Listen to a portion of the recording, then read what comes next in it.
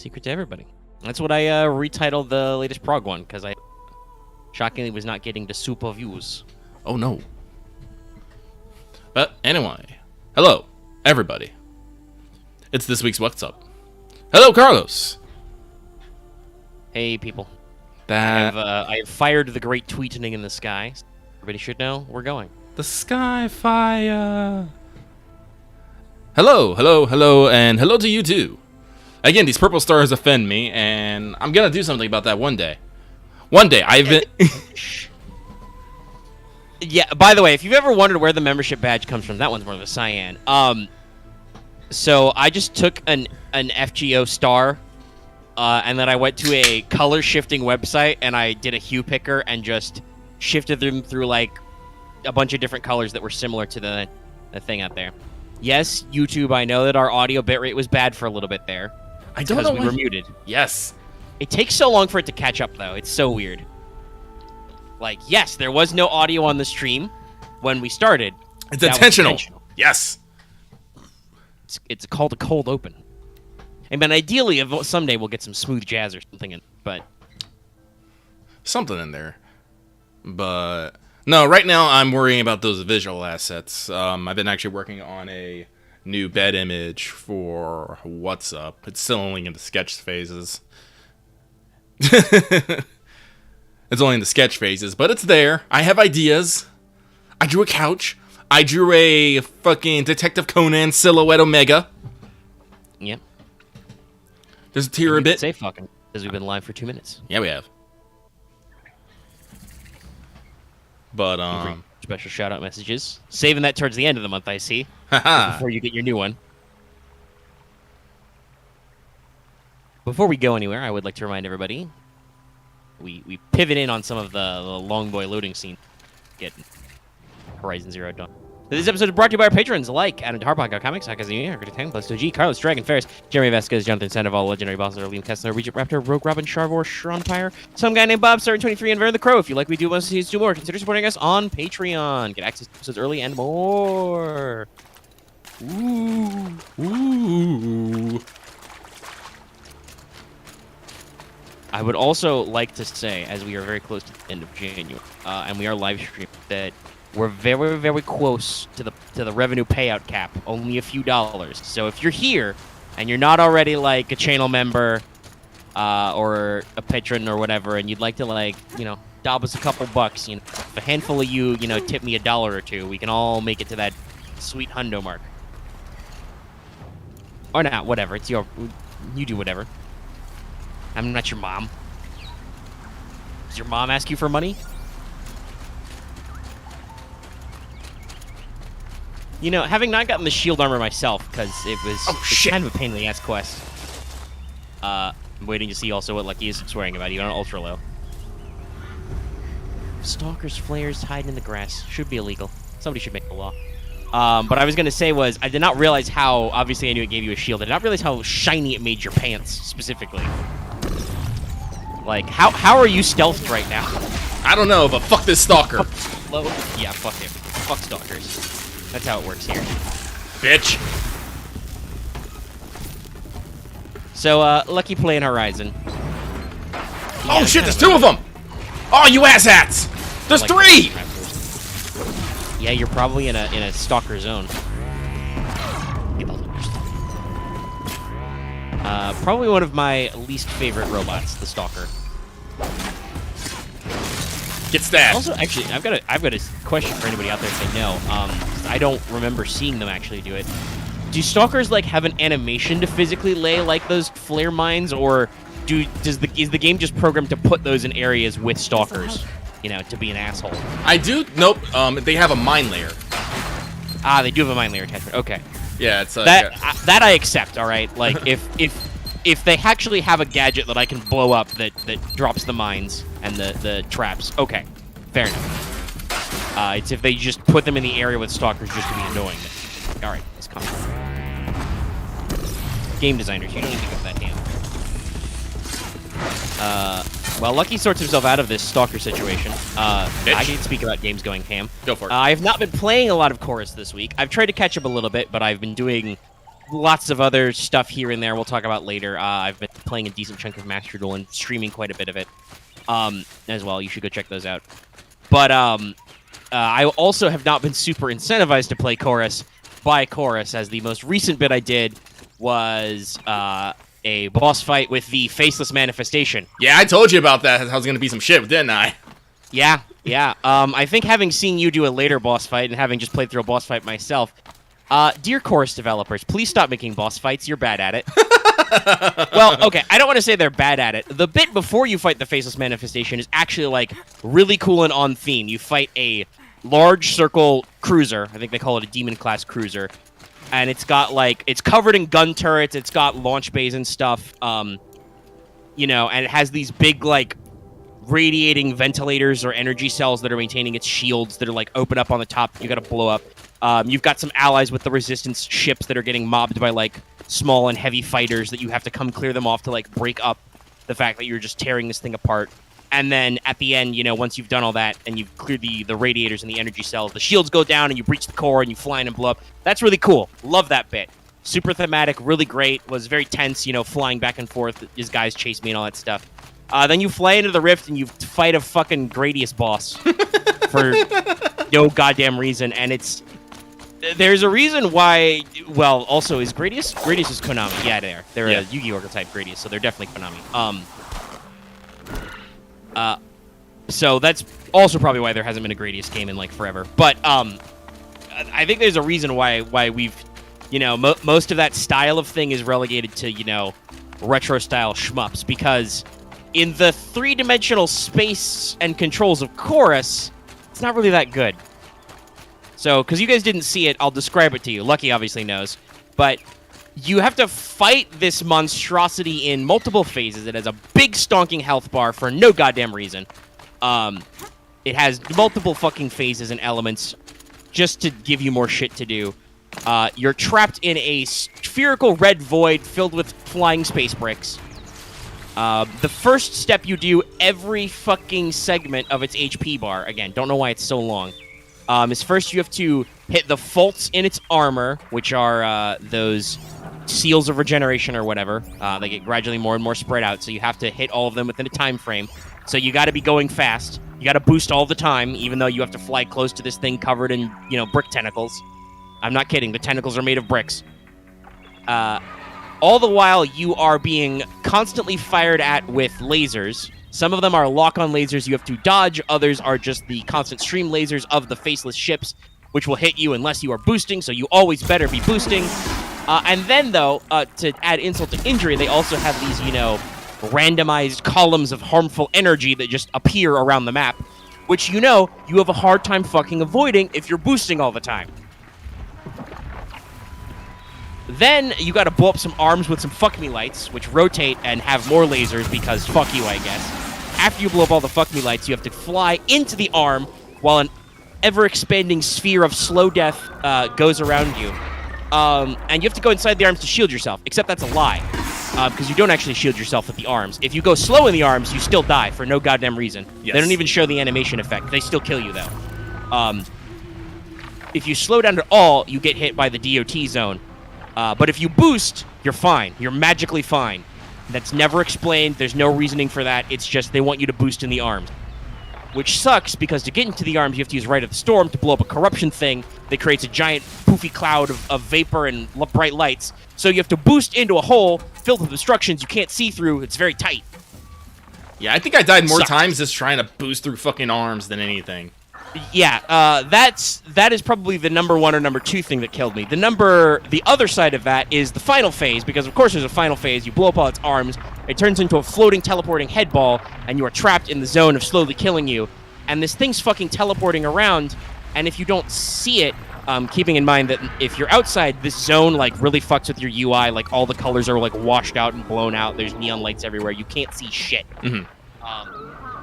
So if you don't physically see the thing reappear, you have to wait for the quest icon to catch up and point you in the right direction all the time while you are slowly dying.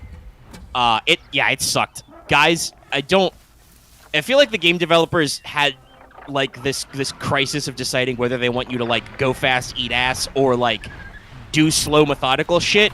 And the end result is you do neither, because you have to go fast, but if you're not careful, you also just fucking die. And it sucks. Why is this boss fight so long if it's supposed to be so high speed, guys, please? Yeah, so that made me put the game down for a little bit when I got through that, because that was not super fun. And I've seen from Lucky there's more of that shit in the game. But rant about chorus aside, Lucky is playing Horizon Zero Dawn on stream right here. Yep. He's currently fighting some Glint Hawks with some fire, their #1 weakness. Fuck talk. God, how many of them are? Is it these ones just? I mean, I don't remember how corrupted. I started skipping those, by the way. Like, I know that there's, like, goodies or something in them. I was just like, what's that? A zone with even more annoying machines? Fuck it. I'm not going there. Why would I go there? So I don't remember if they, like, spawn forever or you have to... There's only so many, but I'm just... Bitch! Fuck it, I'm just... Stealth is done. It is now go time. Yes, welcome to Horizon. Stealth done now. Only shoot time. Smack him! Bitch! Back. Where's my rope caster?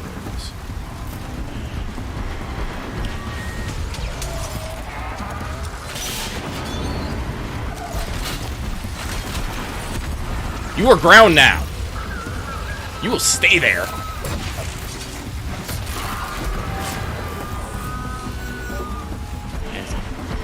Stumble. Bob. Slowly.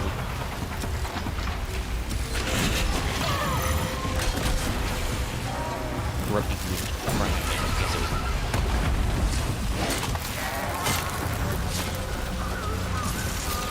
How's tricks, Chad? You doing okay? Our audio bounce all right? Hearing all this stuff? Yeah, I did talk about this though, but I don't know what it was. I guess Omega just talking about playing Horizon Zero Dawn. I was like, oh man, I am kind of jonesing for that feel again. And picking it up is like, and you know, the sequel's only like a month away, I think. Yeah, no, I just put in my my pre-order actually last week or this week, excuse me. It's only Saturday. Got my launch edition, you know, getting the PS5 version. And I was all like, I should actually, like, I was talking about this, you know, I need to actually make sure I remember how to play this game and how things work. And I think I did talk about it a bit, but yeah, no, getting back into it has been a trip, and I remember this game wasn't as easy as I thought it was, but as you can see here, once I've gotten back into the groove of thing, fuck everything, I will destroy you. To a good hunt. Yeah. I mean, like, honestly, thinking about, like, having played through that whole experience after, like, putting it down for, like, a year or so, it isn't really that hard. It is just, like, some of the bits are a little more tedious than they need to be, maybe. Hmm. Like, it's not really a challenge. It's just you got to do work, right? Right. And sometimes you don't feel like doing work when you're playing games. As opposed to, like, the chorus example, I think that boss fight with the faceless manifestation is actually difficult, possibly more difficult than it needed to be, because that requires you to actually, like, display system mastery. You have to have the ability to fly in tight spaces very fast and not fuck up. I'm not very good at that, by the way. I'm okay, but, like, I will say, my first instinct, I was like, before I realized that just boosting makes you magically fine for no goddamn reason again, it's never explained, it's just, well, obviously you should boost inside, but why am I being damaged by the thing anyway? My instinct was to, like, okay, boost into the hole, alright, I'm safe, I'm gonna take it slow, and then I still died, and I'm like, is there a fucking, like, programming error here? No, I don't think there's a programming error, I just think the devs are being cheeky and they want you to boost in the hole. But my instinct is to not boost in a narrow space. Alas, alack. At the very least, this gives some people some visual keys for some of the stuff we both talked about, like that. Is that a Ravager or a Sawtooth? Sawtooth. Yeah, Sawtooth. Everybody can see, if they haven't played in a while, like, how big that man's ups are jumping out after you. Like, they clear some distance, and I know they're huge, but it's still a thing. I do like how, you know, if you hit him at the right time, they just absolutely eat shit. Like, there's a lot of fun environmental. Again, like, this game is... This game is very much about a... Who the fuck is over there? Ah, bandits. Now that at least is something that I'm interested if they will refresh a little in the new one, because humans, I'm like, what's that? A pathetic meat bag? Yeah. Like once you get far enough in the game, even the human heavies with like carrying literal machine guns ripped off the Death Stalkers, I'm like, fuck you. 2 arrows in the face. You're dead. Get out. Give me your gun. That's mine now. Whereas like machines can be a challenge at any level if you can't approach them smartly or are forced to have to like kind of engage them on their terms, right? Mm-hmm. So we'll see. I have not locked in my pre-order. I should probably go ahead and do that. I did. Bitch. Want to talk about other games that I've been playing. I did make sure today to get in my order for the newly released Uncharted Legacy of Thieves collection. Sick. It should arrive on the 1st of February, which is a Tuesday, which will be exactly 1 day after we, hopefully, I'm pretty sure, finish A Plague Still Innocence on... Which we probably should. You went for like almost 5 hours. Yes. On Monday, and I'm judging by like the chapter numbers and stuff. We talk about all this. It should be. And with my order locked in and on time. Hopefully, there's no reason to faff about her. So if you are curious in that, you should go check it out. It's fun. It's good. It's nice and long. We talk about lots of stuff. Rats in it. If you have a phobia about rats, I have to discourage you from watching the video. If you are not rat phobic, go ahead and check out. The fuck am I? That's what I'm trying to figure. That's what I'm trying to figure out. This is some sort of. It's some quad. It's some. Wait, is it 6? I can't tell. It's definitely some sort of weapons platform. Yeah, that's the Deathbringer. Is it? I thought the Deathbringers were smaller than this. No, they definitely get pretty big. You may have not gone by the part of the store where you had to fight one. No, they're that big. I remember. Well, I'll have to remember. It's pizza. I think that's the scale. Though it looks a little weird, so I'm wondering if like, is it like a statue? No, no, it's real bits. It's the real bits. It's just rusted. It's like it's been here long enough for a tree to grow through it. That's sick. Oh yeah, the environmental storytelling. I mean, again, this is one of the things I do love because I'm just like, yeah, because here, I think this is a tank right here that this thing just fucking stepped on. That would make sense, yeah. Wild, okay. But no, this is one of those things that we talk about in like environments and whatnot. Sometimes like in games and stuff, you just need to come across weird shit like this just to be like, what the fuck happened here? We don't know. Yeah, I love environmental storytelling like that. Like you just see something cool and you wonder. I know it's a constant comparison, but since they're both in a very similar vein, this is something that Breath of the Wild does constantly, right? And a lot of Zelda games actually, honestly, like just have little bits of like, what the fuck is going on here? But Horizon does that very well. A lot of these open world games try to have it, and some of them don't do it the best, but a lot of good stuff here. Alright, so that's a mine. Can I just fucking shoot it? Yeah, I have to, unless you have the special... it just fell over like... Brah. Okay, weird. Ah, there we go. I had to put some oomph into it. Ho there! I thought they'd send soldiers. The mighty Carja. Yeah, that's those things are filled with blaze, which is bright green for some reason. How sad. No matter, bounty hunters die like the rest. Hearing a little bit of echo from your my Discord. ravine. Oop, yellow ropes. Are you serious? Sadist, murderer, trapmaker. All these things. That's why they put. I have future past tech shit. I don't care about your bombs. Now. Yeah, you literally have shield armor. I'm curious. I don't suppose those behemoths that called to the prison killed Geneva. You're gonna Yeah, be I just watched you disappointed. stand next to what is it, detonating and then not fucking. You're You're fine. fine. Shield armor, OP. This is something I definitely did notice in the trailers. In the trailers, you do see Aloy with the shield armor, and sometimes with not. Like this makes. This is why I'm hoping. I wonder if it's just something that they give. Well, given that she's had the shield, the shield wing, I'm kind of hoping that they do kind of come up with some like system where it incorporates elements. They said that outfits are going to be different in the sequel, which Yes. I'm glad for because like it's a cool concept, but I've talked about this. It's very weird to be playing this like open world action adventure game and being like, wait, hold on, I'm fighting fire robots. Let me put on my special Karja armor, which also, by the way, happens to show up my midriff. That's how armor works. You're like, it's cold. Let me put on my cold pants. I respect them for letting you access the pause menu at any time. It's just, weird. Well, honestly, I think that's what people call ludonarrative dissonance, right? Like in the narrative context of like I'm in a fight with robots, you can't imagine Aloy being like, "Hold on, wait a minute, time out," and putting on a new pair of pants. So it's weird for the player to think about it, even though it's more of like a mechanical construct. You got to think about these things. Games.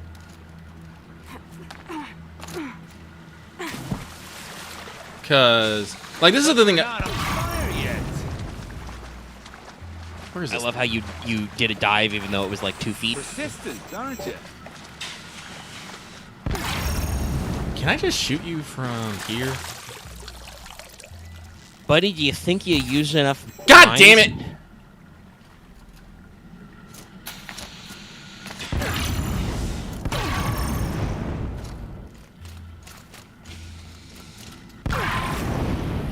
I love the shield. I love the shield. I can't. Easy does it. I don't remember Mind this. your fingers. This is much the. at all, but it was a pain in the ass. I'm trying to remember. Where do I need to go? Over there, it seems. But no, because like, again, I think I talked about this last time. My biggest complaint about this game is the fact that I have to constantly be hitting pause and switching things so I can like get at what I want, like specifically for like. You gotta get in menus to switch weapons. You gotta get You menus got to me. switch No more. Whoops. armor if you need to. I mean, most people I think with a shield Tell armor just Geneva don't. I'll be a good boy from now on. You But- expect me to believe that? What's in your hand? Oh, this? Well, just a little. Oops.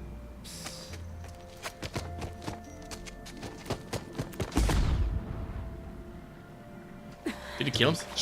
I guess he died doing what he loved. I'm not quite sure what he was going for there, but I love the look on his face as he drops it. Just like, oh. All right, asshole. Wait, did you seriously? Aloy has to deal with a lot of dumb motherfuckers. She really do. All right, but now you gotta figure out how to get the fuck out of here. It's not her fault. She's the clone of a super gene. Only one with their head on straight in a crazy world. But well, let me pull up the menu here because so I can show people some visuals. Illustrate. All right, so you have your inventory here, and you got all your stuff. You got all your weapons here, and there's a lot of weapons. There's a lot of weapons here. Let's Yeah, see. I see you have everything up to purple because you New Game Plus, so everything's rad. But let's see here, yeah. So I got like the add-ups. Let's see. I'm trying to.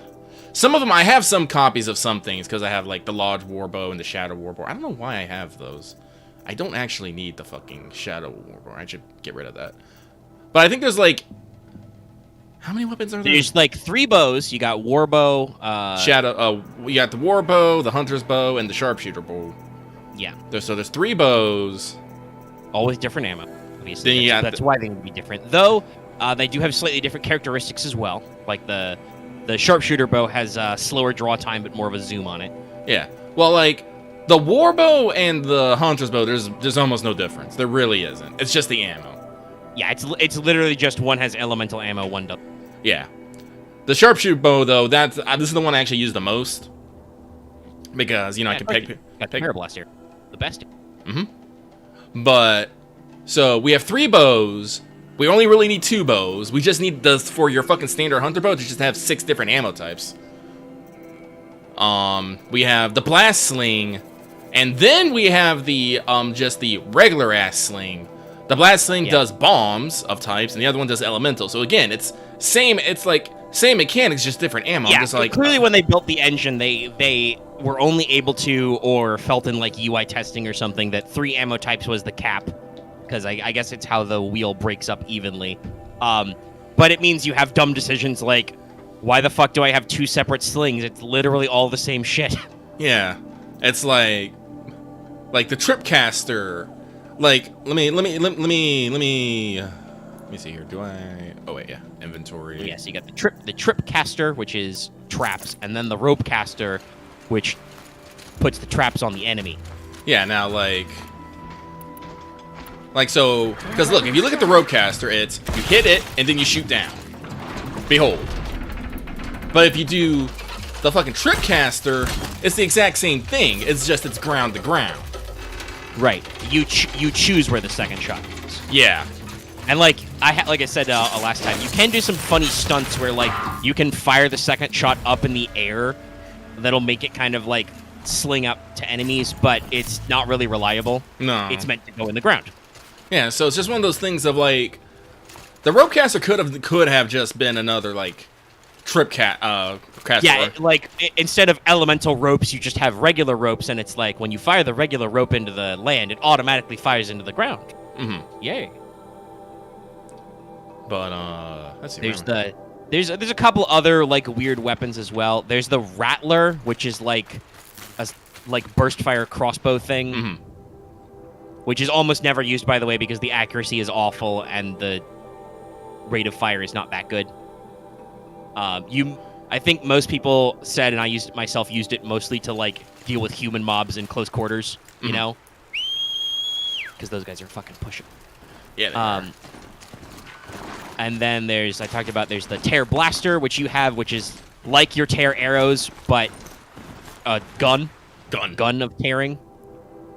And they did add some elemental weapons in Frozen Wilds, but they're not really that great. They're interesting to sure. Like the Stormcaster is just a lightning gun, and I'm like, okay, that's neat. I don't remember what the ice one is called, the cryo one. Like that's just like a reverse flamethrower. It fires ice. You can upgrade it to charge up an ice spike. And I've heard that the spike mode is like one of the most damaging weapons in the game, but it takes for fucking ever to charge. Trust me. You do not have time to charge up shots when facing enemies like this. Sorry, I just wanted to kick out that fucking chicken because I hate fucking cassowaries. Fuck them. Long legs, yeah, fuck them. And you got a trophy? Yep.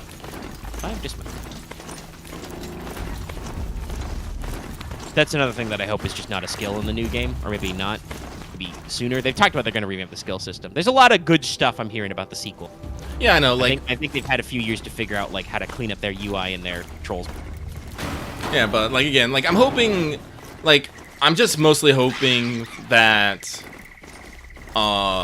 they do clean things up. Oh shit.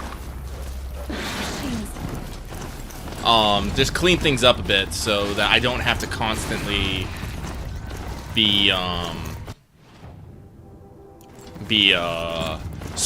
pausing and swapping everything to Yeah, take everything. hopefully like new engines and some dev time, they can make it so that they can figure out how to make the menu work with just like it.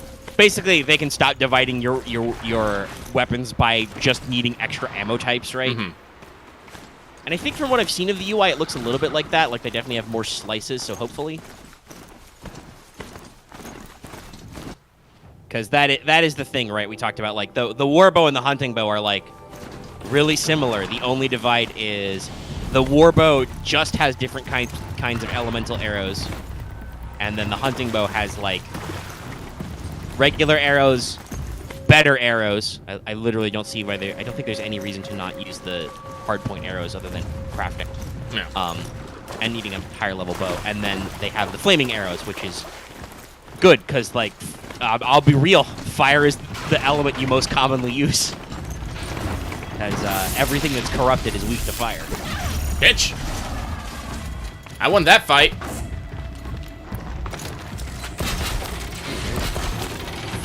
Get on the ground. The targeting for the ground strike, the critical hit, is also a little fidgety. Honk! This stream is just gonna be Lucky angrily murders robots. Yes! So is it safe to say now that you found your rhythm, you're still, obviously, you know, we have a lot of our criticisms, our hopes for the future, but you're still enjoying the game, obviously. Oh, yeah, no. Like I said, it took me a minute to get back into it, but, I mentioned this when we were talking about this before, like, I have found that often now, like, once I start a fight, I just have to be prepared to go all in, as it were, and keep the momentum. The moment I try to go on the back foot, that's when they're just gonna be like, I'm gonna get you. I'm gonna get you. And I'm just like, shit. How the fuck am I gonna get over there? Obviously, you can flee, but you gotta flee a little bit of a ways. Yeah. Where you go? I'm trying to make my way over here, but like, it doesn't actually look like there's a fucking road here. This map lies to me, because it says if I go north, there's like some sort of bridge device. Like, right the fuck here. Behold, there's no fucking bridge. The map is fairly good, but... This is not a road. Yeah, is that supposed to just be a crossing? It looks like a bridge on the map. Yeah. And then he's supposed to be like... And then you wiggle. Oh, there's a climbing. Okay. That's what it is. But still, I don't think, like, fucking climbing... It's like, alright, horse, be free. Here, I'll fix you up before we go, though. Live your best life. But, what was I saying? Oh, yeah, but no, not that I got my rhythm back in the game. No, I'm still enjoying the game. I guess I kind of missed a little bit of the progression of finding new weapons and, you know, unlocking new things, but that's fine. I gotta be real. Well, obviously, I like progression. It's not really that progressy, right? It's just like, hey, you get a new weapon type. Slightly more damage, and it has a new ammo type, yay. And once you get to, Sunfall's the Karja capital, right? Once you get to big capital city and center of map, you know, once you're out of the tutorial area, you can just buy that shit so long as you have the parts that are randomly dropped from giant robots. That was very uninteresting fall. I assume you're not dead because of your shield pants. No, just because weird clipping. That also happened. That is why I will not be sad to see that glider in the sequel. Oh, the shield armor does protect you from fall damage though. What do you mean? Oh my god.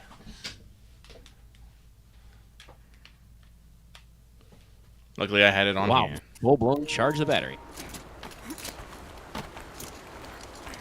The other thing I'm actually quite interested in is see if they'll have any save game bonuses. Yeah, it will be interesting. It'll be interesting. Data station as well. Hey, look, you got some fucking grip if you're able to grab fucking water slicking fucking rocks. I told you, it's all part of the. You know, I don't know if she's a genetic relation, but clearly she studied at the school of Nathan Drake. Iron Hand. Well, right. you'll be seeing the Iron Fingies soon again, guys. Don't worry. No, I am excited about that. It actually makes me laugh. I don't remember who wrote it. It was probably Kotaku. I think it was probably Kotaku. Wrote an article on the Legacy Collection. It's all like... I think if I remember correctly, it boiled down to this re-release really wasn't needed, but at the same time, I don't care. It was something like that. I mean, I think that sounds about right for like Thief Legacy. Like, I think it's because the Nathan Drake collection was either a PS Plus month or it was on the I think it was on the PS4 collection, right? Like the iconic collection. You are now mine, Bird. So, like, it's a terrible shame in this game you can't ride Bird. Fix that in the next one. Well, at least with our graphics, okay.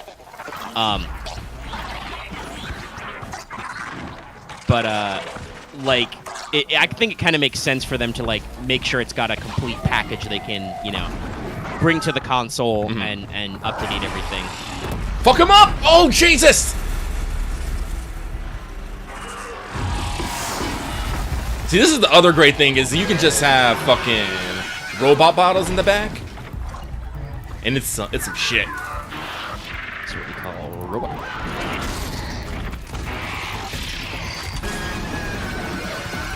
Don't you fuck up my bird? How very dare.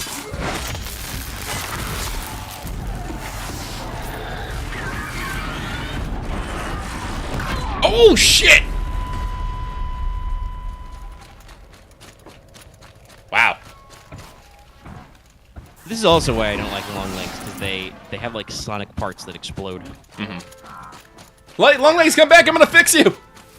Oh wait, no, you're gonna go fight the fucking stalker. Now he's got shit to do.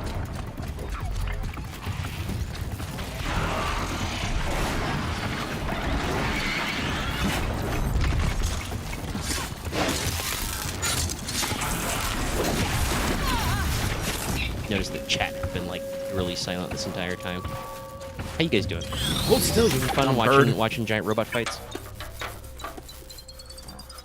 Okay, there you go, bird.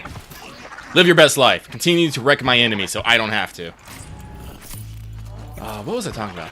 Oh yeah, but talking about getting that PS5 upgrade makes make a really good game look even better because Uncharted 4 and Lost Legacy came out. I don't want to say that, well, closer to the end of the PS4 life cycle. I think it was like a year before they announced the PS5 or something like that. Yeah, they weren't super late. They were out for a little bit, but I definitely think like Lost Legacy, if I remember rightly, almost felt like it was like marketed a little weirdly, right? Like they announced it, and I think when it first was coming out, people thought it was going to be like a DLC for 4, like an expansion pack thing. Well, I think that's what the original intent was, but then they turned it into a standalone, if I remember correctly. And then it kind of like spiraled up, but obviously people don't always necessarily like click with that. And I've heard that it's good, but it's a little short. So I think like putting it on this bundle with Uncharted 4, hey, we got that movie coming out. We got, Uncharted 4 revamped. You can check it out. And we got, Lost Legacy, so you can see that as well. See some of your favorite characters come back. Because I know that a decent number of people, were kind of wondering if, you'd see some Chloe in 4. Don't really. And then, obviously, because she's, played by the esteemed Laura Bailey, a lot of people liked in 4 as well. So they decided, what if we put those two together? And did stuff.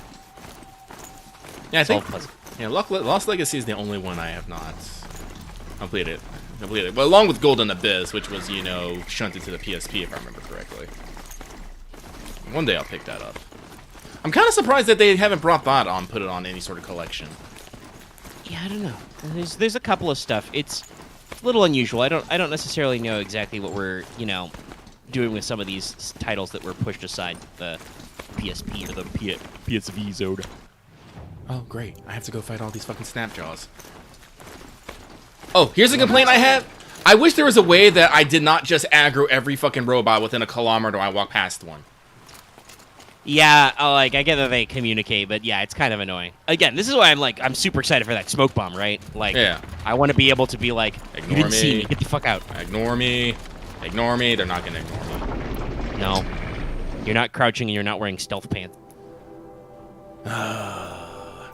So let me. If you are wearing like the maximum stealth pants, I think if you crouch, you can, and you have stealth sprint. You can. This is always the weird thing about stealth elements and enemies that are supposed to be smart and stuff.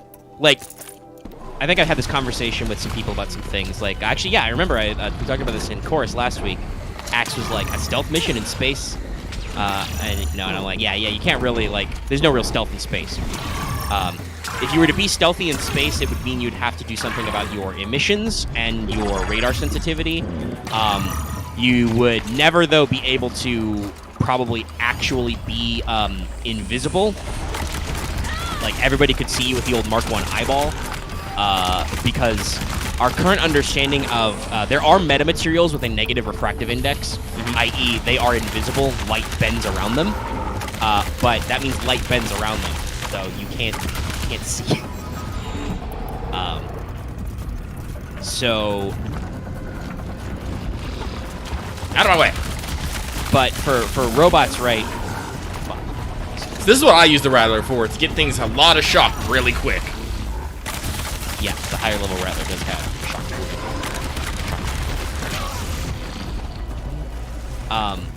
But like realistically, whatever these robots are supposed to do, they would probably have like lidar or radar, you know, to like pick out whatever they need to do. These guys are amphibious, so they might have like sonar or other systems to navigate underwater because water is notoriously also weird. It just I'm seeing all kinds of the stuff we've talked about the fights. Like, look at these giant robot gators like hauling ass, right? What the fuck are you supposed to do about that, guys?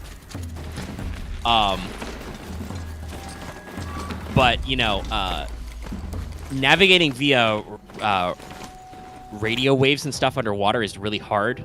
Saltwater especially like really absorbs a lot of that stuff. So God knows what kinds of sensors they would have, but I'm almost assured that Aloy, even at the master of, you know, silent sprinting, would be detectable. But it's a game mechanic, so it's based on like what your stealth bonuses are and what kind of skills you have and stuff.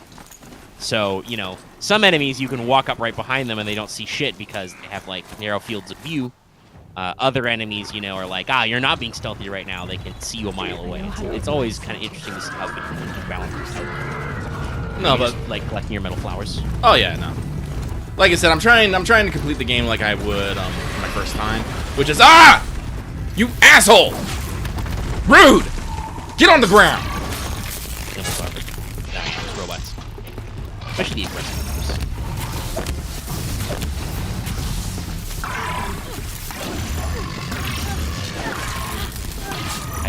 Lift yourself up there a little bit. I do not care because I have the magical power of shield.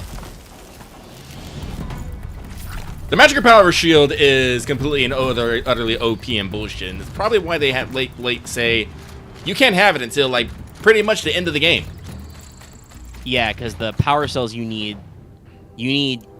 5 total, and they're scattered around late game areas. Some of which are literally not accessible until you progress the plot and plot quest. I think I found like 3 out of 5, and I was just like, I got towards the end of the game, I'm like, oh, this isn't like a mandatory thing. This is like you have to go into the world and figure out where they are, and they're not marked. I don't want that. I'm almost done with this game.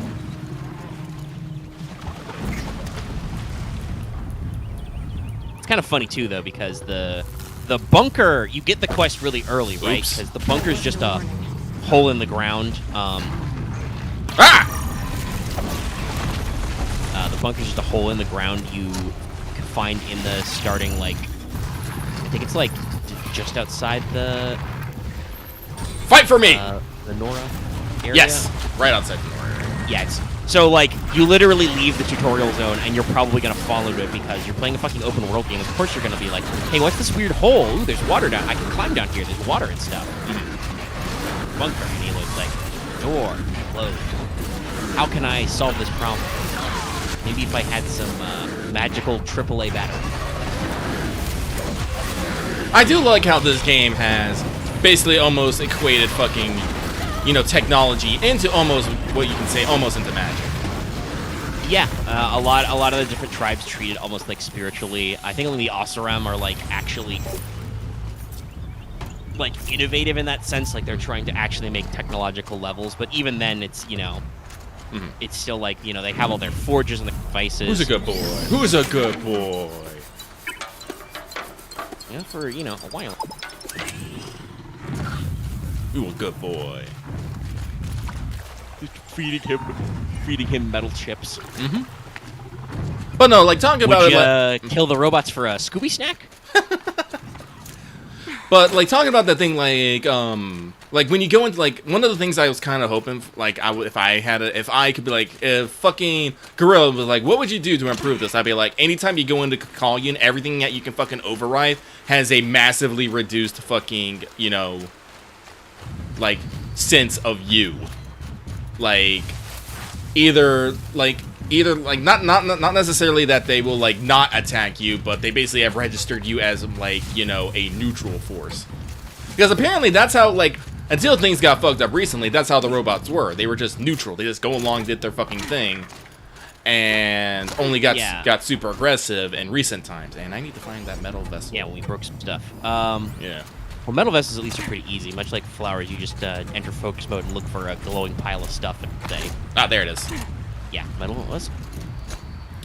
It's always the purple one. Yeah. Sick. But yeah, like I would also, having done some discussion about these kinds of things, like oddly enough for one of my games for Explore, talking about like not robot but like actual like xenobiology behaviors, like there probably should be like a defensive or neutral stance where like the greatest zipline of all time. So, like, that's incredibly necessary for that to be there. That first one. Ah, over here. And yet there's not one right there. Shit.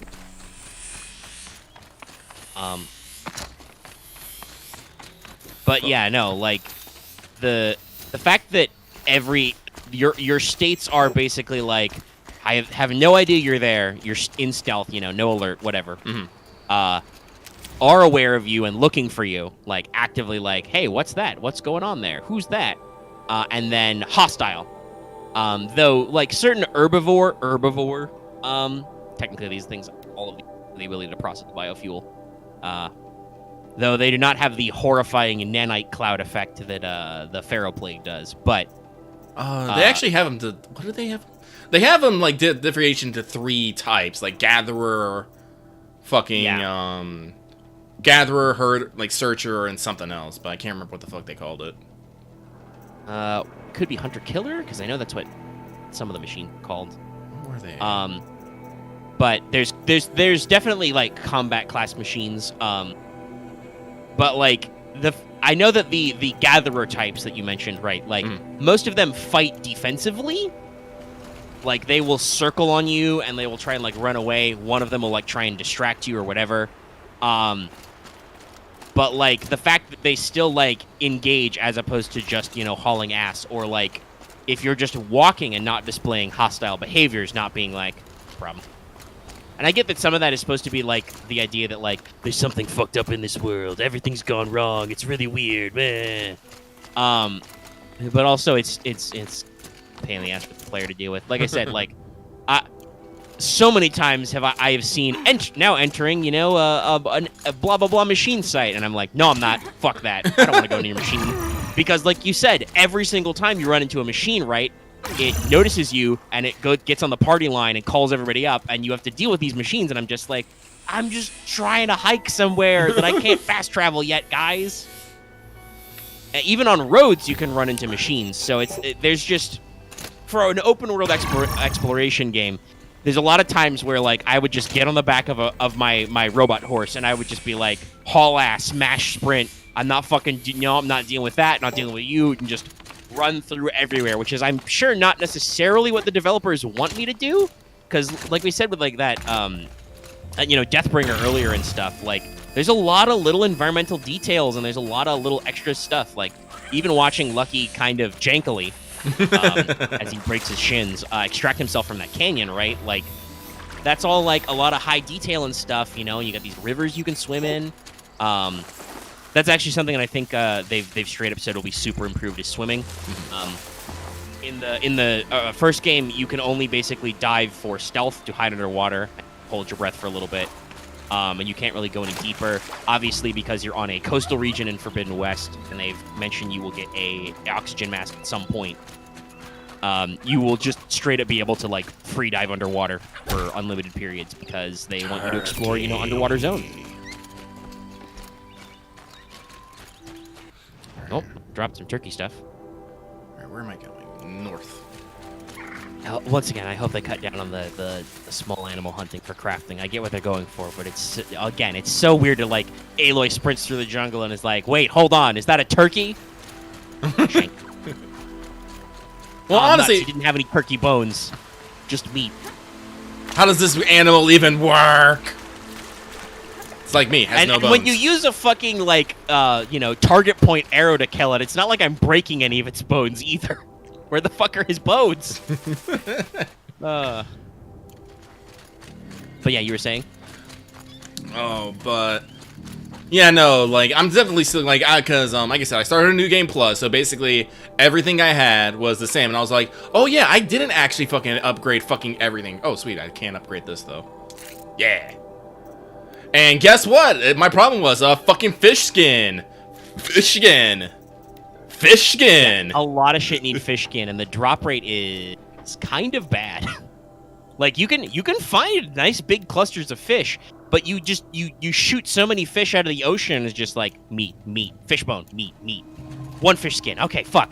What do you mean I need 5 of these? Like, it's just the ratios for the drop rates was very poor. I assume they did that so you couldn't just like immediately like spend an hour farming everything and craft all the way to max, but like also don't be like that, game designers. Let me spend an hour being an asshole bow fishing in the wilderness. Like, if that's how I want to spend my time, let me spend my time that way. Yeah, so Lucky's going to demonstrate how Aloy catches the fish.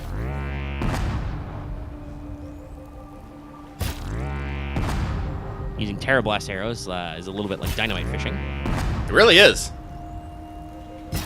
Honestly, I think, based on how those arrows are supposed to work with, like, echo shells, all those fish should be fucking dead. Sound waves through Hey, a fish small skin. pool like that. Very dangerous. Fish skin. And sometimes you get you picked up one before, the animal talismans, and you think you've got a fish skin. Yeah, I know. Luckily you got, but Oh, yeah, the economy in general, I think the economy of the game is pretty weird. Like, I think that's something maybe they didn't have a perfect handle on, right? Mm-hmm. Like, I assume you know this, Lucky, but if you don't, this will probably. But there is a, like, normally to fast travel you have to make a consumable, but there is a one merchant in Sunfall who sells you the gold fast travel pack, which is unlimited. Yeah, this one. Yeah, and he just, it's just a merchant sell. Just a merchant sells it to you. You need like a couple of different animal bits. And then you just don't need fast travel consumables, and it's like, why the fuck did I need a consumable to fast travel? You know, why do I have to pay this guy to make an unlimited version of it? I think it's, well, it's still one of those things that, like, very, like, did I just pass the purple thing? No. It's one of those things of, you know, I'm pulling out this word again of progression. Like, in the beginning, you had to craft, find resources to do that. But now that you have progressed in the game and you have gotten that feel, we can take it out. You have upgraded, as we say. Yeah, but I think the weird thing about that is that it's just like at a merchant, right? Well, and yeah. Technically, if you had the bits, you could buy it like the moment you get there. So it's just a little, like I said, the economy is a little weird. I think most of the idea of, like, I'm not averse to, like, hunting for things to craft or, like, you know, having to exchange certain items for people on, like, a barter system, right? Because, like, there is no economy, you know, like, no coinage economy. Everybody just trades. Metal shards are just universally useful, and then they need other stuff, right, for barter goods. Okay. But sorry, a little burp. But where you need those things, right, is always kind of weird. Like, this one guy sells this thing, and nobody tells it to you. You just have to notice that guy has it in his inventory, and then be like, oh yeah, I can buy unlimited fast travel. Like, if it was like a quest line reward, like, do you actually get anything for completing the launch quests? Oh, you get access to the golden weapons, which I have because I completed all the launch quests. And they're just weapons that just have a little bit of a gold trim on them. Pachow! Yeah, okay, so they're flashy. I was thinking of the specifically though the Red Maw, like the subquests in the like Central Hunting Lodge. Mm-hmm. I don't think there is a big reward for that. Maybe there's an outfit. I don't know. But like that would be a cool thing. Like, you know, you go through all that process. Your buddy, whose name I forget because it's been like a month and I've played so many different more things.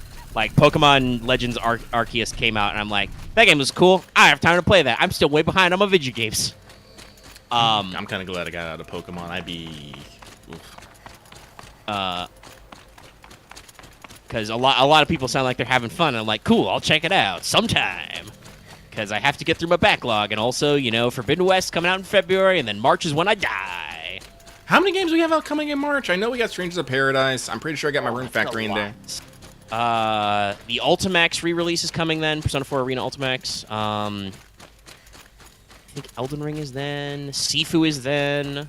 Well, Sifu should be small. Yeah, hopefully. I think it's got mostly that'll be a pickup. But yeah, there's a lot of major ones. Let me see if I can get game release 2022. Yep. Google autocomplete. Let's see. Game Informer's schedule. Let's see. Go to March. Babylon's Fall, March 3rd. It's that Platinum game. Oh, for me, Triangle Strategy on Switch, March 4th. Yeah. I do want to try that game, but I already know I already got, like, like, honestly, March 4th, I'm still probably going to be on Horizon at that point. Yeah. Persona 4, and then Persona 4 is the 14th, March 14th. That's not a huge deal for us. Like, we'll want to pick that up, but I've played it. It's not a huge deal.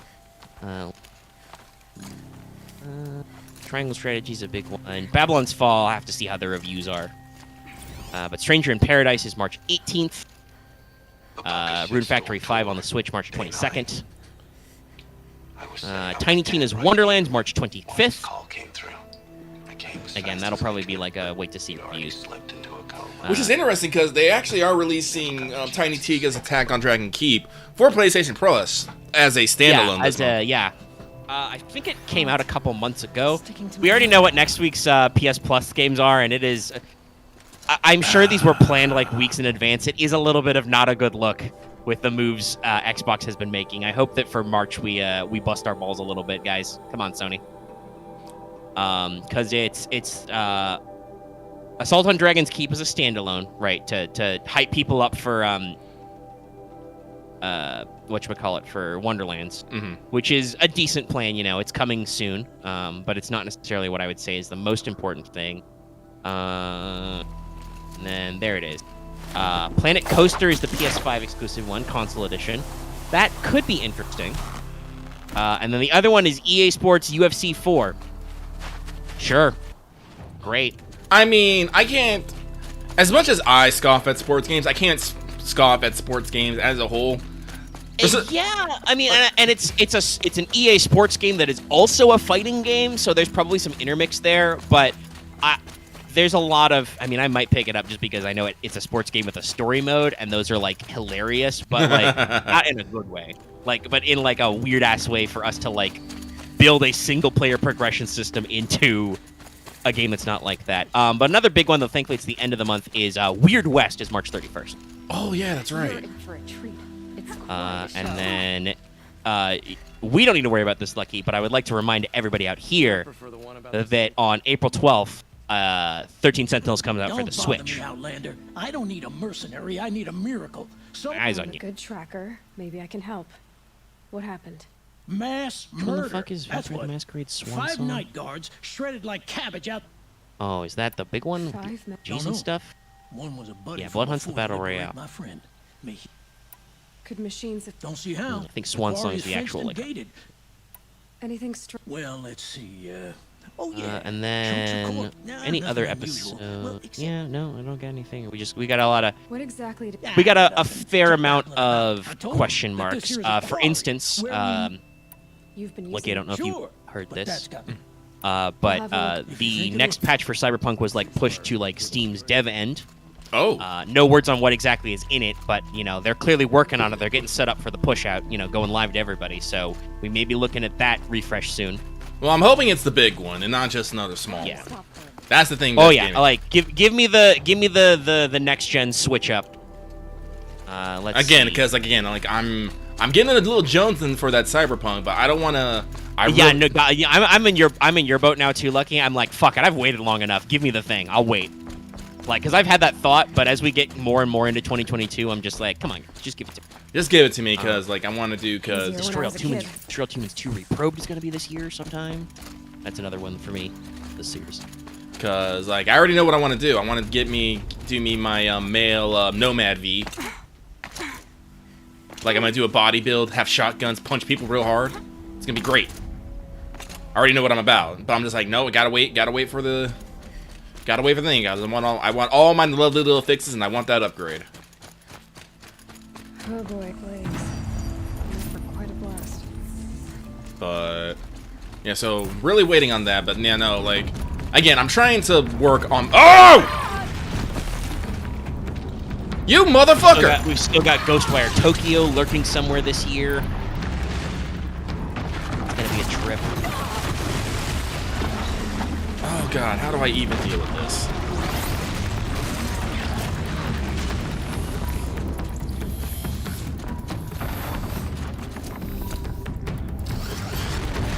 Okay, now I can.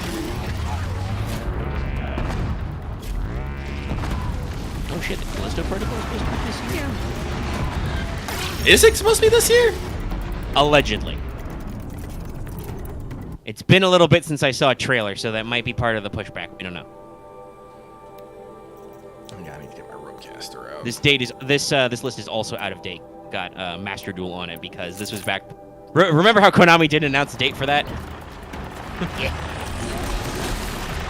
And they put it on iOS and Android as well. This week there was some meat. So yeah, there's a lot of stuff lurking. Shit. I think actually, let me double check. Oh, Sifu. So it's God damn. Okay, so that's not so bad. Sifu is February. And then Elden Ring is, I think, still late February, unless the date. When was this? No, this was pretty recent. This was last week, so. Sifu will be, whatchamacallit, February. That's okay. It's like, that'll be like, so could even get into Sifu before we. Like I said, I'll see what people say. Like, if people are like, yo, if you fucking hate Soulsborns, play Elden Ring, or maybe not that intense, but like I'll see what people say about Elden Ring before I think about it. There was a tweet about what was it? Multiple swamps. Oh yeah. Elden Ring has multiple poison swamps because I can't help myself. Says the Yeah. So yeah, like I said, I want to hear some people talk about that first. But I think those are like the really big releases in, and Sifu's arguably not that big, but it's a game that I've personally been really interested in for a long time because it looks sick. If you're a Kingdom Hearts fan, all the Kingdom Hearts shit is coming to Switch that as well.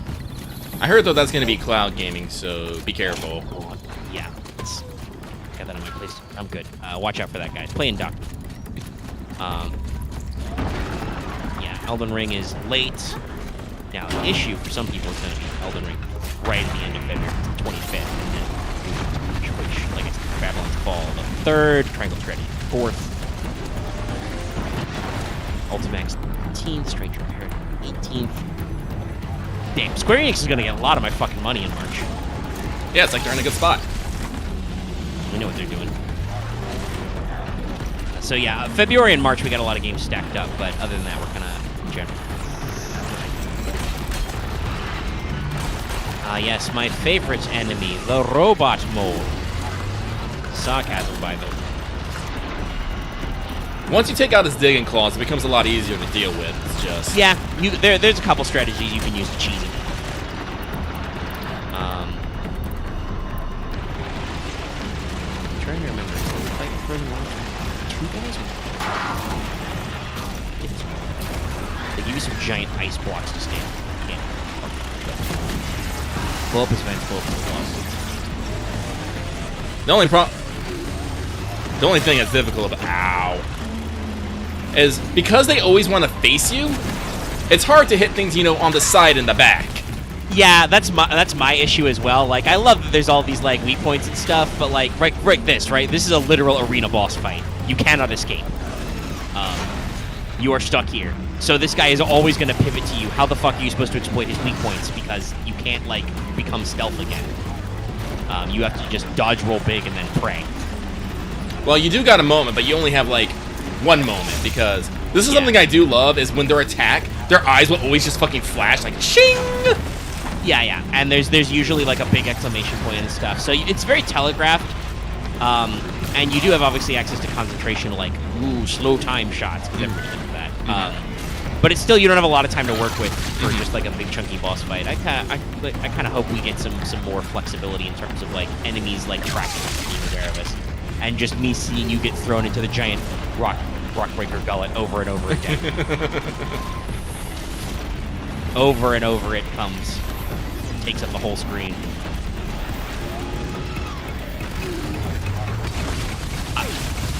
And this is talking a little bit like some of the game designing chorus as well. I think this is just that sign of like the game developers really wanted to sell like how big and powerful these machines are, right? Oh yeah. Like the machines are a threat. You cannot just job them, like, and if you do start to job them, they actually improve. Like, Watchers are pretty easy to kill, but even they can get a little like up armored and protected. So the only way to like drop them in one hit is to get that exact shot on that eye, right? Mm-hmm.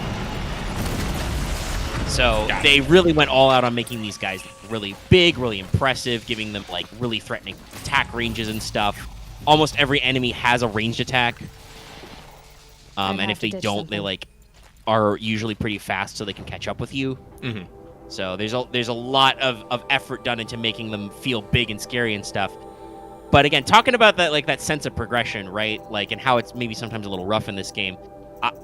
You don't ever feel like, yeah, I'm a machine-killing god. I'm the greatest. Like, all right, well, it's this guy again. Let's get ready to do like 5 things. I mean, sometimes I feel like I'm a machine-killing god. Like, but it's let me disassemble these real quick. Thank God for disassembling. Your pockets are full. Shit. Didn't I fucking... Alright. Also, the fact that every fucking thing has like notification stuff, like, "Ooh, you've got a new this." No, I don't. I know what that is. I've had this forever. Be quiet. Shush you. Don't bother me with these alerts. Alright. Cool. Alright, I found the problem. You seem to have an infestation of boss. Yeah, the problem with your quarry, there's a giant fucking robot mole in it. Did you know about that? I don't know how you didn't. It was very loud, very big, and really, really wanted to kill me. Guys, have you heard about the old one's story called Dune?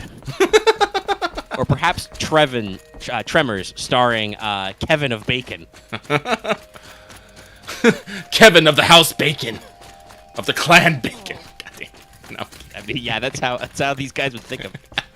It's, Montana recreations. I've never seen a There's machine like that. We've talked about this. Whoa. The world building and the Whoa. storytelling and So stuff long. in Horizon is so cool. It's from It's quarry really stores, neat. They but do a lot no of one's unique gonna things. argue Really if interesting to you see walk kind of in like the light. robot ecology and how these humans fit. Frivolous, isn't it? Okay, we go for about an hour. I need to take a quick intermission and step away, so I'm going to pause the audio and leave you to do whatever Lucky has to do in these Rocky Mountains. Which are also literally the Rocky Mountains. Future. I can't remember. I think this actual area is on the west side of the Rockies, if I remember correctly. Yeah, this has got to be the southwest, Mojave Painted Desert stuff. They didn't go for the obvious thing where there's a Grand Canyon. No, y'all know this type of geography. Anyway, I am actually going to pause the audio.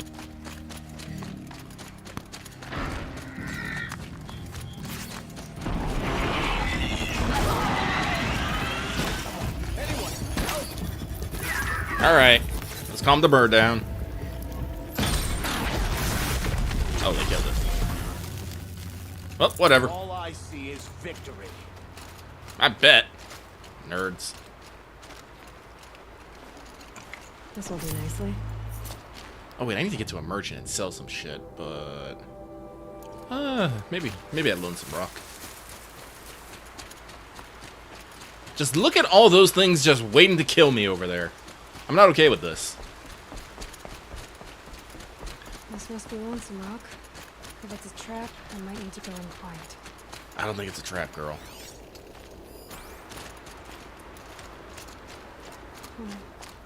Seems like an ordinary outpost. I better look around. I'm so bored. I'm bored. Bored with being bored, huh? I'm bored with you talking about being bored. I'm bored with you complaining about me. Hold, Outlander! What are you doing here? Prefect Zaid told me that bandits abducted a girl near here. Do you know where they might have taken her? Zaid told you that, did he? Huh. No bandits around here, girl. But I think I can help you find your friend. Oh, what? The boss sent us a fresh one, boys. Wrap her up and tie her down. Oh, you motherfucker! It's betrayal! Do you know who the fuck I am? No. And that's... Nobody needs to know who the fuck you are. Check out the spear! Now die! Let's see what Zaid's hiding out here. Yeah, I got back just as you were talking to the guy, and I'm like, look at this dude. But okay. Let me double check some stuff. Oh, God, We're man. talking about, you know, Horizon and new games and stuff. There's a little bit of other gaming related. Now I do gotta go back and fucking punch this fucking dude. God damn it. Like I said, this is a great thing that... One thing I give thanks for my shitty memory is I will literally just forget what happens in a quest line if I haven't played it in so long. So I'm like... This dude's like, Zaid was all like, yes, I participated, but I did not do all that shit. And I was all like... Sounds believable enough. And then I'm here, it's like, oh no, you did actually do that shit, you motherfucker! Well, now I'm gonna have to go back and kill you. Yep. It's a matter of principle. But first I need to find this girl. Well, while you're working on that, so let's scratch some stuff off my list. Speaking of new games coming out, EA not out of that Star Wars game yet. They have announced they have 3 new Star Wars games in the works. 3. I guess Disney taking the license away from them really motivated them to actually make Star Wars games. Or the exclusive license, anyway. So we've got some big ones. Obviously, number 1, Fallen Order number 2. Respawn's been talking about it. We should get an official announcement this year for sure, including possibly a release date this year. We'll see. Mm-hmm. But EA has come out and said they have 2 more firing up. They are working on a FPS game, which I believe is... Let me... If we can... Fallen Order.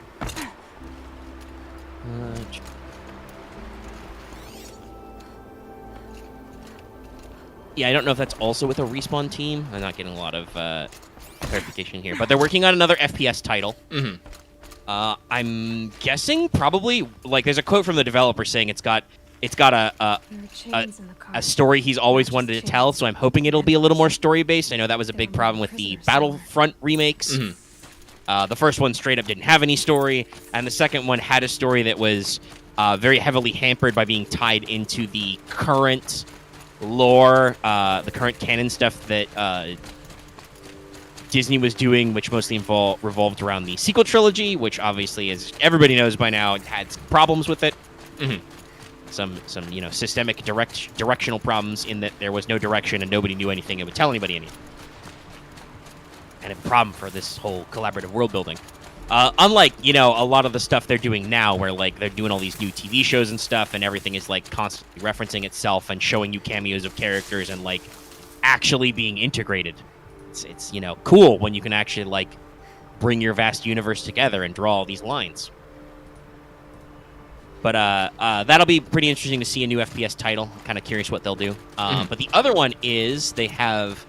Studio Bit Reactor, which is made up of a lot of ex-Firaxis guys, guys who used to work on XCOM, doing a Star Wars strategy game. Ooh. The tracks lead to that compound. So that sounds like that could be really interesting. I know some people are jonesing for, you know, like there's a lot of very extensive modding for the RTS Empire at War. A shitload of, like, legacy mods to keep that game alive.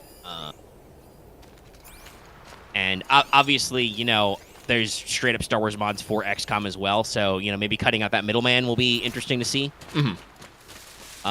I'm certainly for it. I've played some of the Star Wars like strategy games. I'd be interested to see what they do if they go for like a grand scale thing or maybe more of like an XCOM style like squad shooter. You know, squad tactics stuff. Obviously, that's pretty interesting for though. I admit, currently, I have my bones to pick occasionally with Atomic Mass Games about how they build their press for Sounds like everything that's not their and I'm gonna have to frickin' cut Marvel through these game. guards to get to her. Maybe marketing's just easier when you just get to yell about, look at this Marvel character from the 1,000 lines of Marvel character. We have a miniature. Yay. Ta-da! Now die! Their news on Star Wars Legion is fewer and farther between, and their website is not very well set up for it. It's kind of a shame. It pains me that though it took them forever to set it up, that Edge Studios has had better about news releases on shit like upcoming L5R books and Genesis titles than, I feel like AMG has done articles for Star Wars miniatures that they have released since they took over the miniatures branding. But anyway, a strategy game would certainly breathe new life into it, and knowing that EA Games have worked with FFG's designs in the past, the Raider-class Corvette you see in Battlefront 2, it's the, one of the main ships Iden is on. That's a design that was developed cooperatively between Lucasfilm and Fantasy Flight Games for X-Wing miniatures. They needed a epic scale ship, like a large ship at fighter scale, but a small ship at, capital ship scale, so, kind of anti-fighter Corvette. Mm-hmm. And they just made up a design. So that got used several times, like it was a big centerpiece in EA, and you've seen bits and bobs and other stuff. So, like, it'd be kind of interesting if maybe they, borrowed back and forth some of that inspiration. Like, a lot of people don't realize it, but a lot of the old school Star Wars lore that people take for granted was made up by West End Games for their D6 role-playing game back in the day. That's some of the first, like, expanded universe content. Jan sent me. So We can talk more once Jan it's always interesting to see that go back and forth. And, I like strategy games. I like Star Wars. I like I really like XCOM games. So, be glad to see if some interesting combos there. So that's cool. That's neat. Also still really interested in that Fallen Order 2 news. Yeah, no, I think that's the thing I'm most excited about. Like, FPSs are cool, and I think I would definitely like to play a Star Wars FPS, because She'll know what to do. I kind of missed that entire cycle of these Star Wars FPSs, like oh god, I can't even think of the names, like fucking like Jedi Dark Academy. Forces was the original one. Yeah, Dark Forces series. That's Jedi Knight, Jedi Academy, all of those great games, excellent game. Yeah, no, I kind of missed all of that. Like, yeah, those are really great. I've gone back and played them. And it's funny, right? Because the original Dark Forces is like a Doom clone. And then in Jedi Knight and then Jedi Academy, they actually like Kyle Katarn, and then his apprentice gets a lightsaber, so you add that into the FPS mix and your powers, which is always really interesting. The end is now, Zaid. For you and your men. Where's my magical just call War Machine button? I'm looking at this asshole, and it's just like, look at this guy's gloves and sleeves. What the fuck? Actually, yeah, well, I can call just a regular ass horse. Let's fight, horse! You can dial them out. I don't fuck people up. Actually, I can just be all like, horse kick! And then I'm a big fan of Republic Commando as well, which is all first person.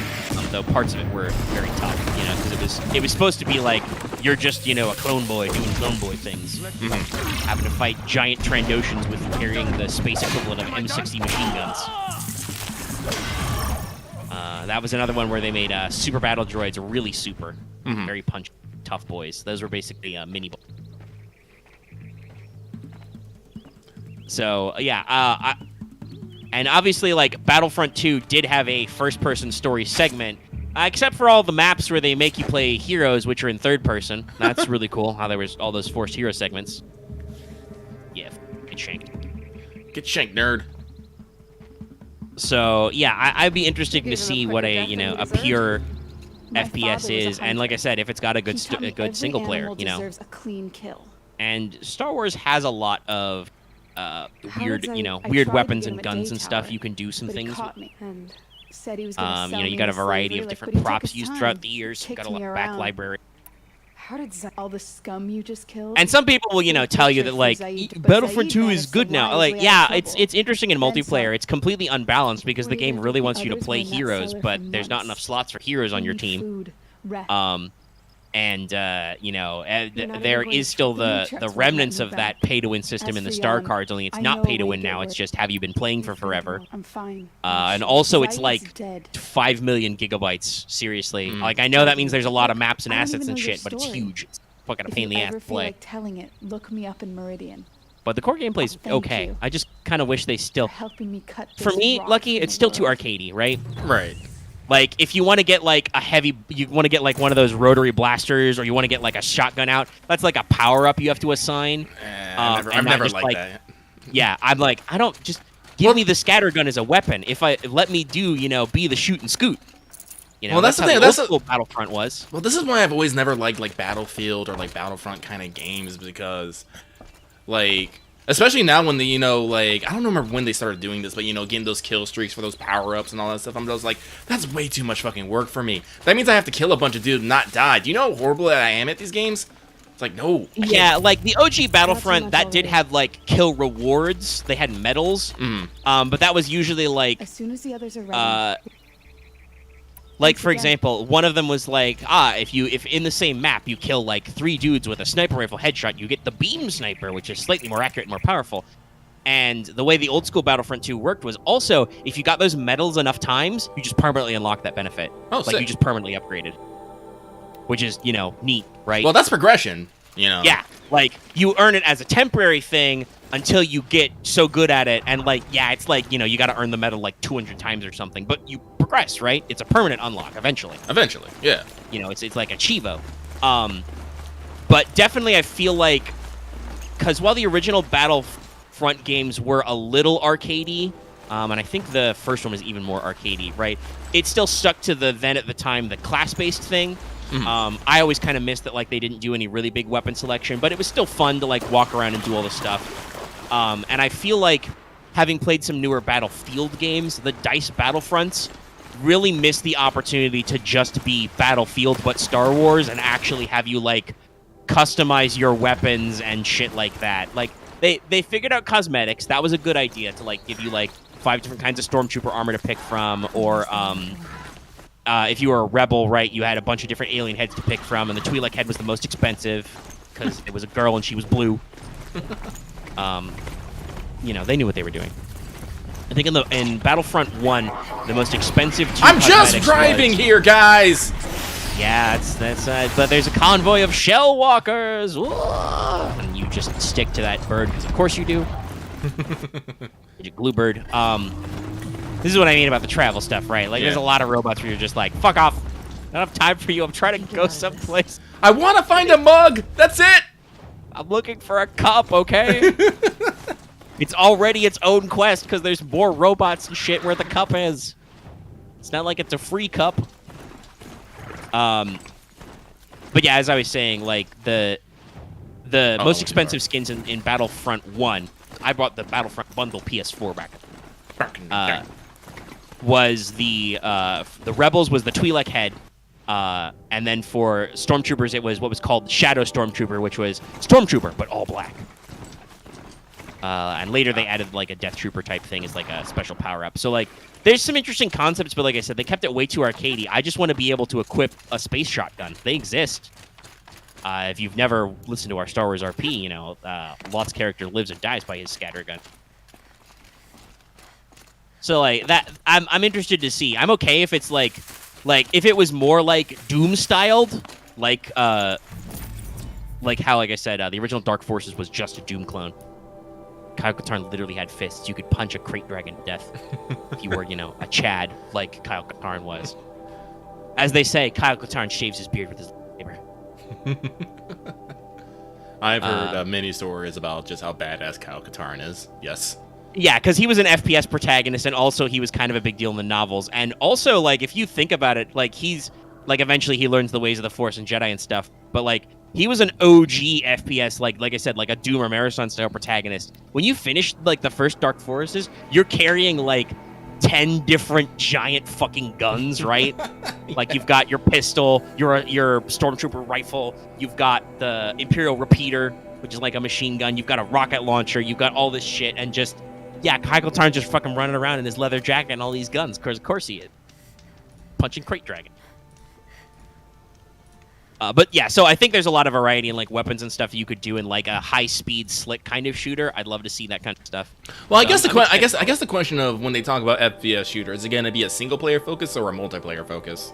I'm going to assume, while it will probably being an FPS game have a multiplayer element, again, the guy said, the dev's quote is, it's got a story I've wanted to tell, and I've wanted to be in this universe. So I'm going to assume there's going to be a single-player campaign, and I would hope that would be the focus, because, like, that's where most of the critique about EA was, right? Like, they were turning out these multiplayer-focused games, even in Battlefront 2, which, like, tried to push, we've got a story now. Well, I didn't really have, like...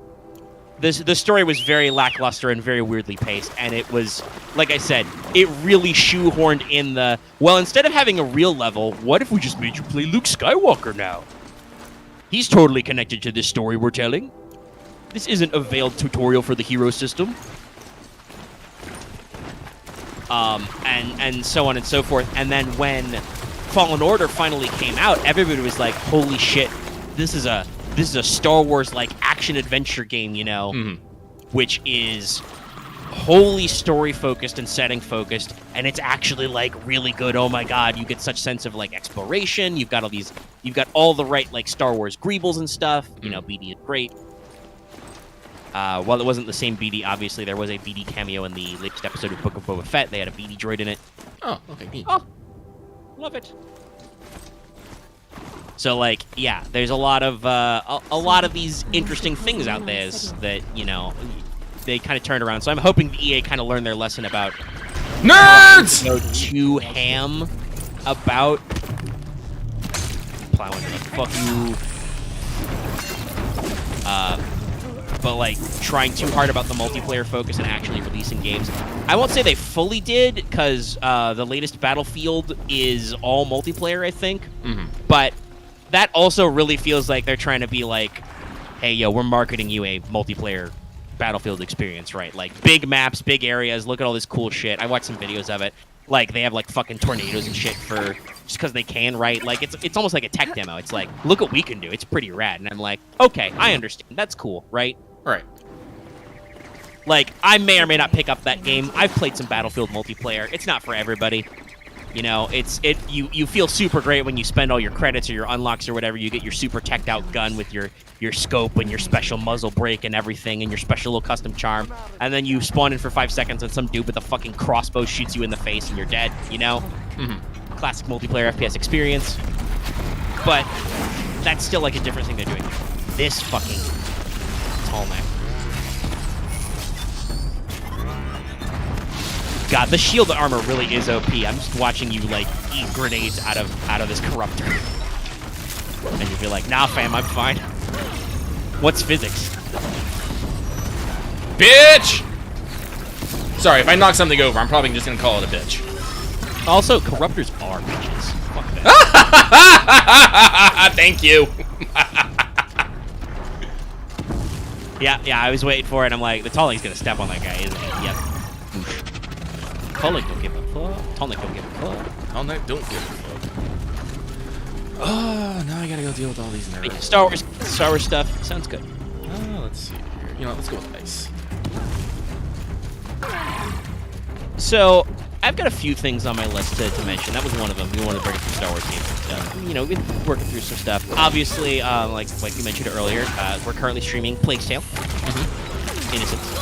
Which has a sequel, I believe, coming out sometime this year. Though I do believe it is this year.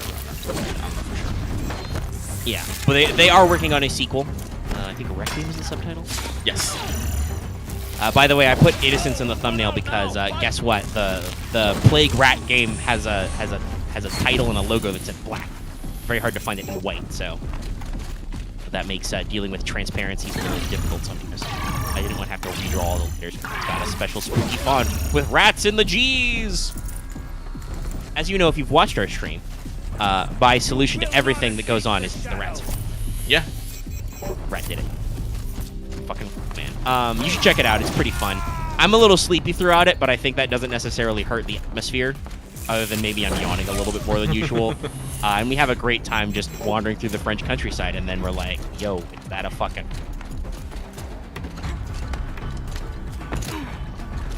Actually, I don't know. pretty cool. Check it out. Behind me. I should be able to jump onto the tonic from here. That's your arm!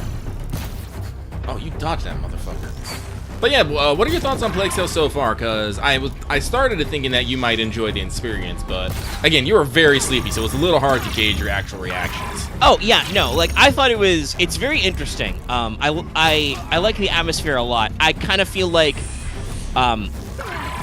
watching you kind of play it and talk about some of the things you don't like. I feel like I kind of prefer to like sit back and watch you play it with that foreknowledge than to try and like stumble my way through some of those things myself, because like you talked about this on stream. It's got a crafting system. You find resources. You make some things. You know, you can get some really cool stuff. But like, there's no like unlimited resources. The game is very like linear and chapter based.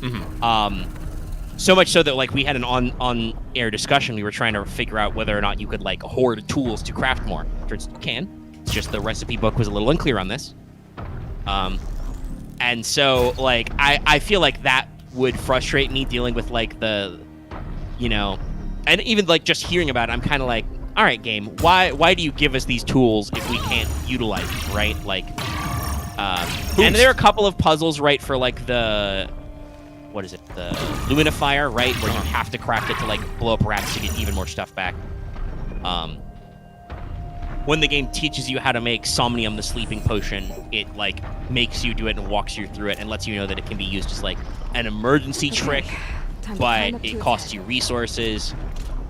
So that kind of stuff back and forth, I'm kind of like, yeah, I'm okay being in the backseat and just watching this play out, because you know obviously like what's worth it to craft. If I was going in blind, I probably wouldn't craft a shitload of Somnium, but like I would be asking myself about like everything is like, do I need this? Am I supposed to make this? Because, you know, it is it's got a little bit, we talked a lot about the definition of like survival horror and stuff. I would say very strongly it has very big horror vibes.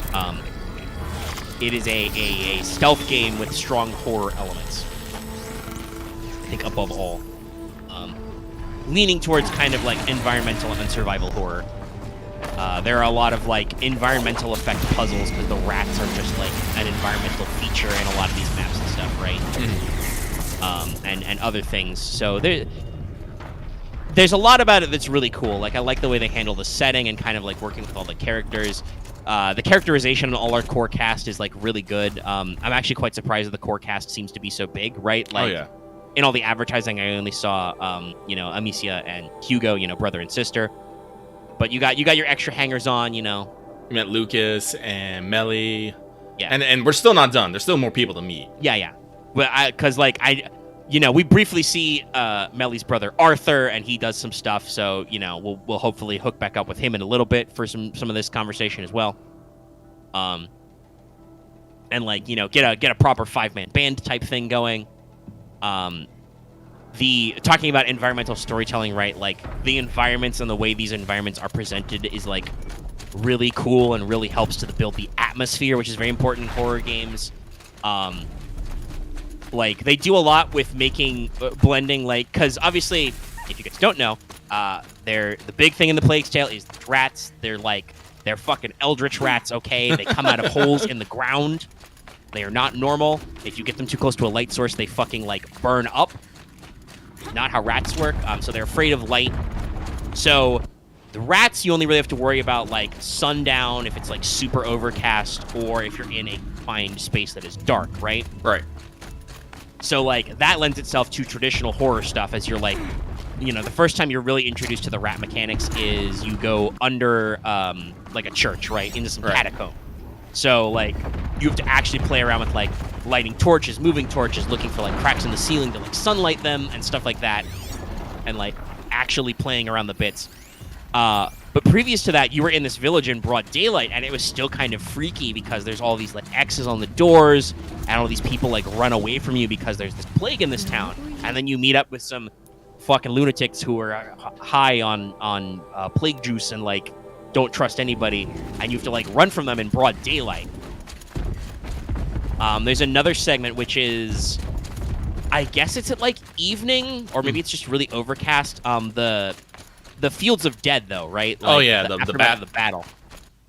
because you're following this aqueduct and you've got to follow it somewhere particular, and you just come across the conclusion of a medieval battle, and there's just piles of these dead guys and, you know, seas of rats and old siege engines and everything. Like, wow, this is just like really freaky and environmental, you know.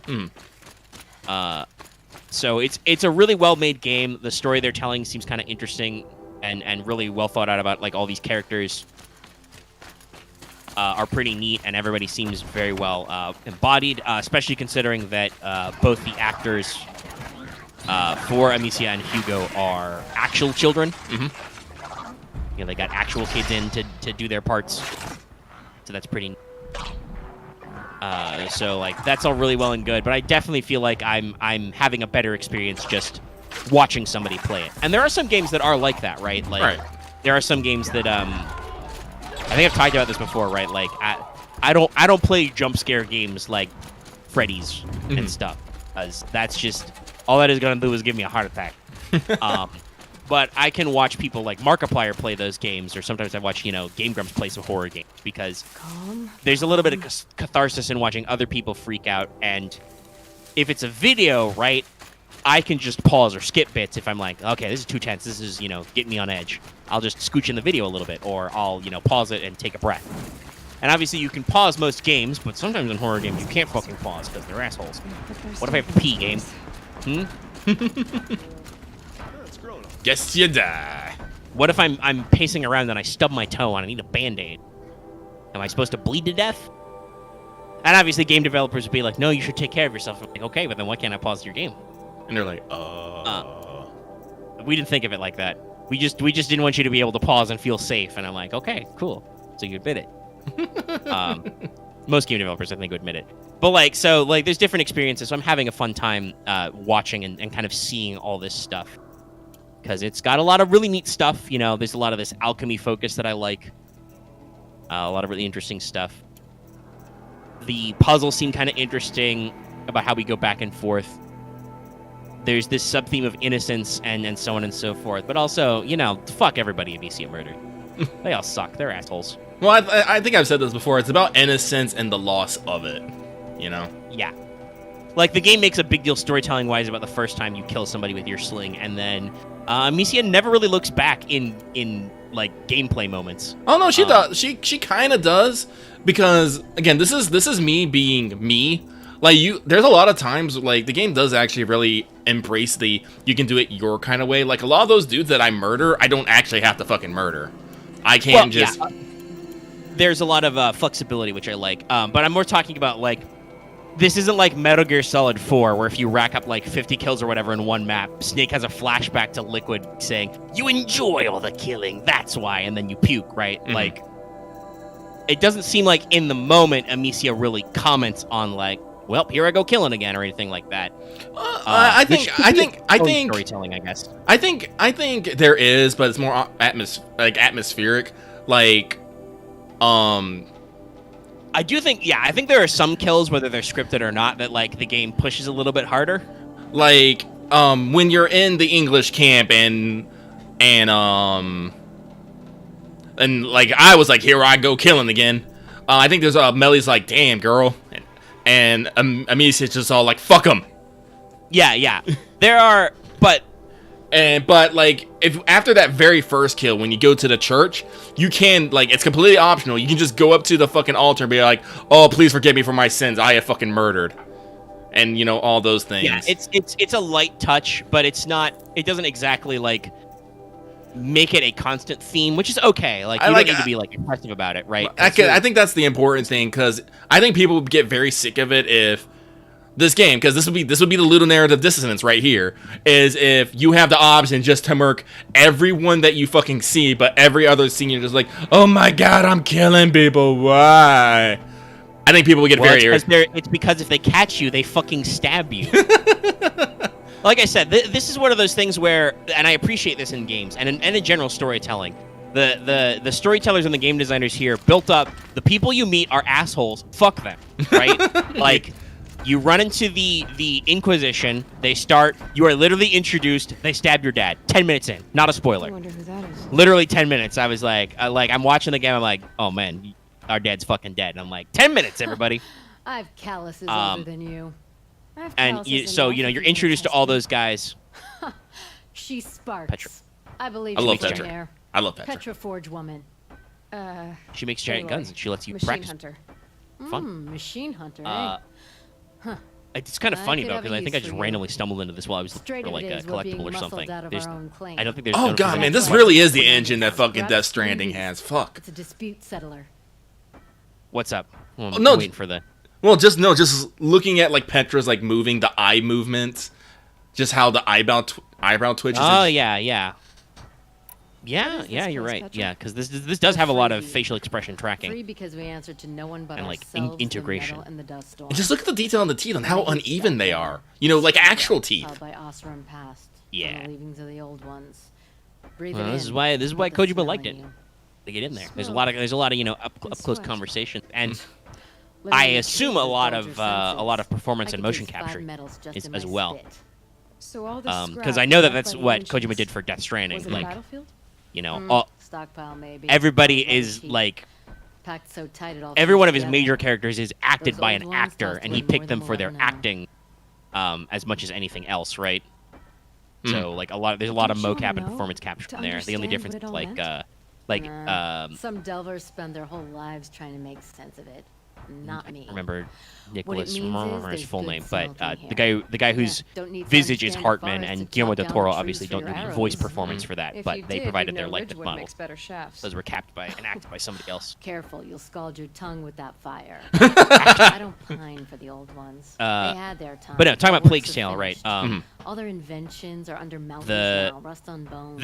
You're introduced to My these guys. systems It's the of same with like the forge will the make a new villagers who have world. just gone fucking like stir crazy, right? Like So you're you're a introduced to that forger. one boss guy, Katara and is the he's just forge. raving like a Everyone pulls lunatic, their and weight. Amicia is like, The right "No, way we to just do it without all the we're in illegal trouble, madness. okay? We just like If to we go were about our back in the business." He's claim like, Osram "No, ran plague demons! 3 days I'll argument, kill anytime you! someone I wanted killed to you! hammer in a bolt. Get out So me here swamp!" you And we're like, "What the fuck is wrong with you, dude?" It And then is. you know, But we literally like as you do the boss fight with him, you're whittling down his armor, and he's like, I don't "Yeah, think it's I you or did. me, demons." So it's like Good he's committing answer. suicide by sling, basically. So you left. Because to the Meridian. grief is too much or Everyone whatever. does. Doing the work Same with like the sweats English back soldiers, and right? forth, Like they're finding place introduced, for you know, everyone who stuck either everything upon shanking you for himself being a elsewhere. spy, because Place to leave my of mark. course that's how that works. Yes, When I these was your age, starving the lasting children mark came from the hearse in the middle of the French countryside Guys, after those we've you know, stabbed so many of their countrymen are clearly This might spies. be a working on. I've never- They are definitely See not that trying to face get in away the from this jungle? fucking rat This plague. one's mother helped reclaim Um, Meridian back in the day. But like They other used than to that, shake they're the also walls. introduced by like the German captain, like, you know, weapons and such. bonks you on your head, throws you in a cage, and he's like, "Hey, you're a noble's daughter. Cool, we're gonna That ransom sea you. just Bye." touched the great elevator. Good work, that So elevator. they do Stored a in good job every of making the chain link. player not I'll feel make you guilty suffer about the it, though middle of obviously life. like This Amicia beast is like, we doesn't discussed it. have a It's gotta be story like yet. 14, Too 15? heavy to carry? You know, she has to think said you're about being taking pushed a out of man's your life with a territory. sling. Out of the Especially since she junkie. seems kind of, you know, A pack of scrappers idealistic and came adventurous when snuffling we start just out. After we opened Yeah. a good seam of weapons. Like I And said, then a And demon now we've hole got a eats her standoff dog. with a gang of bandits at A our spooky night foundry. guy They stabs her dad. blockaded us out. They're sitting fucking on the their spooky power night cells. dude is very spooky. Guess they like shiny Yeah, he things. is. He's like a fucking medieval Finish Terminator. up our defenses, I need those He never runs. He just weapons. slow walks everywhere. No job. Yeah, like, and he doesn't need to run. He just I'm not power afraid of walks. getting Like that was the injured. whole thing when he shows up later in the English camp. He just starts Alright, power look, walking through the laugh fire away after from the Arthur's like, bellows. blowing up the camp, and he's like, I think I even maybe made the dun dun dun, dun joke because that's what he's doing. He's just power walking through fire. He is also wearing like heavy plate mail. I can understand why he's not in a hurry to haul ass anywhere. It's just heavy. But yeah, so the game is like really good. You know, the mechanics seem kind of simple but nice, and I like the interplay of like human asshole villains, and then like the rats are like a supernatural force, and even then the rats don't even seem like they're necessarily like malevolent so much as just they exist in your space. I want to call them chaotic neutral. If I had right Yeah, they're like forces of nature, which is how you do a lot of good cosmic horror stuff, is comparing, you know, natural forces and just realizing how like you have no conscious input on this. These things do not think; they just eat. They just eat. Yeah, They do not do it out of evil. They do not do it out of good. They just do it because they fucking can. Just like I'm gonna stab this man. give them the shanks.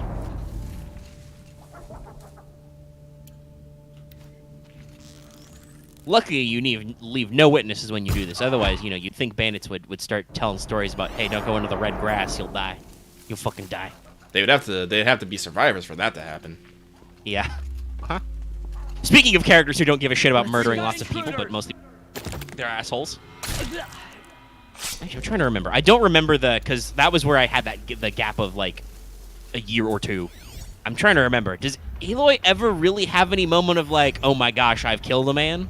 No, because remember, Aloy's first human kills were at the fucking the Proving Massacre. Yeah, she's high on that righteous anger juice. So she never really had time to, and she was also always brought up to be a hunter in the first place. So the taking of a human life would probably not weigh as much. These assholes are in my grill trying to, you know. Also, Aloy never had a good opinion of people in the first place, considering, True. you know. Also true. Outcast, yeah. Estranged, all that stuff. But yeah, so there's a lot of good storytelling in Plague's Tale. I like the atmosphere, I like the elements, and talking about this contrast, right? Like, the humans are like, they have drive, they have will, and they're kind of assholes to you. Like, there's some indication that, like, well, they straight up say, right, like, the Inquisitor and all that talks about putting Hugo alive for whatever reason, probably to do with his special blood. The Prima Macula, the first spot. Extreme Macula means spot, or blemish. Bandits have a good defense. Better spot So, like, older they want him soldiers for his before spooky blood powers. So they do, some of the time, want you alive, though you do appear I'm to get going to shanked the in ground. spotlight. Yeah, you strafed a little too much. Yep. That was a little interesting. Wow, sick flip, Aloy. just you know, the shield pops and your ankles explode and you just die. And Aloy immediately ragdolls. Oh. But yeah, like the Inquisition and stuff are introduced as like these assholes, and that's always a really fun way. And I think even because I'm going to talk about Delta Green more here, I think that's even in the Delta Green like handler's guide is like, make sure that the unnatural is just like weird and unnatural and unknowable. And the real problem is humans, is like conscious actors who like try to appeal to this unnatural force or control this unnatural force or like, you know, seek salvation from this unnatural force or whatever. That's where like the real horror and storytelling is realizing that like, oh, people like me can get sucked into this. Like, arguably, that was the freakiest part of the story. Like, and the most gross is like when you go to where we are right now, right? You're going to the Inquisition-held town to go raid a library, and you find this like giant meat milking machine or whatever they've got going on here to like summon more rats and get the blood goo of the infected people out so they can make their alchemical blood goo crystals, which let you make magical stink bombs to summon rats. Which, you know, as Amicia, you immediately weaponize. It's like, hey, what if I made rat go-to man? Again, neutral force. The rats will kill you, totally, but they'll also kill anybody who gets close. Which the game is not shy with, like, encouraging that as part of the puzzle solving, right? Like, Right. that environmental horror and learning to integrate with the environment and use it to your advantage. Oh, the rats don't like light, but they will attack, you know, living, breathing humans if there is no light. Oh, that guy's got a glass lantern. What if I break lantern? Insert horrible screaming of dying man here. He gets eaten by rats. And they teach you early, right, to like feed the rats as well. So like everything is set up to teach you these elements and get you into this stuff. And like, it's a pretty cool exploration. I'm very interested to see where the game goes because like I have my own like thoughts and feelings about what's going on here, but I feel like I kind of feel like the rat question is never going to be like really explained. Like even if they explain it, it will probably be explained in like a early medieval period way. You know, the rats are a manifestation of Satan. So I'm kind of interested where that goes and like if we find out more about like what the Inquisitor's motivation is. Like it seems like with the potion making, they're trying to like control the plague of rats rather than cure the plague of rats, which is what a lot of the Inquisition soldiers think is done, right? Like, even though they're assholes to you, a decent number of the soldiers are just like, listen, man, I'm dealing with fucking rats, man. They're everywhere. I don't want to deal with this shit. Well, that's a lot of guys you stumbled into. But my spear is so powerful. Also, you know, you're literally bulletproof. We're scrapped. Really sucks if you need assholes. Right through you when I'm And this is you without the parts you need for the Karja special shooty gun cannon. No. That's the next bit. Speaking of, you know, laying waste to guys. So yeah, I'll be happy to see it go through. I'm kind of glad it's not going to overstay its welcome, because obviously with the game that has like such a dark atmosphere that can be like really depressing at times. Like they do really good jobs of the lighthearted breaks, right? Mm-hmm. Like there's that whole chapter where after you get to the castle and, you know, you talk about stuff and you can kind of wander around and look at your collectibles and shit. They have a really good job with tension breaks, but if you let this kind of like dark and depressing atmosphere overstay its welcome, that can really wear on the audience and it can really check out of it. You can kind of lose your audience's immersion and they start being kind of like, whatever, man, it's all hopeless. There's no point anyway. This doesn't feel like that, right? Like, well, shit is obviously very bad. We feel like we're working towards goals, and even if maybe our goals don't work out, we can still do stuff, you know. Amicia can, you know, help her brother and all that stuff, and we can work through this. We are moving forward. We can hide out in our cool castle filled with ancient rat traps, you know, because there's a mystic order of order of exterminators who understand how we must deal with the rat menace. Sorry, it is a little. That's maybe just my gallows humor, but some of the game is a little absurd, and I like to laugh at it. Just like, well, again, we were talking about how fucking complex it would to make those rat defense. And I'm like, this is a very specific defense for a very specific problem. Yeah, the rat traps involve multiple like rotating gears and pulleys of like braziers on chains and shit. And it's just like, okay, this is all possible, but this is a huge pain in the ass. You know what you would actually do is you just make gutters that you could pour burning oil into. That'd fuck the rats really good if you just had some oil gutters.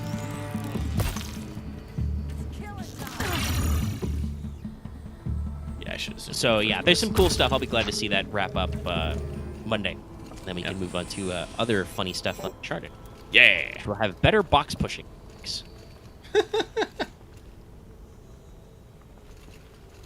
So, but one of the things I did want to bring up with A Plague's Tale is talking about like.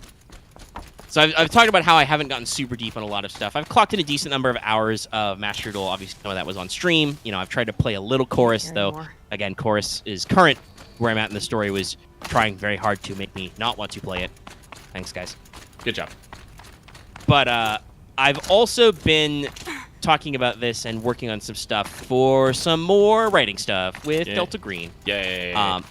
Because, like, obviously I talked about I wrapped up my previous scenario that I kind of got the bug bit for called Shadow on the Wall, which is ready to go any old time. Yeah, I don't know. I may even want to pull that one out, depending on which task you guys pick on Star Wars next.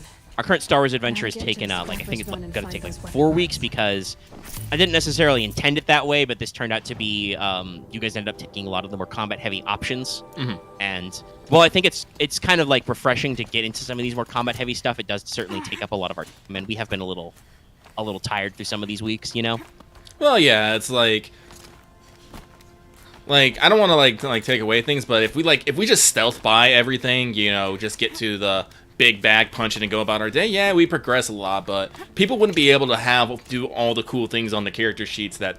Excuse. When the clan blows yeah, and like thinking about it, right? Like there are some interactions that like if we're doing that, what does Loth's character do if we do perfect stealth run, right? Like, yeah. He's the medic. If there's no risk of you guys getting hurt, he doesn't get to do a lot. He has some backup skills in like, you know, shoot, beat, gun, and computers, obviously. But you know, you guys are in like an ancient alien ruin. There's not a lot of computers for you guys to tackle. Mm-hmm. And similarly, if you guys went pure stealth, then at some points, like Marth and Axe's character wouldn't have been able to like flex some of their mechanical skills because you guys decided to stop and do some repair work. Mm-hmm. Axe got to disarm some traps last time, which probably would have happened no matter what because booby traps are funny. The greatest thing was when you guys, you know, this is a spoiler, but you know, not a care in the world, you know, free as they come. You guys are like, let's go up the ramp. Do the enemies know we're here? Maybe. Let's just, you know, go about our business. We have been a little loud, haven't we? Who cares? And you're like, I'm going first. And then, you know, nobody makes their fucking vigilance roll, and you all waltz into the. Actually, that's not true because Webo has force on that. She makes her vigilance roll, but yeah, like most of you guys waltz into a frag grenade on a string, and because you guys didn't roll any extra failures, it was just the base damage, and everybody tanked it. Because you guys have super high soak because it's a very late game, and you guys have very customized armor and stuff, and many of you are quite tough. So it's just like, no, I'm fine. I just suck it up. But that did ring our bell a little. Maybe we should be more cautious. Oh yeah. Oh no, our hubris. And then so even then, I think there was the appropriate amount of tension and like, you know, kind of like dealing with shit as you guys had to deal with even dumber and more extreme traps.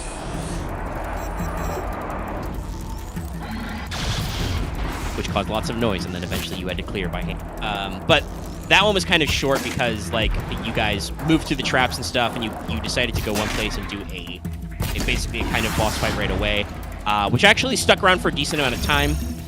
I think I'm liking that how doing certain amounts of rivals like does actually kind of flatten out the action enemy curve, and it's harder for you guys to murder all of them when enemies don't cluster. Oh yeah, obviously. But it can also still make things drag on a little bit as we realize that like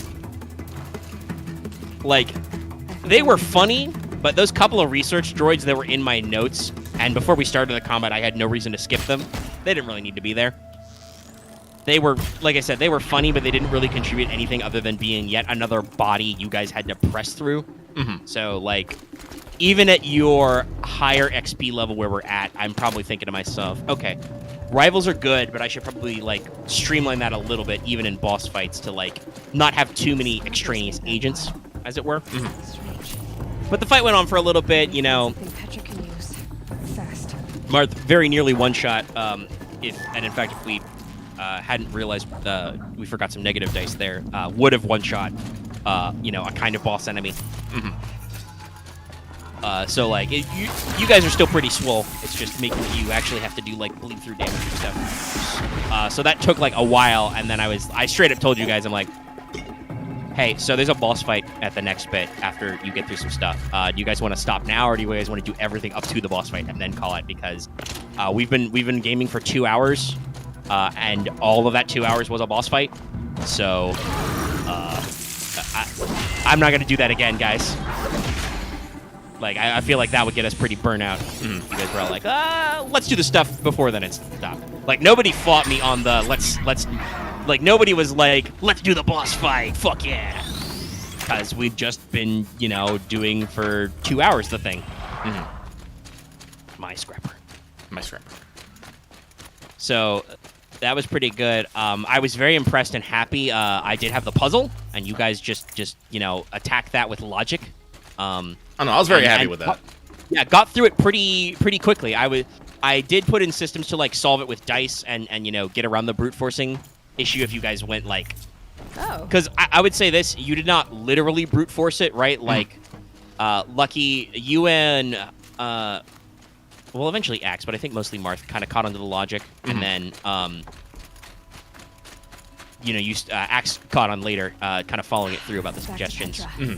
But, you know, once you guys kind of had the picture in your head, you started, like, trying to figure out the logic of the puzzle. It wasn't literally like, all right, I try this combo, and then I try that combo, you know? But it flowed very well, and I'm you know, pat on the back to you guys. You guys actually, you know, got the internal logic and managed to figure it out pretty fast. And it didn't really drag down. That was cool. Hopefully I'll be able to figure out some other stuff like that. Oh yeah, no, I think that was a... Like, I like that puzzle because it was something that, like, you could... That... how do I want to say... How I say it? It did not expose itself what it was immediately, but if you had, like... If you thought about it, you had enough context clues to understand what it was, but it wasn't so convoluted that you couldn't...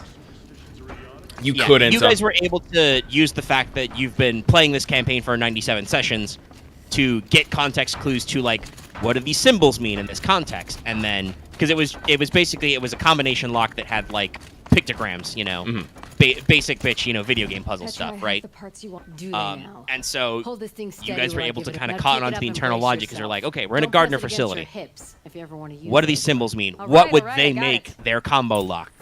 And actually, like, follow through and all that stuff, and it worked out pretty good. without me like straight up having clues, right? It was just, you know, just some basic rules and some symbols. Man, if you're coming. Run this forged dirt town red, boys! Manners. Oh, wait. How do I fire this thing? One button to suck up. Button to fire. You also can't move too far from the stones because you need the stones for ammo. Fire. There's the sucking. Ah, there we go. Once you're full suck, then you can, you know, switch from suck to blow. Fuck the shit out. Well, I'm just holding it, and then when I let it go, it just lets him go. Room for improvement on the gun. No complaints about the gunner. Thanks, Petra. But, what was I gonna say? Oh, yeah, but, like, because I liked about it is the way that you, like, designed the puzzle is that, like, instead of, like, having us to go through, like, some big rock and roll, like, because it was, like, because I gathered what the, I figured out what the, what the trick was, but I didn't know the exact, order. I won't tell you what the trick was because, you know, that's a spoiler. But it was like a thing of like, it was just a thing of all right, so this one's first. Is this one second? And you're like, yes or no. It's like, all right, well, we're just gonna go with the first one again. Think about it for a second and just, you know, repeat. It's like, it's just one of those things of like, since the combo. Yeah, I didn't really code a system to like puzzle. Like, there was no punishment for the puzzle because I didn't want to do it that way. Like, there wasn't a, like, I'll make you have a fight if you fuck it up. No, it's just, you know, it'll take you some time, and if it was going to take too long, you guys would just roll dice. And my literal punishment for failure on the dice roll was just, you guys take a couple straight as you guys have to stand here and brute force this for probably like 20 or 30 minutes, you know? It's frustrating, it's annoying, but I was going to skip that in real life. Yeah. And you guys didn't have to do that. You actually, you know, got some of your logic out there. Yeah, fuck that bridge. We don't need that. And you know, we're able to do some fun stuff, you know, once you guys figured out the context clues. Like I said, hopefully I can do some more puzzles like that, because, like, I have done straight-up logic puzzles before, you know, like clues and you know, grids and stuff, which I think worked out as well. This one wasn't as interactive, but was still a little interactive, right? Like, because the puzzle was representing there's a physical lock that you're turning to, like, make a combination, and so you're just like, let's try this. It isn't finished. Okay, it works. That's why we're testing it. And, like, you asked some clarifying questions, like, so if I set it to the wrong thing, does it just, like, reset? And I had to think for a second. I'm like, yeah, it just resets. It rotates back. It audibly resets. Because, like, again, I'm trying not to be an asshole about it, you know? Snap in my hair. We're just working on our focus. You look fresh struck from So the forge. that was fun. That's a compliment. But yeah, this, for how much writing it was, and I'm actually quite glad this one seems to have been entertaining. Like I said, I think I said that on the recording. The Water Temple writing, the sketch out was a little shorter. It did lean a little bit on possible combat encounters for some of the meat, and like I said, you guys ended up kind of going that route. They're not 100%. Like I said, you guys skipped doing a vehicle fight with a boat, like an Ace Combat thing, or like making your boat fight their boat. So that was more of a swimmy, stealthy challenge. I missed my chance to capture that boat. I cry a little. Yeah, if you'd been in like aircraft, you probably could have like just jumped out the back, Captain America style, no parachute. Clink, my boat. I'll keep that in mind for future. But depending on what you guys want to do next, because I might have to do some legwork on the next couple ones. The siege, obviously, would probably be, I'd have to think a little bit longer about how to set that up. Because I've got ideas and I've got the, like, rough construct, but I would need to, like actually think through the elements and how you guys would want to tackle that. And probably get some feedback from you guys. Well, but then you'd probably want to, like, scout it out. I'd have to think so. I might, like, well, I mean, like, if you put down something, I'm going to talk about it. That's how I do. Yeah, but that's yeah. So, like, the thought there is, like, I don't know exactly how, because you guys could decide, all right, we're gonna do the mass combat thing. We're gonna full blown siege this fucking fortress. We're gonna, like, get our arty guys and we're gonna beat our heads against the wall until we win. Well, again, like, if we pick the siege, I'm pretty sure, like, I'll get on Discord at some point and just, like, you know, yell at the crew. It's like, hey, what do you guys actually want to fucking do? Yeah, because the other thing could be like you do the other thing you do with sieges and do like tactical inserts. You know, Axe talks about how he doesn't get to do a lot of sabotage. Speaking about people doing their thing, so like figuring out a way that your sabotage sneakman could like undermine this and do like a tactical breach of the fortress, the fortifications, and then maybe the player characters sneak in and open the doors, kind of a thing, right? Like you guys would want to work on your strategy. There is some flexibility in the other one, which is the tank-based mission. It's just the short version of it, where you guys basically... I can tell you right now, my setup is, do you guys want to be on foot and play, like, stealthy tank hunters, or do you guys want to be in tanks and fight tanks in tanks? Seems like a very tanky battle. Yeah, and, like, obviously there'll be opportunities, especially because, as we've discussed, a lot of armored vehicles in Star Wars have a lot of extra seats for some reason. Pardon me, like guys. How you doing? very obviously some characters could probably like hop out and do other stuff, and obviously you have focused your character to be able to do your party support actions on a macro scale. So if nothing else, not that I, as the game master, I don't like to like rely on this as an option, but hypothetically, if these guys really want to do a tank fight, you can be like, okay guys, you get your tank fight, I'm going to do battle med and I'm going to go play Final Fantasy 14. Call me when you need me. Honestly, well, here's the thing. I'm perfectly okay with that. Yeah, no, I know you're okay with it, and I'm glad, because like the alternative of like a player not being engaged and just sitting on their ass during like a moment that's not good for their character is like way worse. But I'm also like, is there a way I can get lucky more than this stuff? But we'll see how that goes, especially considering usually what we do is when we pick options, and pick missions, is you guys like to, for obvious reasons, like to pivot or switch tactics. Like this one was pretty combat heavy, but was also kind of sneaky. So you guys may not want to go like, let's not do a sneaky insertion again. We've done that a lot recently, Let's go loud.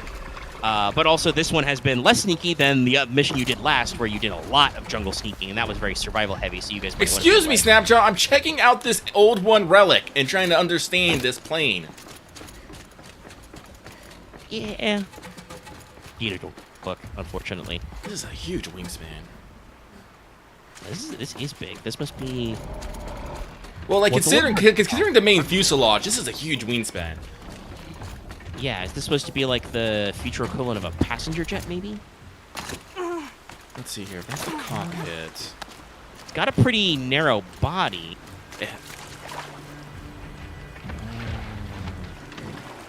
StudiOmega, future past detectives. Yeah, this interior definitely looks like a futuristic C-130 or something. Yeah. Oh wait, no. Here, there's the back over there. Oh, hold on, we got. Again, it's these little things right here. It's like, why is there a fucking plane wreck in the middle of nowhere? I don't fucking know, but I want to know about it. Tell me your secrets. Actually, yeah, look how fucking long this thing is. Okay, so this thing was actually longer than I thought. Oh, here's the other wing. So that's quite big. Yeah, that thing's huge. The fucking propulsion to keep this thing afloat must have been nuts. Yeah, though, the thing about aerodynamics is, because I listen to, I watch, like, true crime stuff, and I listen to, like, aviation podcasts, especially Black Box about aviation. The ideal design of a plane is that it wants to stay in the air. Like, that principle of lift, like, if you actually get the wing shape properly, if you're giving enough thrust, the plane wants to fly. Well, yeah. It's only when you start breaking shit that it doesn't. So, if they had enough powerful and efficient enough engines, they could probably get that thing going. It's definitely a big stonking plane, though. Just in the middle of nowhere, too. I'm looking at the map. Just fucking there. Plane. It's like, because usually passenger jets, their wings are a lot narrow. Their wings are about that long, but they're a lot narrower. And the cabins aren't that... Yeah, the fuselage being in a passenger plane is like... it is a little bit like being stuffed in a cigar can, a cigar tube or a tin. Like, the idea is... Because people are relatively light, and this is why planes have like weight limits on your cargo, and they can, get a lot of people lined up in a small space and get that lift, thrust weight ratio, and all that stuff. Cargo planes are fucking huge, like C-130. Yeah, I think it's probably a cargo plane. Yeah, probably hauling like tanks and other robots we've seen. All right, but let's see. You do in the Frozen Wilds get to see like some Drones. Yeah, some combat drones, some flying aerial UAVs. That was the which look like futuristic fighter jets, but a little bit smaller and a little bit tighter because actual like modern super jets are fucking huge. Like an F-22 Raptor is like 20 meters long or more. They're big. Like keep in mind, 20 meters. That's like 2 first downs in football. Big. And I know that's a rough estimate. A yard and a meter aren't exactly the same, but they're close enough. Stonks. Fight me, Ira. But yeah, so like depending on which Star Wars option you pick and like what stuff I can get done, because I talked about this on What's Up Today. Go check it out if you haven't already. They've kind of stealth going for a release on Valentine's on us in FGO. So I've got to over this weekend I've got to block out a Wanted really quick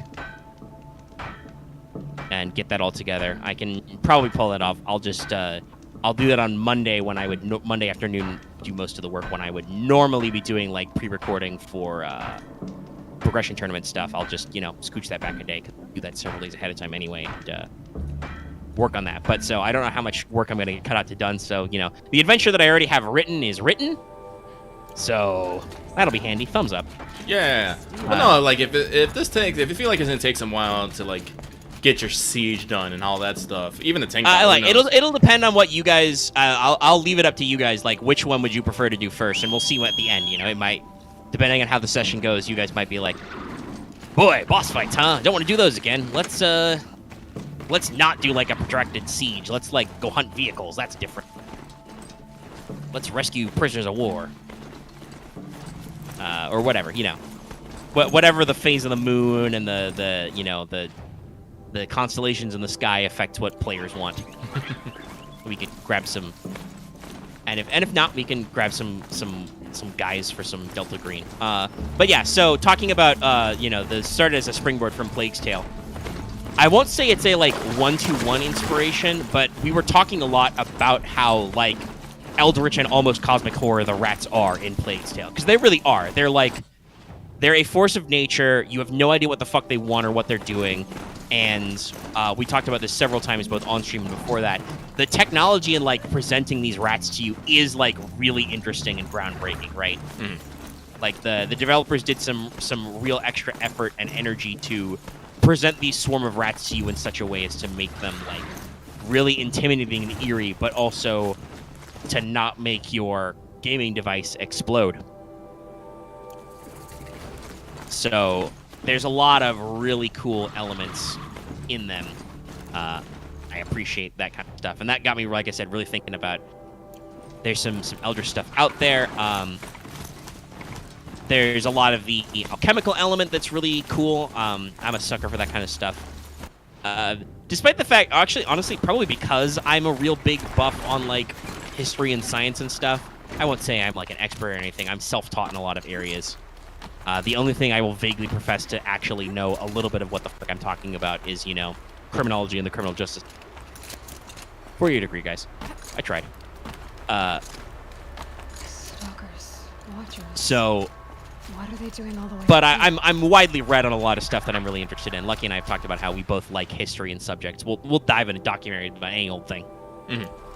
Chad, did you do your homework? Did you watch Vulcan, the planet that doesn't exist? I hope you did. It was really cool. It's only like 40 minutes. Check it out if you did. I'll remind you. But so like alternate history, alternate science, like and even like apocryphal stuff like alchemy and things like that's also sometimes really interesting to me. And so that's always a kind of interesting thing to springboard. It's kind of supported by the mythos anyway, because obviously, right, like when a lot of these original the weird tales and stuff were being written, that was during like the 20s, so obviously there was pop cultural knowledge of like alchemy, chemistry, and occultism, but also our understanding of science and chemistry and biology was not quite as refined on a technological level, This is all like pre-DNA theory, for instance, and This is around the time of certain discoveries of like subatomic particles and that it's like chemical interaction stuff, and like how actual chemical properties work with some of those things.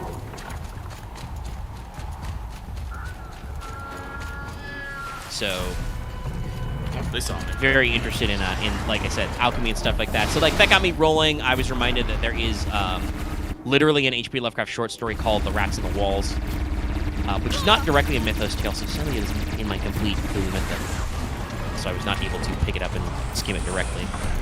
But that kind of got my ball rolling on, like, gave me some loose ideas, and I have been chugging away on another scenario. And this one's a little bit different. Like I said, Shadow on the Wall is inspired by the likes of stuff like, you know, there's a little bit of Alan Wake in there, and some of the TV shows that, like, Alan Wake draws comparisons to.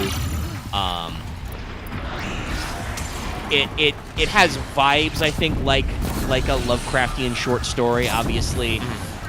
But it is kind of like short story style, you know, it's a little limited in stuff, it's direct. I would also say, thinking back on it, I didn't consciously make this decision. But I think a little bit of the vibes are definitely drawn from my my academic understanding of slasher movies. I don't actually watch a lot of slasher movies, but I have watched a lot of people talk about slasher movies. And there's a lot of really interesting things in the way the genre works. And the history of, like, how some of these movies get made. But, like, how that kind of, like, applies to, you know, dealing with, like, an unstoppable, unknowable force who just shows up and, like, murders people. Like, that kind of influenced that. This other scenario, and I can't talk too much about it, but I can talk about my approach to writing it. This one is a lot more, like, I mean, I am shocked in like, how I am, like, sucking up my own time, because I'm putting a lot of thought and research in. Boy, these fucking Glinthawks. I fucking hate Glinthawks. Yeah, you're just minding your own business trying to climb a... Why did you fly backwards? It doesn't make any fucking sense. Yeah, this asshole just harshing your buzz when you're trying to climb a cliff, man. You're trying to climb a cliff, okay? Me your toes! But for this, anyway, so for the second scenario, I've been doing a lot of, like, researching, reading, cross-referencing. Like, I'm actually, like, looking up some various short stories or checking out other authors', like, backgrounds and stuff to try and, like, do my research and not necessarily, like, follow a canon, per se. Like I said, this is one of the great things that I realized, like, thinking about Delta Green and how the best way to write it, and is actually in the Handler's Guide. Like, the Handler's Guide straight up says, hey, don't use names people know from, like, mythos shit. Like, make up new shit. You know, come up with new terms, new words. You know, put your own spin on stuff, right? That's how you keep the horror horrifying, unnatural, and fresh. Like, there's this weird thing about the pop culturalization of the Cthulhu mythos that, like...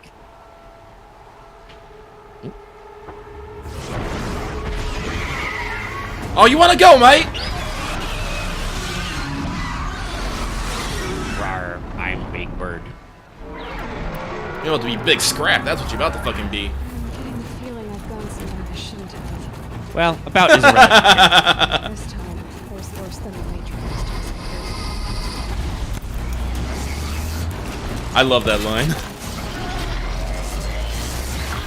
Which one? I feel I have gone someplace that I shouldn't have. Again. Well, also, you are actually, technically, this is for a story bit later. I don't think you can get a walk but there's vantage of what you're trying to get. But yeah, this is technically an area which you would normally be accessible to. Lock! Down, bird! Yeah, so, like I said, with Delta Green, there's not supposed to be, like, a codified mythos canon. Instead, it's like a circle of inspiration and terminology you use. So I'm not, like, looking up entities, creatures, authors, short stories to be like, I'm going to write this exactly like it appeared in this short story by Clark Ashton Smith or August Derleth. It's more of like, I'm trying to build my own coherent, like, internal consistency, which is very important, obviously, for a lot of this stuff. You could lean into, like, oh, it's eldritch, it's unnatural, and just, you know, cut corners, but that makes it harder for players to solve problems. And, like, fundamentally, as the way the agents are written and the way the game is designed, is that players should be able to, like, investigate things and find solvable points of this problem. They may not like what they have to do to solve points of this problem, but there should be some aspect of the scenario that is solvable, because otherwise, well, just, run regular old Call of Cthulhu meat grinder games in like the 1920s. Bitch. Or go to Trail of Cthulhu, play, purist scenarios where there is no solution. It is just a fucking slasher movie, sideshow carnival of, what way can we go insane or get horribly murdered today, Bob? Well, today we're going to run into a color out of space, and it's going to suck all the life out of you and make you really old and turn you into a fossil. In this cave, you can't escape. Why did you go into the cave? I don't fucking know, because we told you to. There's a slight issue with some of these purist scenarios, right? Where, like, ultimately you have a question of, like, why the fuck am I going into this spooky cave? Well, if we're reading a Lovecraft short story or an inspired short story, it's usually because our characters are, like, intellectuals who seek knowledge and, can't avoid the spooky vibes of the cave. But, like, hopefully, player characters are more rational, but a lot of people playing these games don't bother to be rational. Like, well, I go in the spooky cave because that's what the thing is. Oh no, I've died horribly, oh no. But that's kind of a cop-out for me. Like I said, I'm kind of against some purist scenario. Well, that's why I like Delta Green, because it's literally your job. Yeah, right. And that, like I said, this is what Adam Scott Clancy and a lot of the guys at Pagan Publishing came up with, right? They were like, hey, we need a reason why our player characters keep getting replaced because we keep poking the unthinkable thing. Why is that?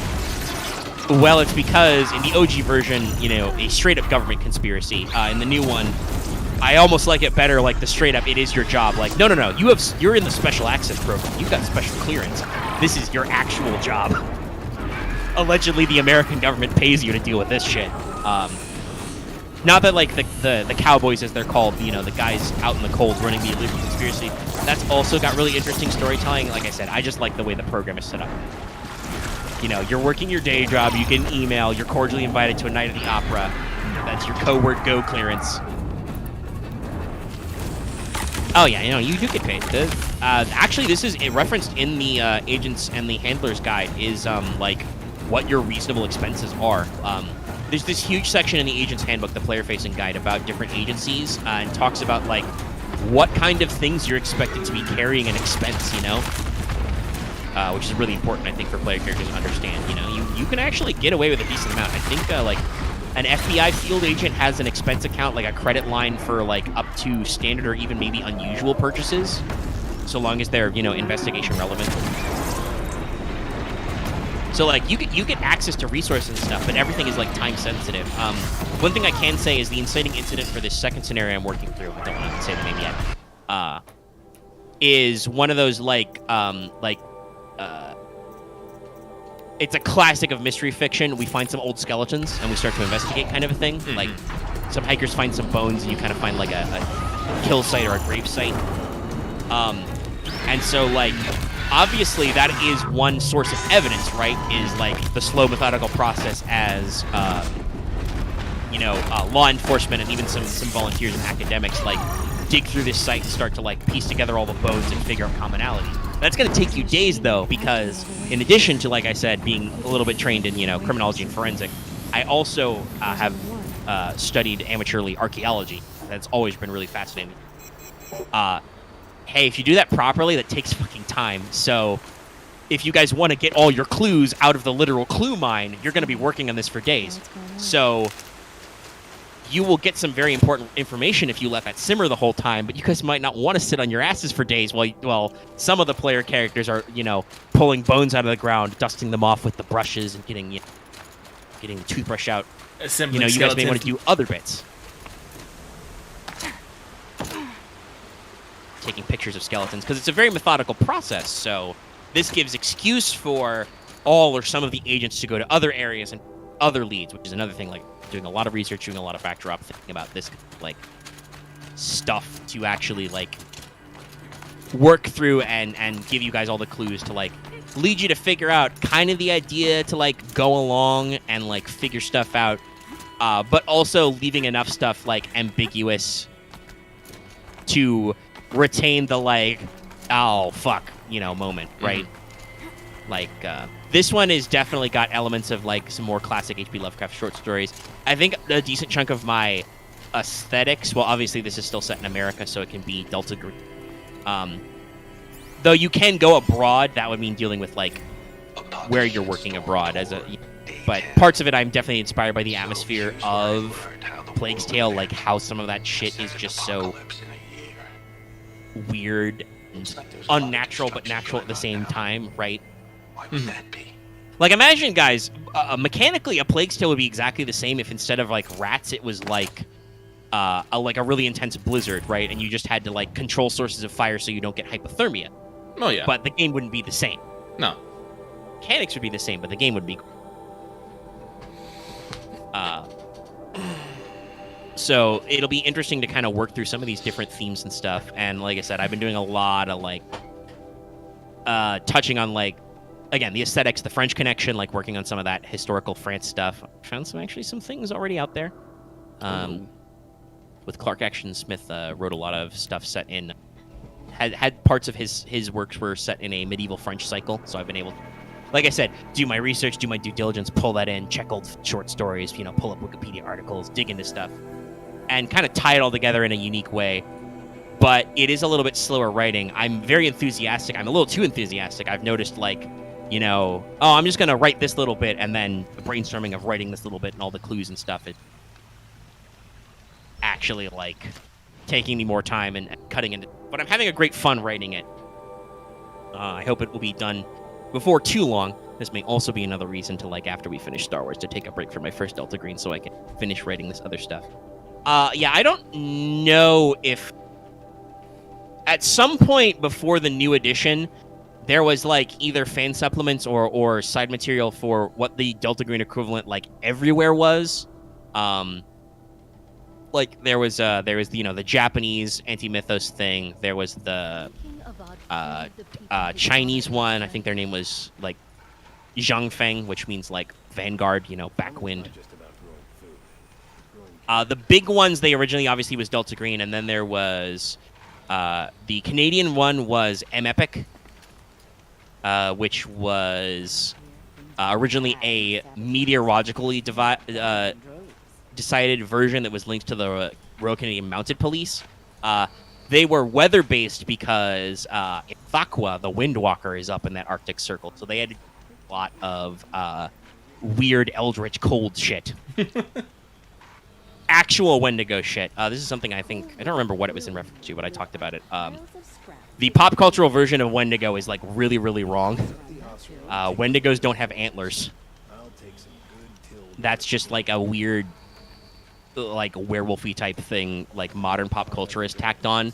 The actual, and pretty wide-ranging. I didn't realize how wide originally. It's, but it's a recurring bit of folklore in a lot of Algonquin language family speakers among American Indians, which is pretty widespread. That's like New England, Canada, parts of the Great Plains.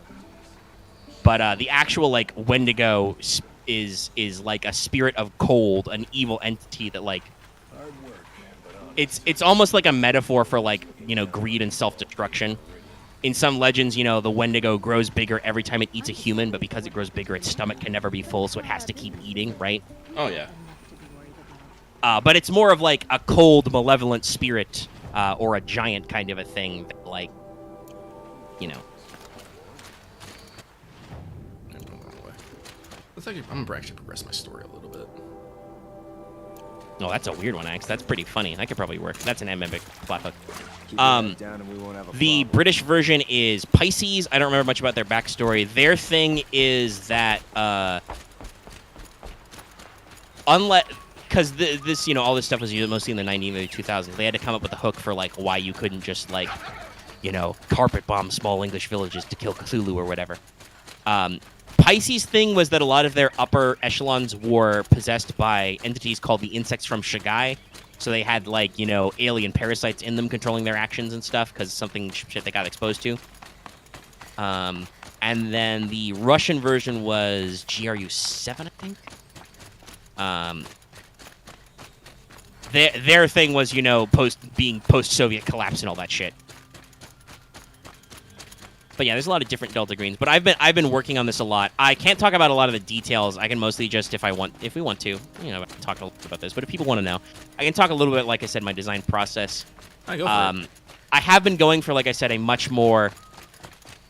The one I wrote already, like I said, that, honestly, thinking back on it, I didn't mean it to be this, but it does have hallmarks of something like a slasher movie, right? Like, you guys are going to be presented with, hey, here's a dead FBI agent. What killed him? It's spooky. And then, like, you guys are going to have to deal with, you know, a unnatural killer going around killing people, possibly you.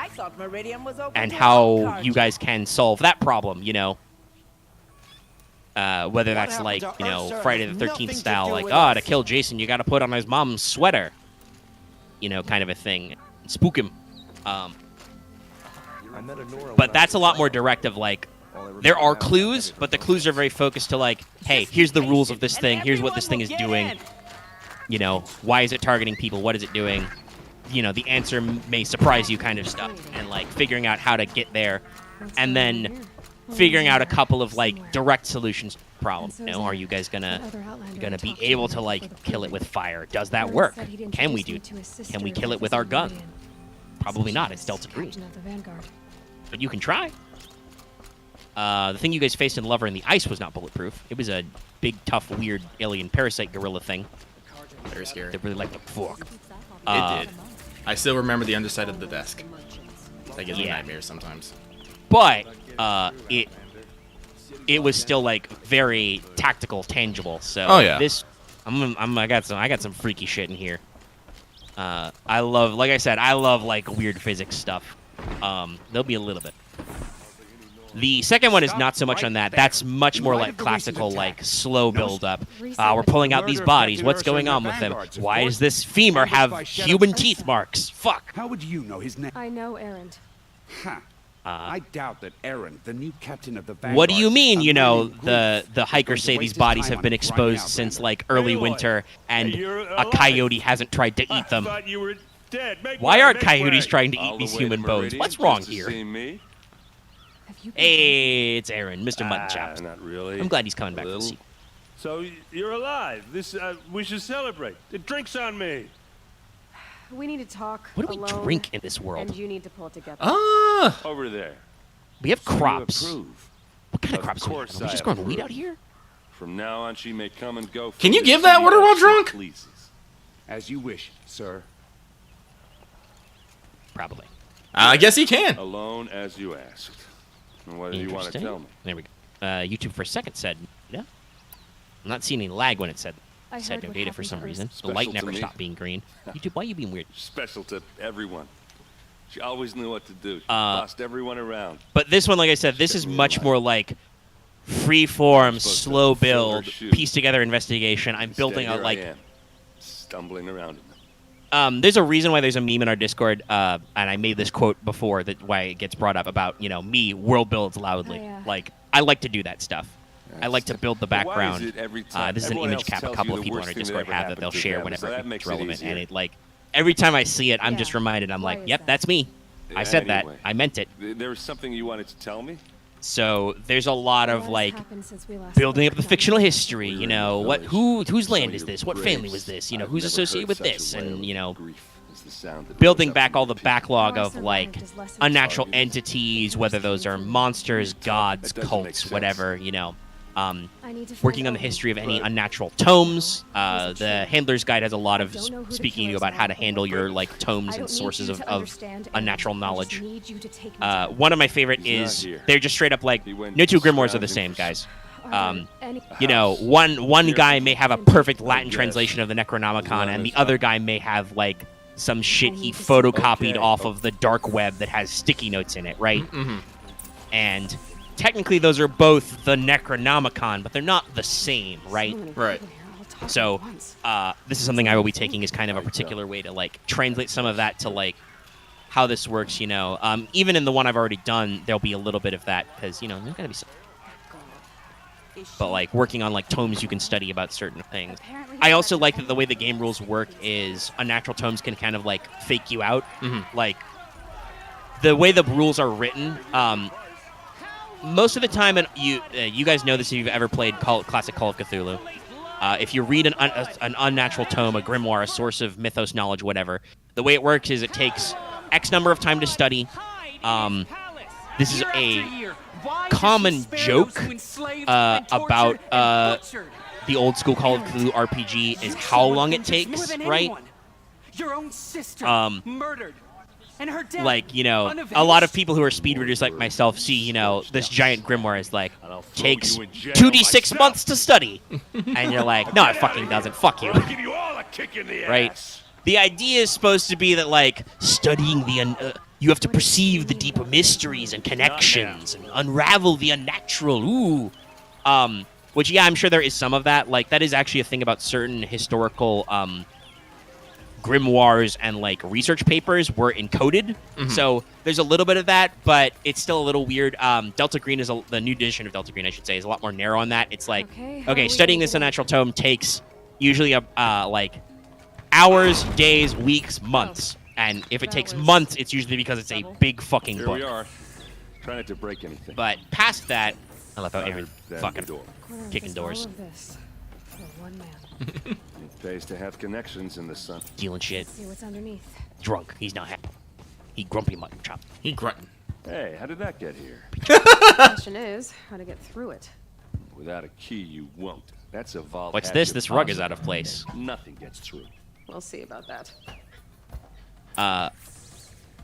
But so what happens when you read an unnatural tome is it costs you sand, it takes a long time, and usually you get an opportunity to learn some spells and you gain some Cthulhu Mythos points, or in the Delta Green New Edition, unnatural points, you know. I kind of, like I said, how they kind of separate it out from, you know, mythosy. It's logical. It's fucking weird, man. Looks like a picture of a Unnatural. lost family. With a capital U. Hypergeometry. They're not even called spells. They're called rituals. And that's still true of most of them. But some of them, some of them don't give you anything. Like, you study them, you get some bit of knowledge, and you lose sand because you read a really freaky book. Like, they're like plot coupons almost. Some of them don't give you just unnatural or don't give you anything other than unnatural. You know, they'll give you like points in like occult or history. Some can give you points in like foreign languages. Studying unnatural tomes and grimoires is the #1 use of having the other language skill. Didn't I? That's going to be funny for some of our scenarios. I've seen some of the characters made, and I don't know what kind of languages they got. Your character's a doctor, so you probably have, like, what you... Let me double check here real quick. If I had to guess, probably, maybe some Latin and German. Probably. Because there's a lot of medical research, like old school medical stuff that's in those languages. Do I even have my languages? You might not, also. Could straight up not have it. You might not have gotten the package.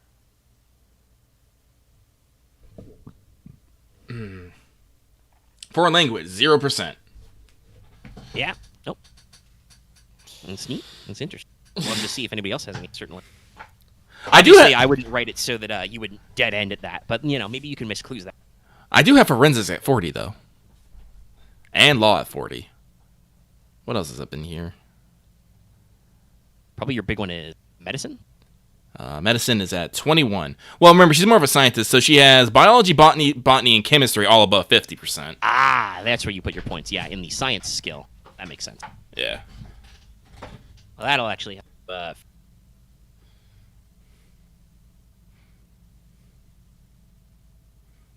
And is relevant for CD. Yeah. I'm just looking at the bureaucracy 50%. I know tape. Yep. It's a very important skill. You get a lot of stuff done with bureaucracy. But yeah, so but like I said, you can do fake outs with these unnatural tomes because like you can make your players study something for a short amount of time. They get like a handout or the equivalent. They get a lore drop, and then it's like, all right, you don't get any mythos, but you get like 1 point of tomes. Ooh. So we'll probably play around with that in addition to actual like serious actual tomes that have research. They took his wife. Because the book, like I said, the Handler's Guide does say, make sure your tomes, your sources of the unnatural, are tailored to your campaign and are part of your ongoing series. Like, and there's even a note. It's in the thing they call op-in. It's a little sidebar. They're like, most of the time you burn these. Like, you're gonna put some fancy books in your story. Most of the time, your player characters are going to fucking throw them in the fire, because it's one of the ways you get sand back. Looks like Olin kept a journal. If you destroy, sources of the unnatural, that includes creatures and knowledge. So No doubt now. it's kind of like a sparing thing, Well, have you decided what languages you have, X? If you want to be realistic, Spanish or Arabic is probably a big one these days. I wouldn't be. I'd have to double check if being a soldier gives you any foreign There's your languages, proof. but if Mars character has Read any the foreign last language, it's page. probably got to be. He writes about meeting me A and Spec the Force order guy. to kill me. He called himself a friend. But like, if you're talking about That academic backstab languages, you shit. want to do some mythos investigation. I think the top did you ones learn to read are glyphs? French, And German, and these Latin. things that you- Those are your big languages if you want to The study focus. mythos shit. and Olin's Arabic fucking- also works, Device but you're not going to system. find an unabridged copy of the See Al through each Azif, other's okay? focuses too. So that's how Nobody the killers- gives you the straight up Yes. Necronomicon. This is another funny thing about the older editions of that Call I- of All by Cthulhu, yours. talking about Give it to me. grimoires for a second Wait. again, was they Out of have the like way. different I'm editions that asking have you to different help shit in me, them. not just the So shadow. different translations are of higher quality. Don't act like The this isn't original personal. Arabic Al Azif by, Came here hunting the people who- the mad Why should Arab you have Abdul justice Hazred enough? Look, is like got the I'll have really you good read 2 shit, minutes but the of your Latin focus. translation is Beverage missing some passes. chapters and some stuff's bungled. So it's got less good shit in it. And if you find like an English version of it, that's like even shittier. Which, on the one hand, I like I said, Delta Green encourages you to do this kind of customization, but the way it's originally pitched in Call of Cthulhu is like, almost like, D&D style, like, oh, you found the shitty version of this book, you need to find the cooler version of this book later. This would not be that. This is like, yeah, you find some, like, half-cut up, transcribed version of this grimoire that's got, like, half the shit in here. Some of these paragraphs just fucking end, but, it's weird.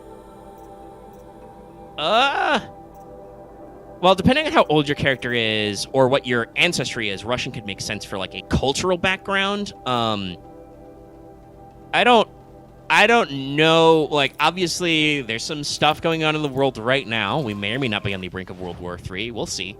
But for a period there in our history, our running counterintelligence and interacting with Russians and stuff like that was not the highest on our priority list. That's why I say Arabic would probably be common for a lot of certain agencies and officers because, we had that whole war on terror thing.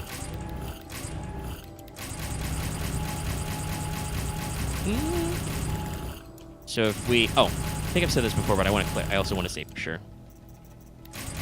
Boxes. Sorry, the loot box mechanic is not done very well in this game. All these rewards you gotta fucking... Mostly it's crap. But no, what I was saying was that, I would be setting, this work, these Delta Green games, in, kind of the way I phrase it is the 2020 that never was. It's canon. COVID was a mythos conspiracy. It was the work of the unnatural, and Delta Green stopped it because I don't want to deal with like pandemic role playing, basically, like dealing with the fact that people will feel like they have to be like spacing and wearing masks and stuff. Like, if you guys want to wear masks just because you don't want to get horrible, black goat flu or whatever, that's fine. But that's like a choice. Like, so, kind of dealing with not having to worry about how that shakes up, like, the investigatory process and people being in place and stuff. But this would be set roughly equivalent to now, so, that would mean that, like, if you're in, like, your 30s or 40s, you probably came up during the War on Terror era. If you're a little bit older than that, that would probably be, like, late Cold War or post-Cold War. Oh, no. MJ-12's not around. Those guys got disbanded after the War on Terror. They got caught up in the great reorg of the Department of Homeland Security. I spent a lot of time reading the timeline sections in the Handler's Guide and figuring out what that means to me. Shout out to those guys. A long-ass fucking timeline full of just a mix of, like, fictional storytelling, real storytelling, and integrating actual folklore. Like, Lucky, I know you're familiar with this urban legend. You'll probably, appreciate it. But the Philadelphia experiment is heavily worked into the backstory and mythos of Delta Green. Oh. Yeah, like they actually have like an in-universe explanation for the experiment of stuff. Yeah, March Technologies is a private company that is a branch working with TG. You guys may or may.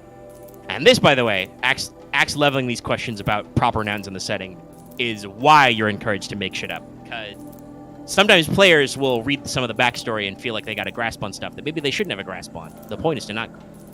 I don't think necessarily the in and outs of the agencies would be a thing to grasp, but that would depend highly on what your characters want to know and their plans are. Like, Lucky's PC, for example, you know, she's a doctor with the CDC, you know, Center for Disease Control. That means you handle public health hazards. Luckily, for cover stories, not only does that cover, like, disease, but that can also cover, like, chemical and toxicity issues. Mm-hmm. So you've got a little bit of a purview, and it is like anything related to the public health can fall under your jurisdiction, which is funny, including so much that you don't have powers of arrest, but you do have powers of quarantine. Yes.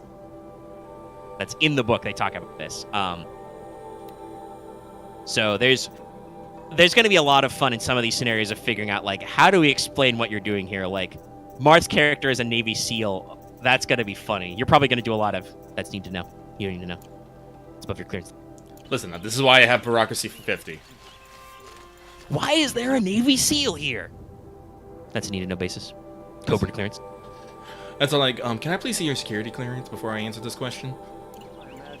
I am the mayor of a small town in the Pacific Northwest. Oh, so you don't have security clearance. Okay, cool. Okay, cool. Well, please contact this office between these times at these hours. Make sure you have these forms ready, and make sure you have several forms of identification and the voting power. That's using bureaucracy as a social skill, by the way. Obfuscate.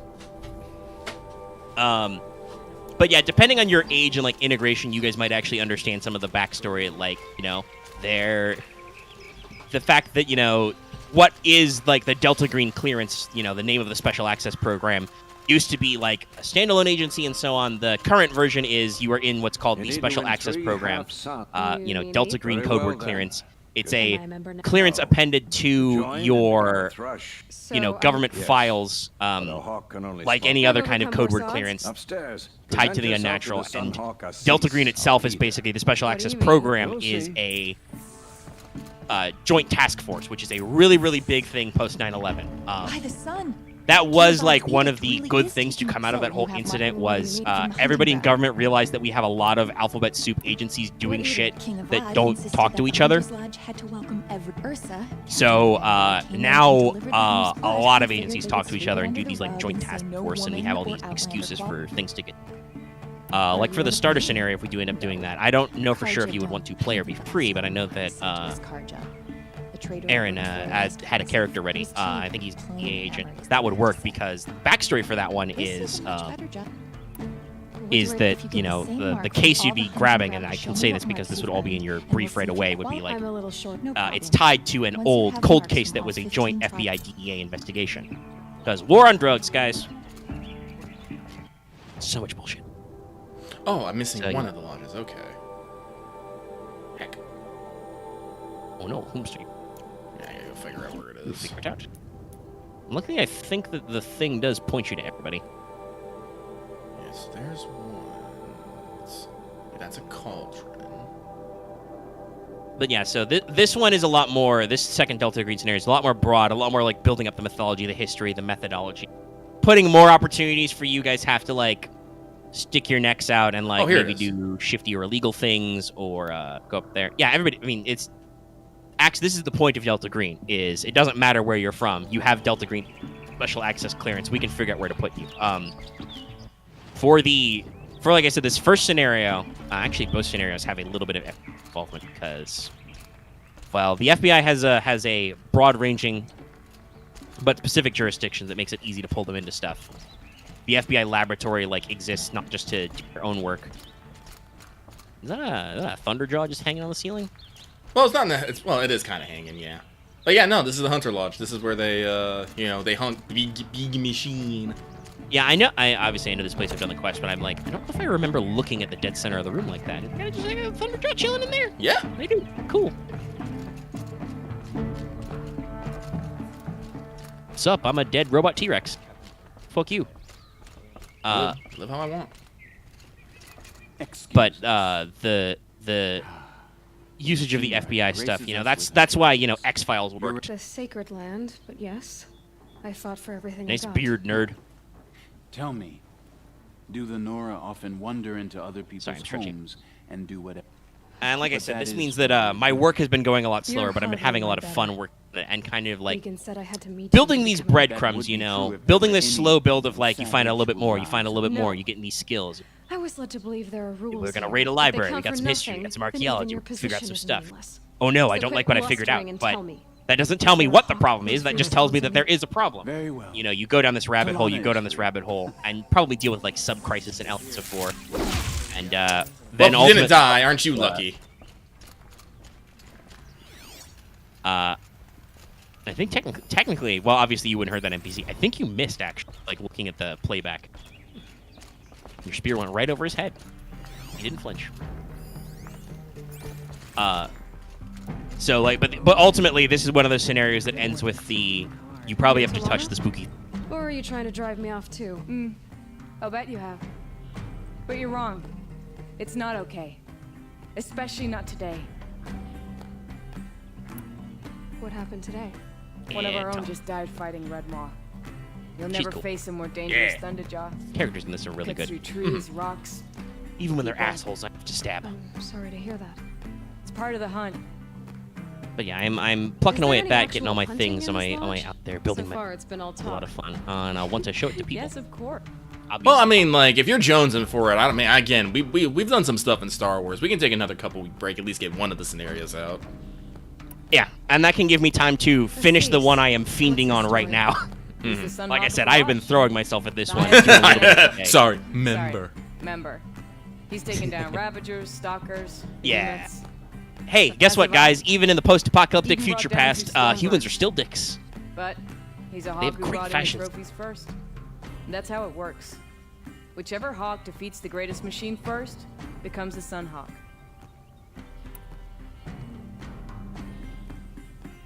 How does one become a hawk? When a hawk dies, Well, yeah. Brush Speaking is about Aaron promoted that in way, its that is. place.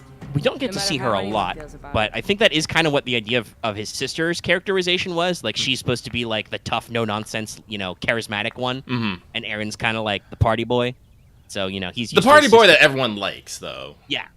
Well, yeah, people like him, but he's used to Who is like when the this chips are Legan? down, you know, his sister would man probably with like Legan? smack him on the back of the head He's and be a like, hawk. "Yeah, let's do stuff." He had an And impressive he gun kind in his of day. Unlike the other loses hawks, that center and bored then, all you know, of us kind of kills finds and himself dripped throughout apart the dry. great guy. Like I said, thumbs up for him coming back. I'm ready to And, hunt, so tell me.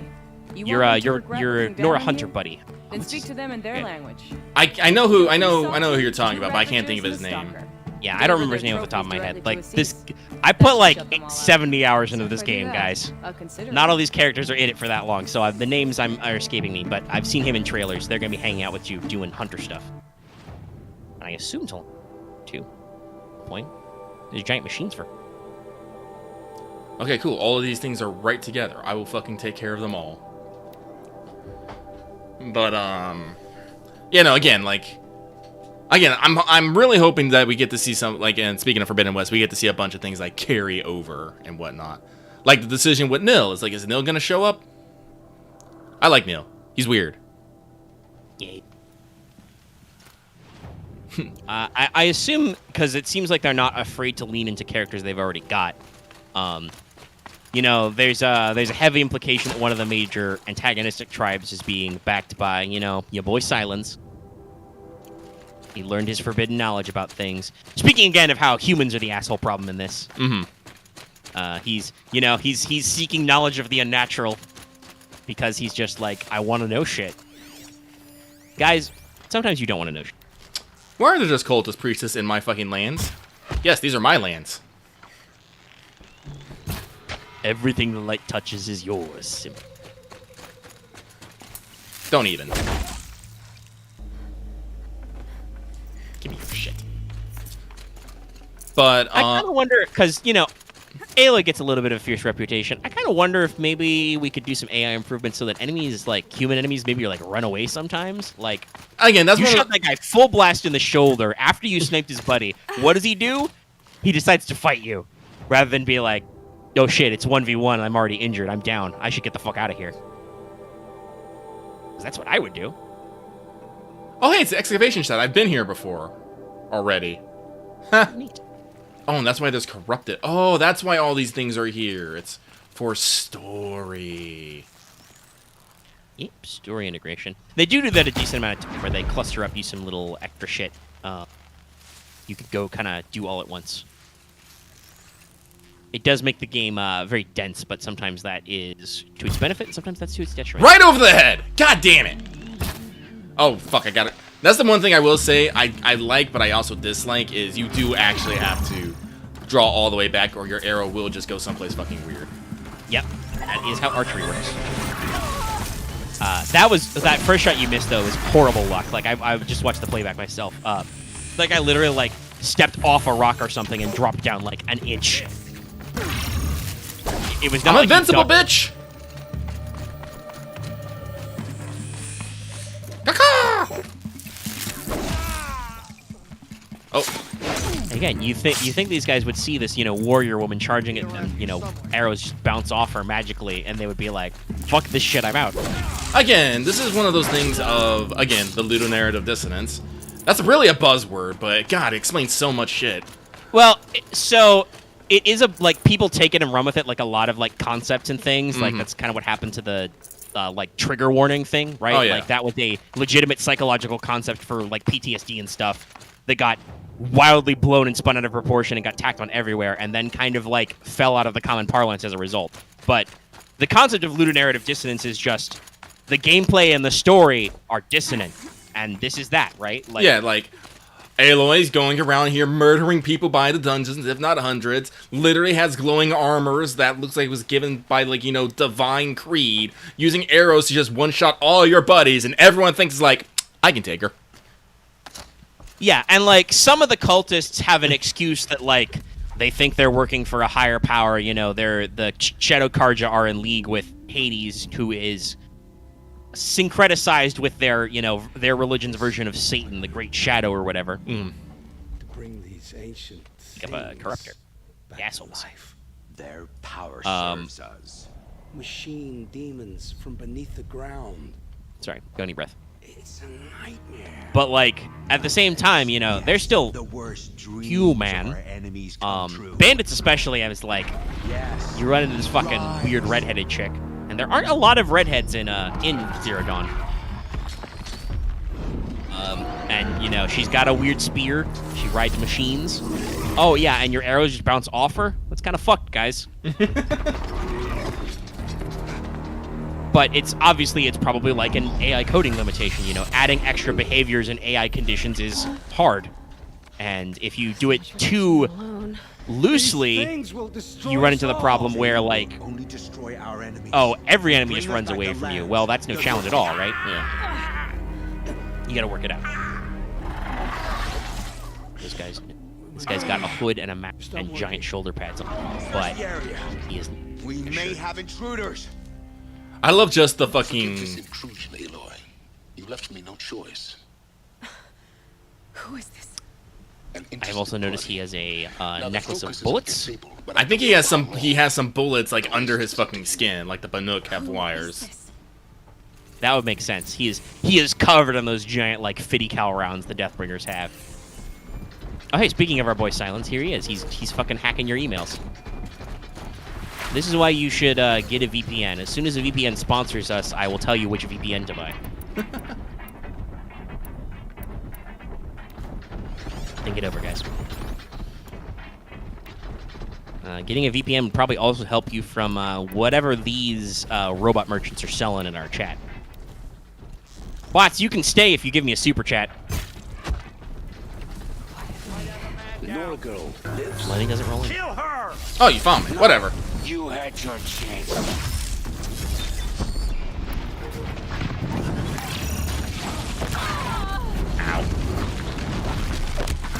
Probably is because you're wearing the shield maiden armor rather than like one of the sets which give you extra stealth.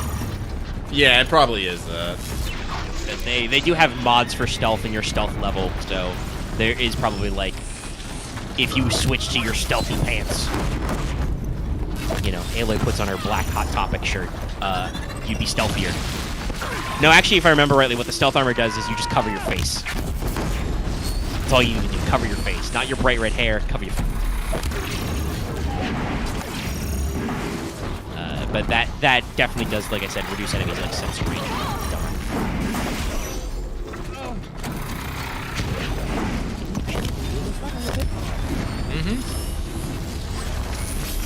Why are you throwing rocks? Get over here, you asshat.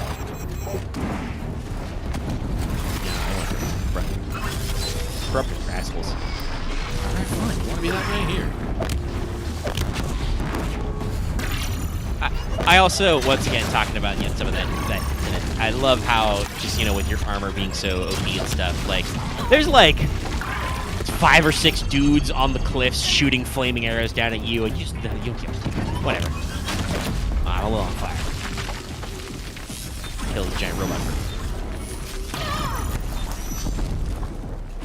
That is a good point also to talk about something Axe said in chat. The difference between like two or three kinds of military machines, the actual Pharaoh robots you see, versus like some of the more obviously animalistic and organic designs. Very striking, very interesting.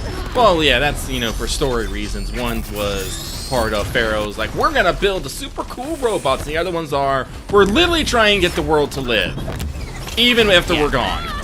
Yeah, Gaia's designed robots are, hearkening to Earth animals and have a very natural feel to them even when they're weird, whereas, like, the Corruptor, what is commonly called, like, demon machines, right, are, like, completely alien. There is not really anything on Earth that has this exact body structure. It's a little bit like a scorpion, but it doesn't have enough legs, and obviously doesn't have arms, You stop that. But it's very different. Same with the Deathwalkers, the Deathbringers, the really big guys, right? Like that broad, flat top shape, crawling in way too many guns, like doesn't fit the natural aesthetic. It's a really good design choice. These are subtle design cues doing these things, right? Oh yeah, no, like all the Gaia machines, sleek animals, but all of the fucking Pharaoh machines are like dark metal blocks. It also, I think, is reflected a little in like some of their like default eye colors, right? Like, most bots in the wild have like yellow or blue eyes, right? And yellow and blue lights in them. The Pharaoh machines always have red lights because they're always hostile. They're always mad. The killers who came for me. Robot Hose-Man. The Eclipse. Some kind of hope. Shadow card. Except they're not like any Carja I've known. They don't pray to the sun. But yeah, so I'm like working on my Delta Green thing. We may take a break from Star Wars to do some of that stuff so I can work on some more things. You say this devil. And I'm having a lot of fun working on it. And it'll be interesting to talk about as I do a lot of research. And actually, like when we can get on mic and I can bring out the clues organically, because I got a lot of it. Like I said, there's a lot of system threat atmosphere and Why are the Eclipse? I thought they wanted them for scrap.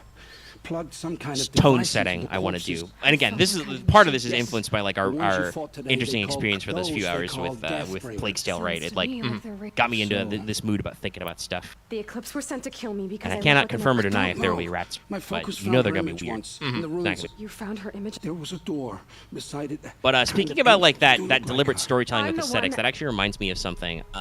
In between my writing and like my other stuff, chipping away at other couple of games, working on other things. What do I have to? I don't know. Kind of been like wandering all over the place in terms of what I'm doing with content. I know that Critical Role's animated series, Legends of Vox Machina, is out on Amazon. I have not watched any of it yet. Don't know if it's like out at once or if it was like only some episodes. I mean, the animation studio looks really good, so that'll be interesting. And all those guys are actual voice actors, so that's kind of funny, but I'll have to check it out some stuff. But I've heard enough. They got some people in it. Where would I find my focus? So that might be something I watch over the next week while I do other stuff, because we do got Valentine's of FGO coming up. Gotta get on the grind.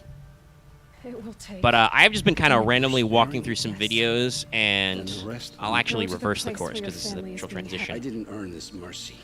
Very recently, I've actually found some channels I watch, some old stuff they've done, videos about Star Citizen. Oh, yeah.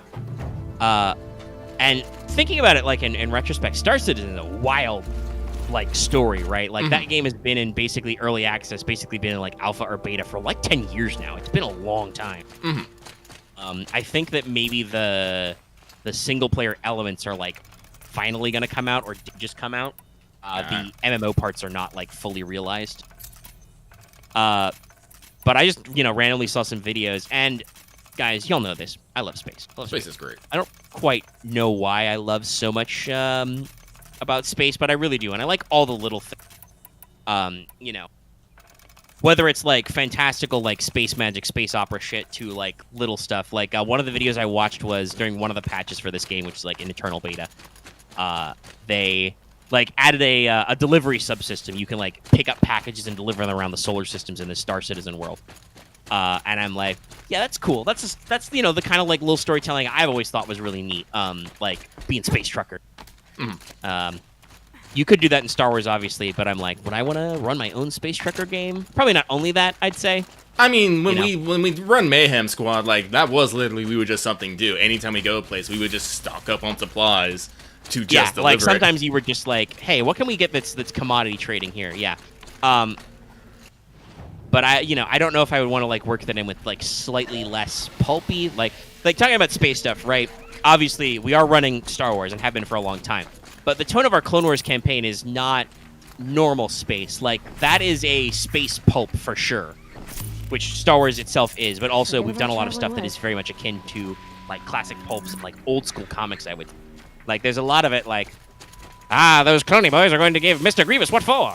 You know, like the Star Wars version of that Captain America cover where he punches Hitler kind of stuff, right? Mm-hmm. Or, you know, Daring Jungle Adventures kind of a thing. Like, we have our serious moments, but the like, setting style and tone... Oh, sorry, I was just realized this is where he turns around. I'm like, oh, no! Ooh, yeah, you gotta watch out for them wide turns. I do love that they have the track feature, though. I do kind of wish more games would remember about, like, mini-maps and radars. Actually, to go back to Chorus, that's something I realized with that, like, teleporting phase of the boss that I found really annoying is, like, your only sensor display is if you use Right of the Senses. You don't have any space radar or any other kind of, like, threat tracking. Nope. It's just, other than, like, vague icons of enemies that sometimes light up red when they shoot at you, and then, you know, your senses highlight with, like, arrows. But, like, a radar right here? Something that Ace Combat and other flight sim games do usually do is they actually give you, like, radars. But, yeah, so, the whole, like, Star Citizen Space Trucker thing is really interesting. I think that the space trucking element harkens back to, Lucky, have you ever played any of these games? The Escape Velocity series? Escape Velocity? I would have to say no. Yeah, they're pretty old school. They were by... Let's see if I...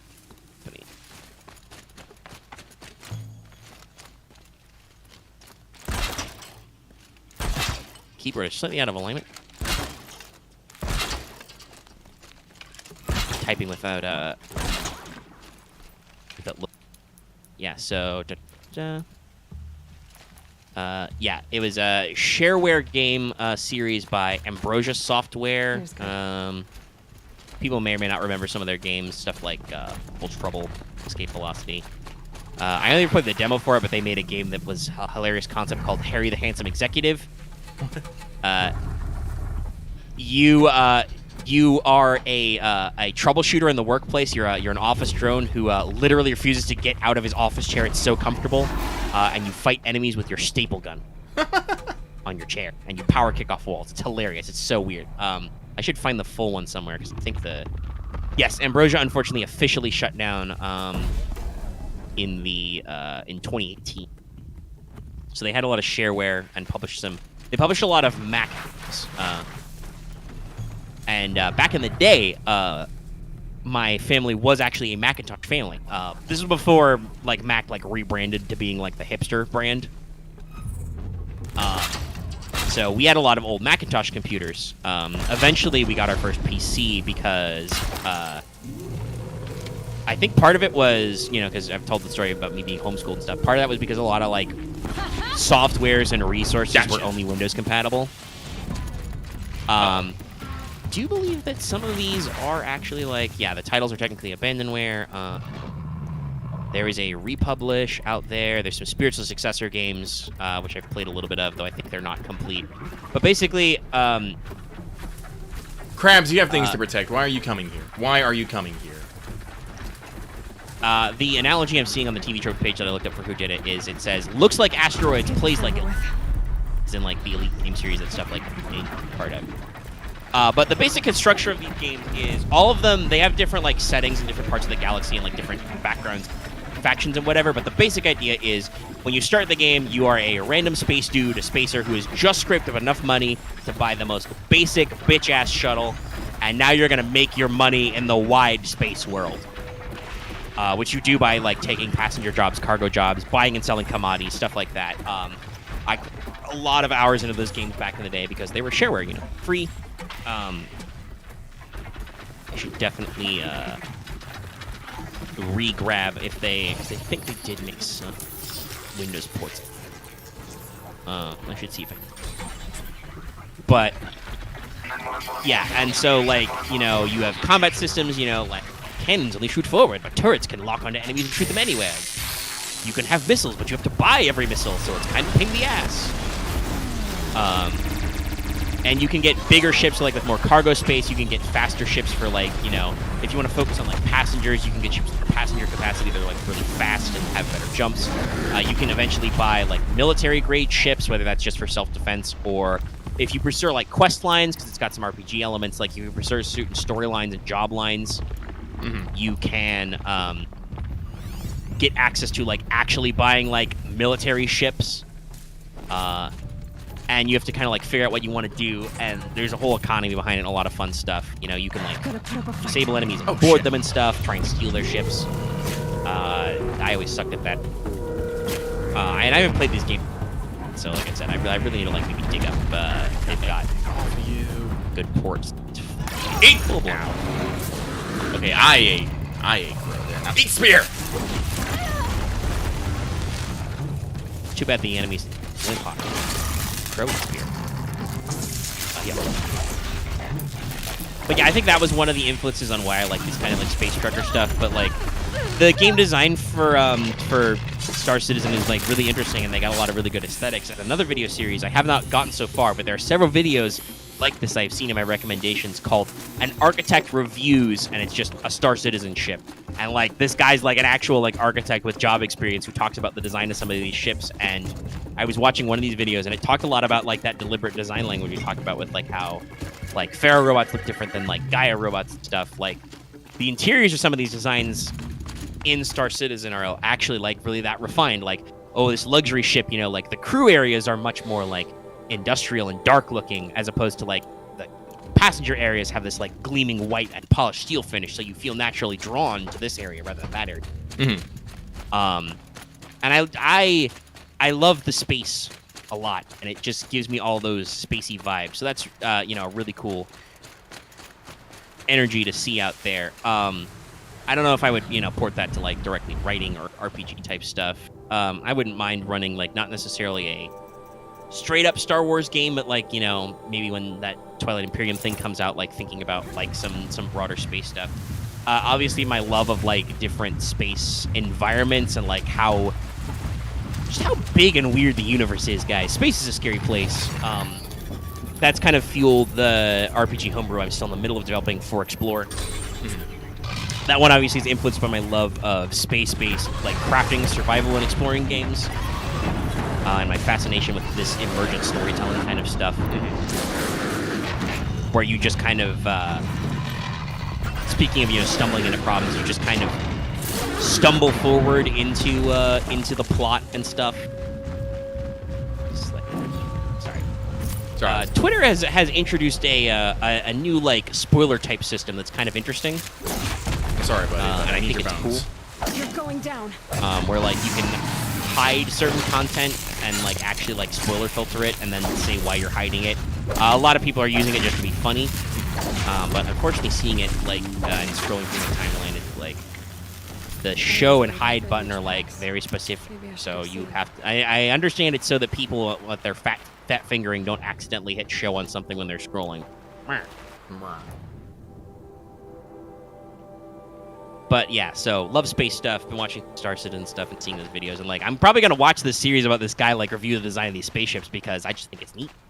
No, like I'm definitely with you. Like I've always liked the make your own way in space kind of games. Yeah, there's just something about I think it's because, you know, that it's that joke from like Star Trek, right? Like, or not even joke, like that I should say like spiritual embodiment, space, the final frontier. You don't really have that in real life anymore, right? No. Like we've got all our frontiers. Humans are on every corner of the globe. And honestly, weirdly enough, you like that genre of game where you know, like there's not a lot of games like that. Like space usually seems to be the one where you start small, you start pulling jobs, you get bigger, you get a bigger ship, you go on.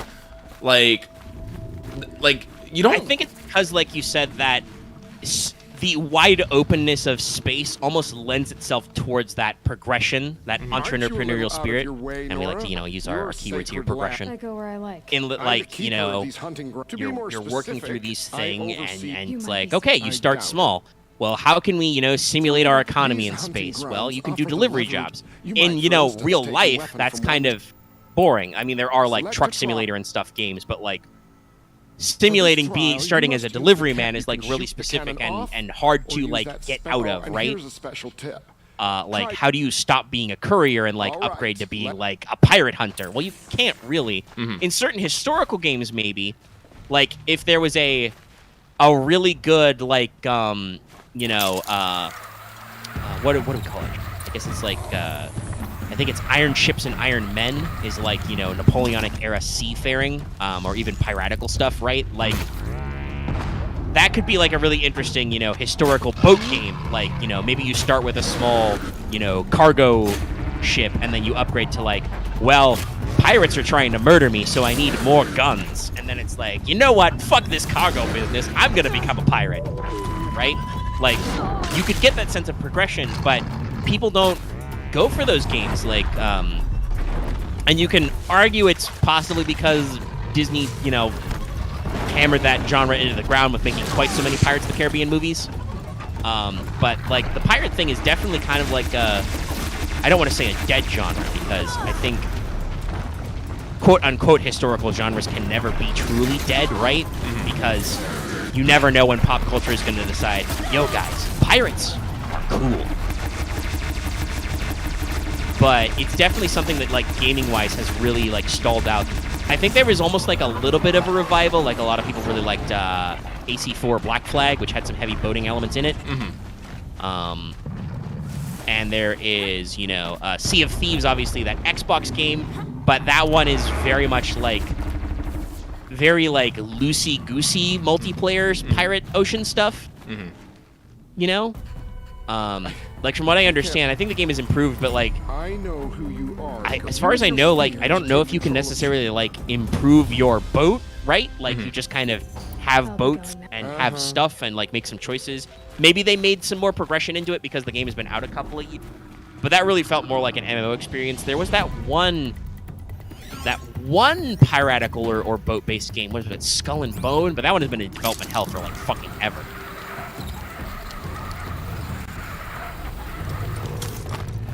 So, like, it's interesting. I think another reason why those two analogies work is because to humans, we often, like, make the analogy space is an ocean, right?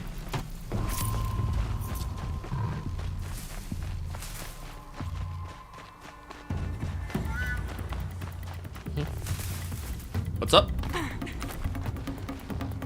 I was asked. I'm sure you've heard, though, the analogy of, like, treating space as an ocean. Well, yeah, the sea of stars and whatnot. Yeah.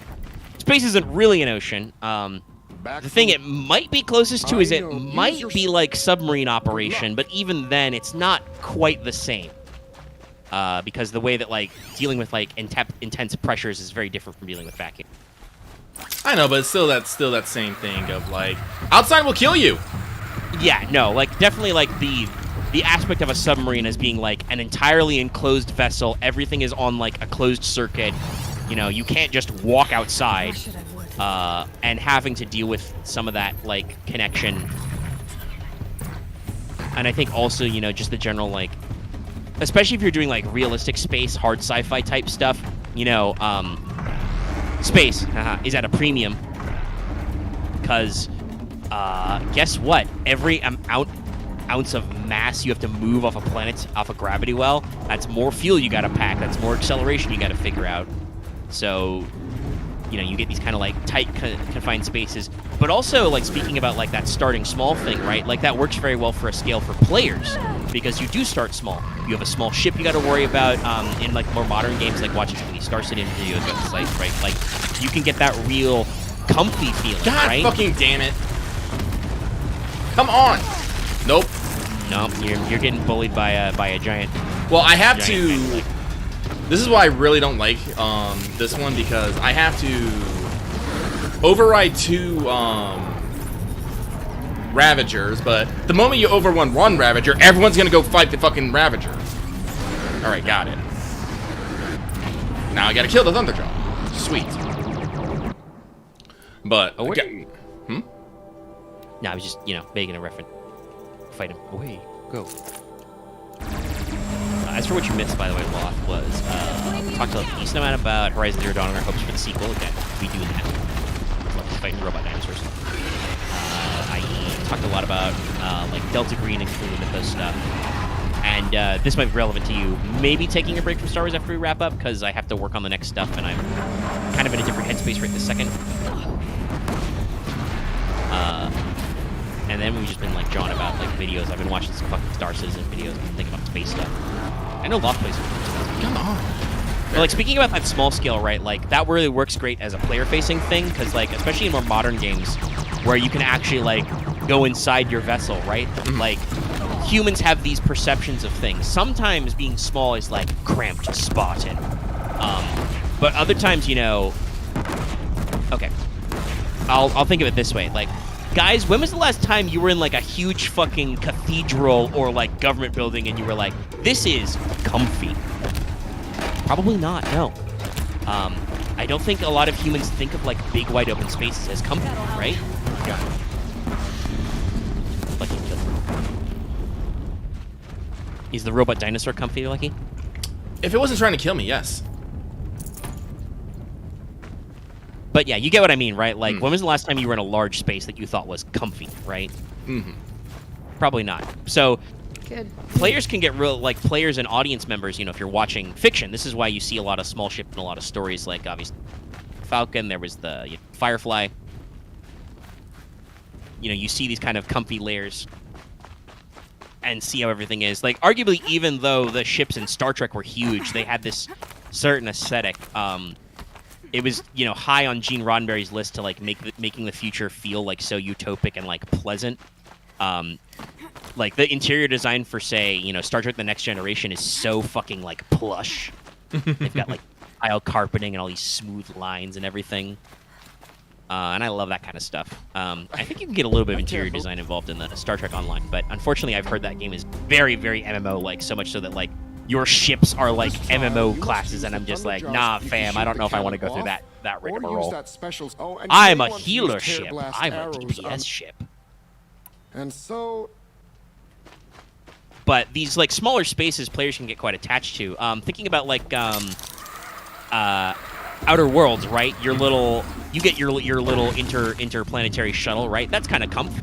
I'm actually kind of sad that you don't get to do more in the interior there, right? Like, as you get companions, obviously, it does kind of fill out, but it's definitely kind of the thing where you got a big cargo bay, you've got, like, an engine room, you've got a plot for you with stuff you need. I love these kinds of, like, interior decorating and customizing elements and these cool little personalized spaces. And I often think about bringing them to tabletop games and thinking about a lot of these interior design details, even though I probably don't need to. That thing just fucking wrecked me. Yeah, you're just getting your literal, you know, literally getting stomped on.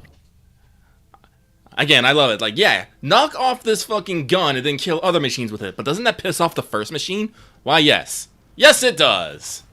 Yeah, he's going to be angry. He's a giant T-Rex. What do you expect? Maybe not trying to be murdered by a robot T-Rex? Happens enough in free time. Right. But, yeah, if we do, like, you know, space adventures, whether that's, like, more open-ended space opera stuff, or even just, like I said, I have ideas in my brain kicking around for, like, converting a Mass Effect hack to Genesis and stuff. Like, I've always been a huge fan of the way they handled, like, Normandy interiors. Like, that's such a huge part of the storytelling and all the characters, and, like, figuring out where you hang out in the ship, right? Like, it's such an interesting element, especially when characters kind of become their own... Like, the ships become their own characters. Like, so I really like space stuff, and I'm probably going to watch a lot of these Star Citizen videos, because, like, it's fascinating to, like, hear this guy apply these, like, actual, like, deep technical thoughts about, like, architecture and design. And it's relevant, though, right? Like, because that's probably what a lot of the graphic designers are doing. Because you do see this sometimes in video games, right? Like sometimes you see things that are designed like for certain aesthetics for a purpose, or you see things that are designed purely for player utility, not for like for aesthetics, and they can be kind of weird and clunky. Designing this space for people to interact with is really interesting. Sometimes I try to apply these lessons to tabletop games, and sometimes it's just like, nah, worth it. We're just fun stuff. Some stuff doesn't cross over, you know? Down. I forgot the first rule of dealing with this bullshit. Tie it down. Always fucking tie it down. Yeah, lock down the enemy. Control spreads. Because now I can just go over to this dude and be like, fuck you. Space is cool. Space is cool. Alright, run away! Now, I will say, especially with some rumors about stuff, you know, with the, and just general the Activision Blizzard thinking about, like, I don't love space so much that, like, I'm gonna, like, feel the need to, like, run out and buy an Xbox for Starfield. I just, honestly, like, thinking about it, I kind of hope, like, Xbox doesn't go the exclusivity route just because I think it's actually, like, kind of dumb. Like, why would you... Okay, maybe you're trying to encourage new customers to be like, oh, I can't find a PS5, I'll pick up an Xbox. They have a lot of good games I want to play, right? Right.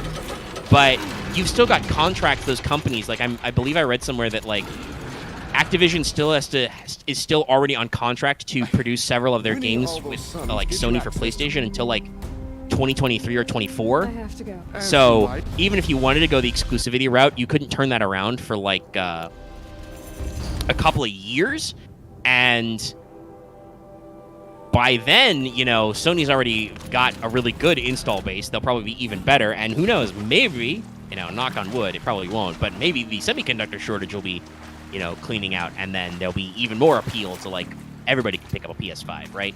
Mm-hmm. Whereas, like, I don't... Easy now.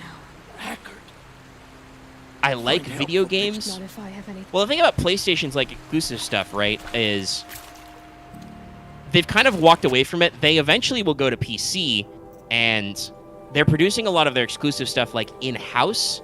But I've seen, like, eventually, like Kingdom Hearts, right? Like, that came out on, you know, PlayStation stuff, and, you know, came to PC eventually. I think it was also on Xbox, but that was also only, like, internationally on 3. Because, as we know, like, they never... Like, Square, a lot of old Square titles were on PlayStation because the Xbox just didn't exist in Japan for a long time, and I still don't think it sells very well over there. So, JRPGs don't usually go to Xbox right away because they don't think of it as, like, a giant install. As we've gotten kind of more international, I think some of those companies have gotten over it and allowed more crossover. But what I'm thinking about is, like, I don't think that, like, because I'll say this, Sony does exclusives, yeah, but right now they're not, like, investing literal billions of dollars into buying up big studios about it. Like, why would some... It's priceless. Xbox bought Activision Blizzard for a lot of fucking money, and those games are cool, but I'm not going to shell out Xbox money and Game Pass money just to pivot to them, right? Unless they're, like, really, really fucking good. Especially because I can still play them on my PC. But unfortunately, what I would want to play those cutting-edge games on my PC are still cock-blocked by the fact that I need new PC parts, which currently I cannot get easily because of the semiconductor shortage. You know? And also the fact that the crypto bros are fucking with the semiconductor shortage market as well. So it's just like, I don't know why you would make that business move now, because I don't know when Xbox is going to be able to make their money back. And I started this conversation because I was thinking about Starfield. Like, I'll probably just play Starfield on my PC when I can. I can't imagine the game... I've played Bethesda RPGs, guys. I can't imagine the game being so groundbreaking that I'm going to be like, oh my god, this is the best thing ever. It's Bethesda. I played Fallout 3. I played Skyrim. They're cool. I fucking love Skyrim. I have so many fucking hours into it. But also, Skyrim isn't a, like, blow your mind kind of a game most of the time. No, I take that back. Some of the stuff with dragons is like, holy shit, that's a fucking dragon. He's trying to eat me. Oh my god, right? But that's very rare. That's not the bulk of the game. The bulk of the game is just, it's immersive. You get in this world and you just fuck around and build a house. What can I do for you? How are the trials going? And all that stuff. You brought in all the sun marks like, at once. You're going to make a lot of if Starfield has some of that space trucker thing, right, and has some of that interactivity and some of that customization, or if they add that later through DLC, like Bethesda often does. Now we didn't have all our features in. We're gonna sell them to you later. Like, that'll be good. Yeah, I think honestly, it's probably an investment in trying to get Game Pass off the ground.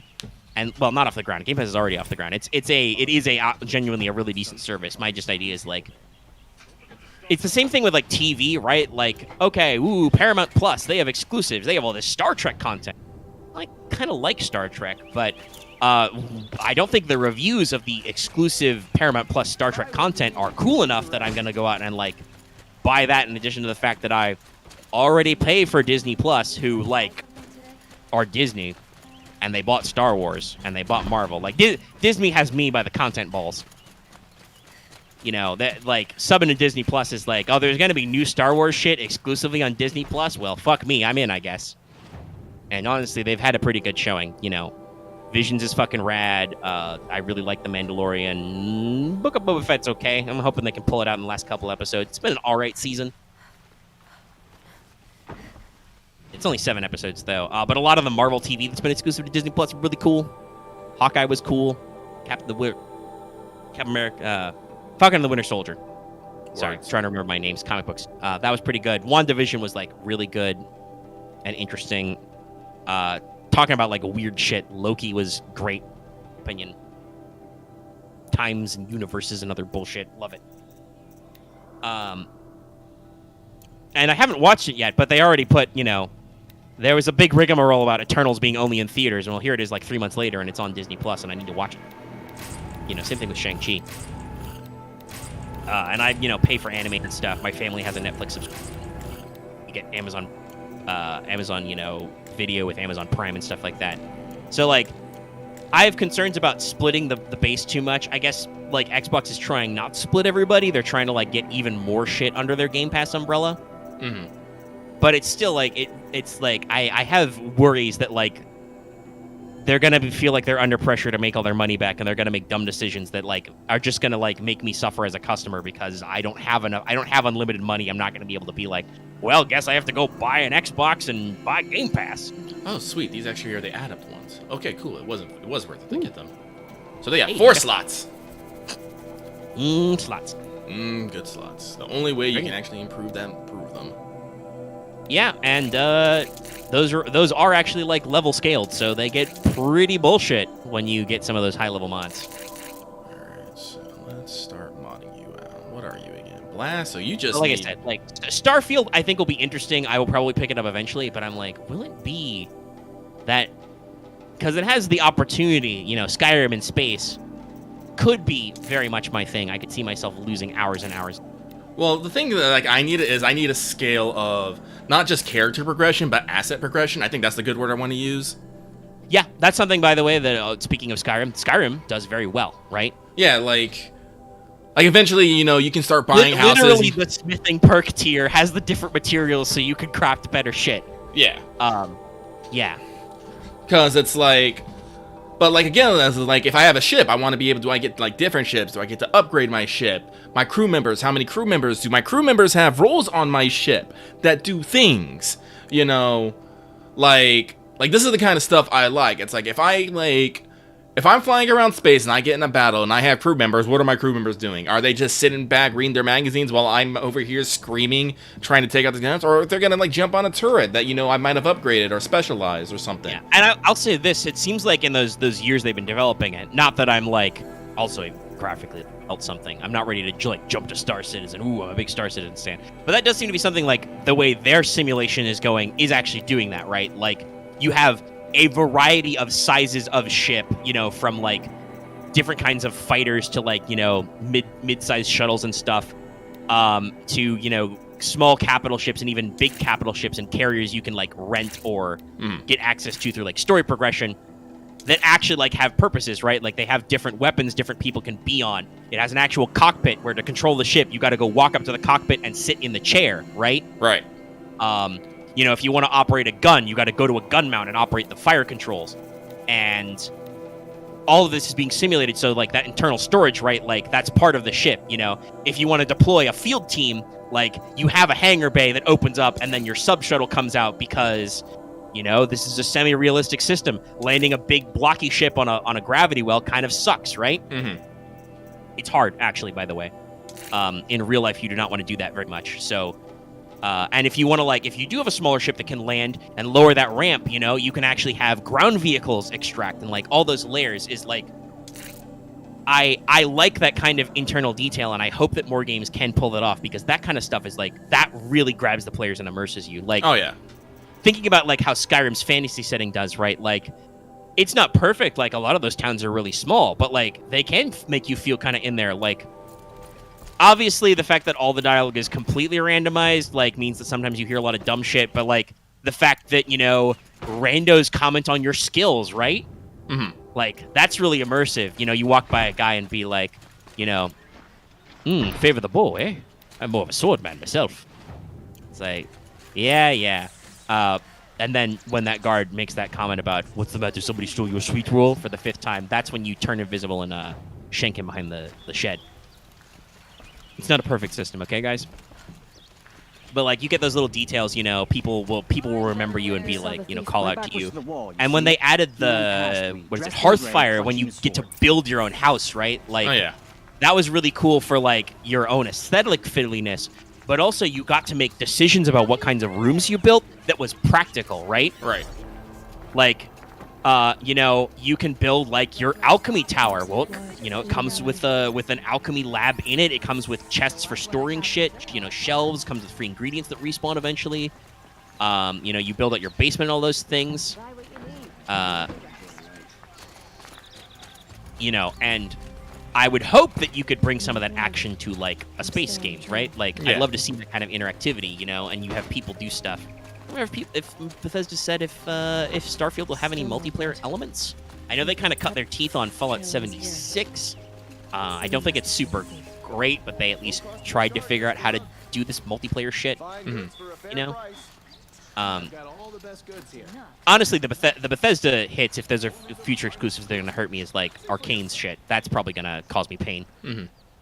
But depending on those games, again, I can probably just play them on PC. I'll just have to, you know, I have to get a new gamer chair, a new GPU.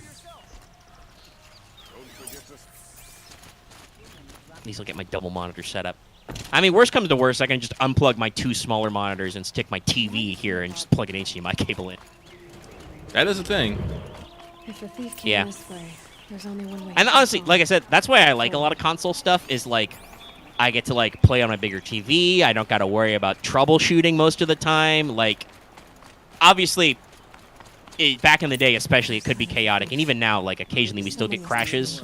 You know, and obviously, like, there's that on old gen variant state. But a lot of the purpose of consoles is, like, I get that static play experience. I don't got to worry if my drivers are updated. God, sorry. I love the facial zoom. Like, there's so much detail on people's, like, faces and shit. That merchant stall would have been a convenient aesthetics. So good.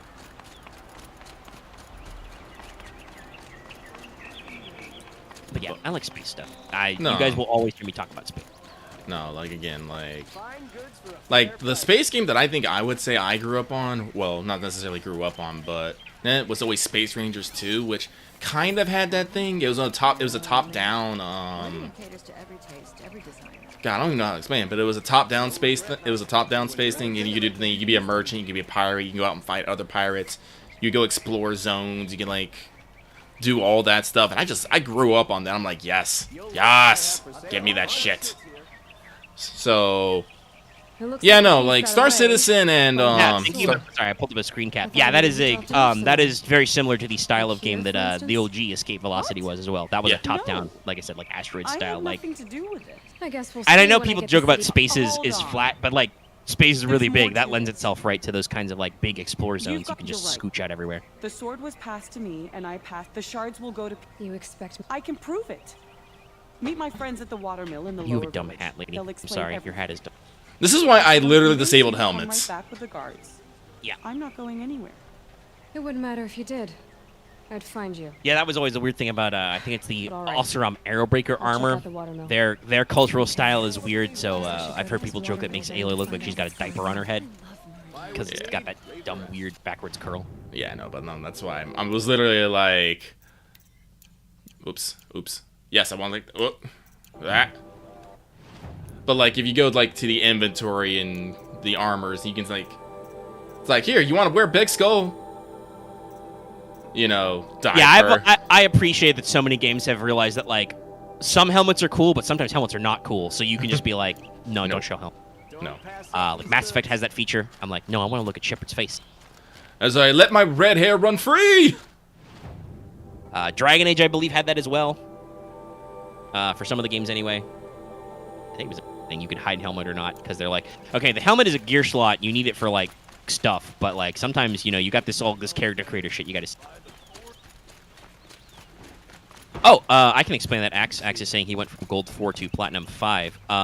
If you get a long enough win streak in Yu-Gi-Oh! Master Duel, you go straight to the bottom of the next rank. So, like, even if you're lower ranked, if you've been getting your ass kicked, if you grind it out and you just win a bunch of games in a row, you jump to the next level automatically. A little weird. Been doing ranked stuff. It's fun. I'll talk more about that date. Hopefully, maybe Tuesday. Busy. Got a lot of videos to shoot. It's fine. People like the content. Right, people? Citizens, you like the content? I hope you like us yelling about space, because that's one of those things that, like we said, we're never going to not talk about space. Never not. We love space. Space is cool.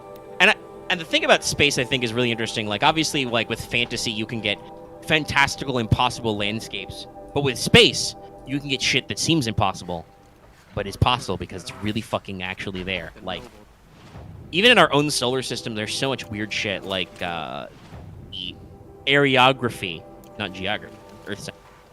The areography of Mars is, like, really wild. Like, there's really tall mountains, gravity is lower. You know, Olympus Mons is huge, and there's these, like, really deep canyons. There's a terrain feature I believe is literally called Noctis Labyrinthus. It's just all these intersecting canyons and channels. We used to think there were canals full of water on Mars because we could see, like, these deep, regular geometric cuts. I think it's on Venus, but it might also be on Mars. There are hexagonal terrain features.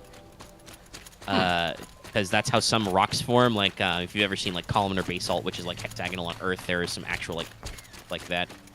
I've talked about the Saturn's moon Titan before, which is a really weird place. It's got a very thick, carbon-heavy atmosphere. And we believe, based on our spectroscopy, that it actually has, like, lakes of liquid hydrocarbons. Like, there'd be equivalent of, like, you know, methane or ethylene or something, like, just as liquid form on the surface.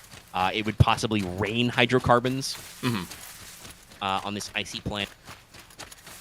There are some planets or planetoids that only have atmospheres on their day side because of the sublimation of ice. It's been suggested by probes that Pluto actually has a thin atmosphere, which mostly shows up on the day side because I was told the ice and other frozen materials, like, steam up, and even in the sunlight, like, way the fuck out there. Like, the sun is still so motherfucking bright that it melts ice way out of by Pluto. Who exactly? And so, like, it actually, like, goes out there, and then it would cross over to the dark side and freeze. I don't remember the name for this particular formation, but there's a name for this phenomenon we observed on some of these things where, like, the atmospheric water vapor actually, like, recrystallizes into, like, icicles and shit the moment it gets to the dark side. I was hoping you'd Space weather is scary. Like I said, if you guys haven't heard me tell this one before, but exoplanets are freaky deaky because we found them in some weird places. Our solar system is, like, relatively nice. Earth obviously is, you know, perfectly habitable, otherwise we wouldn't be here. But, you know, we found some, like, underwater crustal oceans on a couple of moons. I know a lot of people think that Jupiter's moon Europa's probably got some crustal seas. There's a lot of research, a lot of probes. I think I've just done some research on one of Uranus's moons, Minmus? Might also be Moon. I have to double check. Minmus is the one that looks like a Death Star. It's got a giant crater, make it look like an eyeball. But it might have ice or even liquid water under there. Always cool. Another one of Saturn's moons is Enceladus. Actually, probably Enceladus because it's Greek. That one's also got a heavy engine. That one's got some on it. It's so funny, Jupiter has that moon Europa, right? That's icy and stuff and has water under. Probably it's also got Io, which is highly volcanic. I think it's allegedly one of the hottest and most volcanic locations in our solar system. Considering it's around Jupiter is like really funny. But exoplanets are like really freaky. There's a lot of shit you can apparently cause to form a planet. We've researched some exoplanets which may be tidally locked, so they're like really, really hot on one side and really, really cold on the other, so you get some temperature extremes where it might rain molten glass, which is terrifying. Yes, that is very terrifying. There are carbonaceous planets where it actually rains diamonds, like complex carbon crystals. And just fucking, that's freaky. And that's that environmental stuff is the kind of shit that I want to incorporate into like 4X. Thanks for the help. Dealing with like weird shit. And I will probably talk about that in Pokemon. But yeah, Come on over here and have a word.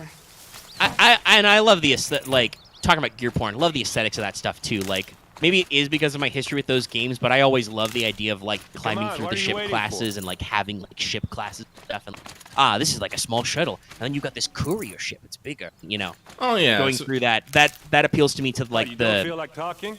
The progression and also just the general like stratification and like diversification of the world. Like in Star Wars, that's always really neat to pick on, even though a lot of the Star Wars writers don't go that deep. But that's always a fun thing to think about, like climbing the ship silhouettes, right? Like, I've got a little fighter, and then I've got, maybe a freighter, or if you're Mayhem Squad and you have the Hot Getaway, you have what is technically a scout ship, right? The E9 Explorer is supposed to be a deep space exploration ship, which you guys use to explore the deep space of fucking with Imperials, because you guys really stealth that. Yeah, no, it was great. I loved it. Yeah, if you ever want to imagine the Hot Getaway, you can actually look up art of the E9 Explorer, Lorna E9 Explorer. It's actually a really rad-looking ship. She left. Her best men. How would I describe it? I'd been You guys can look at the picture. But basically, like, it's not asymmetrical like the Millennium Falcon or a lot of other Corellian-style ships. It's got a rounded hull and then a long neck that tapers down. But what these guys did to it was, in addition to like bumping up the weapons and stuff, you installed, personal torpedo launcher, quad launchers and stuff. No, but it must have been. What did we put on it? I'm trying to remember. The big things you did for stealth was you put in the Whisper Thrust engine, which when you were traveling at low speeds makes you very hard to detect, and you put on the Night Shadow coating, which made you harder to detect on sensors. So, most of all. Google a picture of the E9 Explorer, guys, and then just in your minds, picture that, but in like, Nighthawk or, what do they call it? Ghost Hawk, like the stealth helicopter style, like matte black anti-radar coating, possibly like studded with like little star tips, and with baffled engines. So like this was a sleek-ass ship. Oh, yeah. And you guys used that everywhere. And sometimes it was like, how do I set up a challenge for you guys who are stealth? But other times it was just like, yeah, no, you guys are just going to sneak up. Well, this was the good thing about the game is, talking about crew slots is everyone had their slots. So even in the Hot Getaway, we could always pull off some crazy-ass bullshit. Yeah, because, and this, I've talked about how I think the FFG Star Wars RPG is slightly flawed in that the space combat stuff is all written for space trucker supremacy. Like, a lot of the stats and a lot of the ships are balanced around being exactly in the Millennium Falcon. Yeah, we've talked about this. They have this whole thing. But the reason why I think they started from that point in the beginning, and I kind of wish, like I said, they broadened it out a little bit, I think the reason why they started at that point because if you think about it, the Millennium Falcon is a really good source for that player character party stuff, right? Yes. Like, obviously, if you're playing a video game, you will probably want some amount of single-player ability, right? Some games don't go that route, but I'm imagining for a lot of space games, you would probably want to make sure that there are, like, single-man operable fighters and shuttles and stuff because, one, maybe you want to focus on having actual single-player content, but even if you have multiplayer content, maybe players, don't have any friends yet. Maybe they're looking for larger groups, so they have to have something they can start out and operate on their own. You see there? Ah, yes, my other favorite pastime, Aloy of the Nora, ace detective. I mean, Aloy is a on bright... ABC this fall, Aloy and Aaron solve crimes. Scattered them across the field. Wait, are you saying the dead found here were killed somewhere else? Well, I mean... Shadow cards you do that. Go ahead. At this point, I'll just say, it's like, this is what I like about Aloy. Is like, she's young, but, she's been a hunter all her life, and she's fucking given a taunt that lets her see things out of other people's hands. Of course she's gonna become a fucking detective. Yeah, I find it kind of funny, right, though, that, I'm like, obviously, you reminding me that she's a hunter. That explains some of the logic, like she talks about, tracks, trails, and stuff like that. But other times I feel like I'm wondering, where did Aloy, figure out the logic for some of this stuff, when you come to some of these conclusions? It's probably just because she is very... Well, like I said, very naturally intelligent, and her focus did educate her on some general topics. Also, I do want to say, Aloy is also very open-minded. That's true. That's probably... She kind of picked that up probably, despite her in spite of her exile, right? The Nora are actually, very rigid and closed-minded, so she probably decided to be nah, fam. Anything's possible. So they're probably more... She's probably more willing to... learn things, understand things, and consider options that, other people wouldn't. Makes her a great player character, because as a player, you also probably explore these things with an open mind. Whoa, game design. Game design. Oh, no. Oh, sweet. I've been looking for this cup. Yeah, seriously, thinking about, you're playing an open-world exploration game, right? Right. Having your player character be literally open-minded and naturally curious, it just puts you in the vibe. Good. Oh, yeah. No, Ayla is, super great about that. These guys aren't Shadow Karja.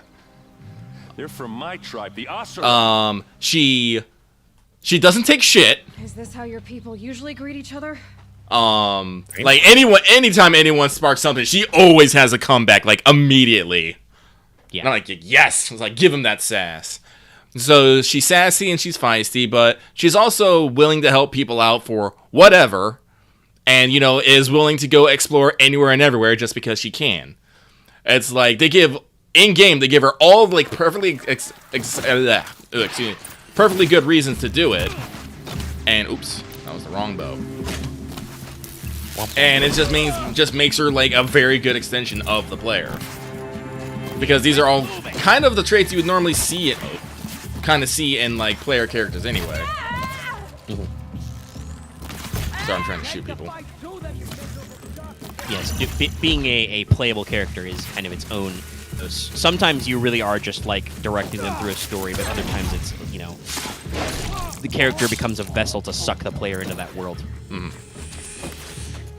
And in a game like this, where there's a lot of world building and a lot of environmental and atmospheric just decoration, you just want to be yeah, no, that was cool. Actually, yeah, well, we're exploring new areas, so obviously Aloy can keep her curiosity, right? Aloy's going to see the ocean for the first time. That's probably going to be pretty fun. But, that is going to be interesting to see in the sequel how they take that, because Aloy is more experienced. She knows a lot more about what's going on. She solved one of those mysteries about herself. And will that make her, be more self-confident, self-assured? It certainly sounds like it's making her more, in trailers and stuff, she's more driven and proactive, right? I have to fix this problem. That's what I'm here for. But as a sequel, that can work, right? Because the players get to progress with the characters. We beat this game. We put 70-ish hours into this. We know what's going on. Oh, fuck, I don't know what's going on. Oh, my God, I'm being eaten by a robot penguin. Oh, no! Robot penguins! Why are there swarms of robot otters? Roboters, if you will. There are actually... They're definitely robot pterodons. I hope flying mounts, please. Please, Gorilla. Flying mount. Come on.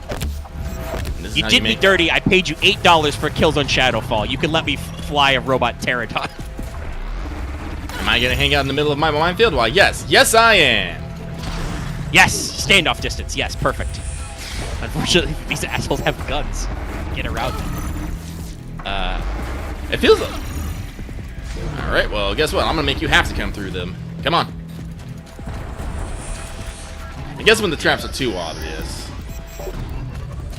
Yeah, but, you know, it's annoying because it means you have to, like, vary your tactics and stuff. But yeah, no, like, literally, like that dude Yeah, is yeah. literally, like, now just standing off because, like, there's the fucking minefield in your way. Yeah, and he's like, shit, I can't get past this. What do And I I was do? like, now I can get past this. Yeah, he, like, clearly, like, avoided it all.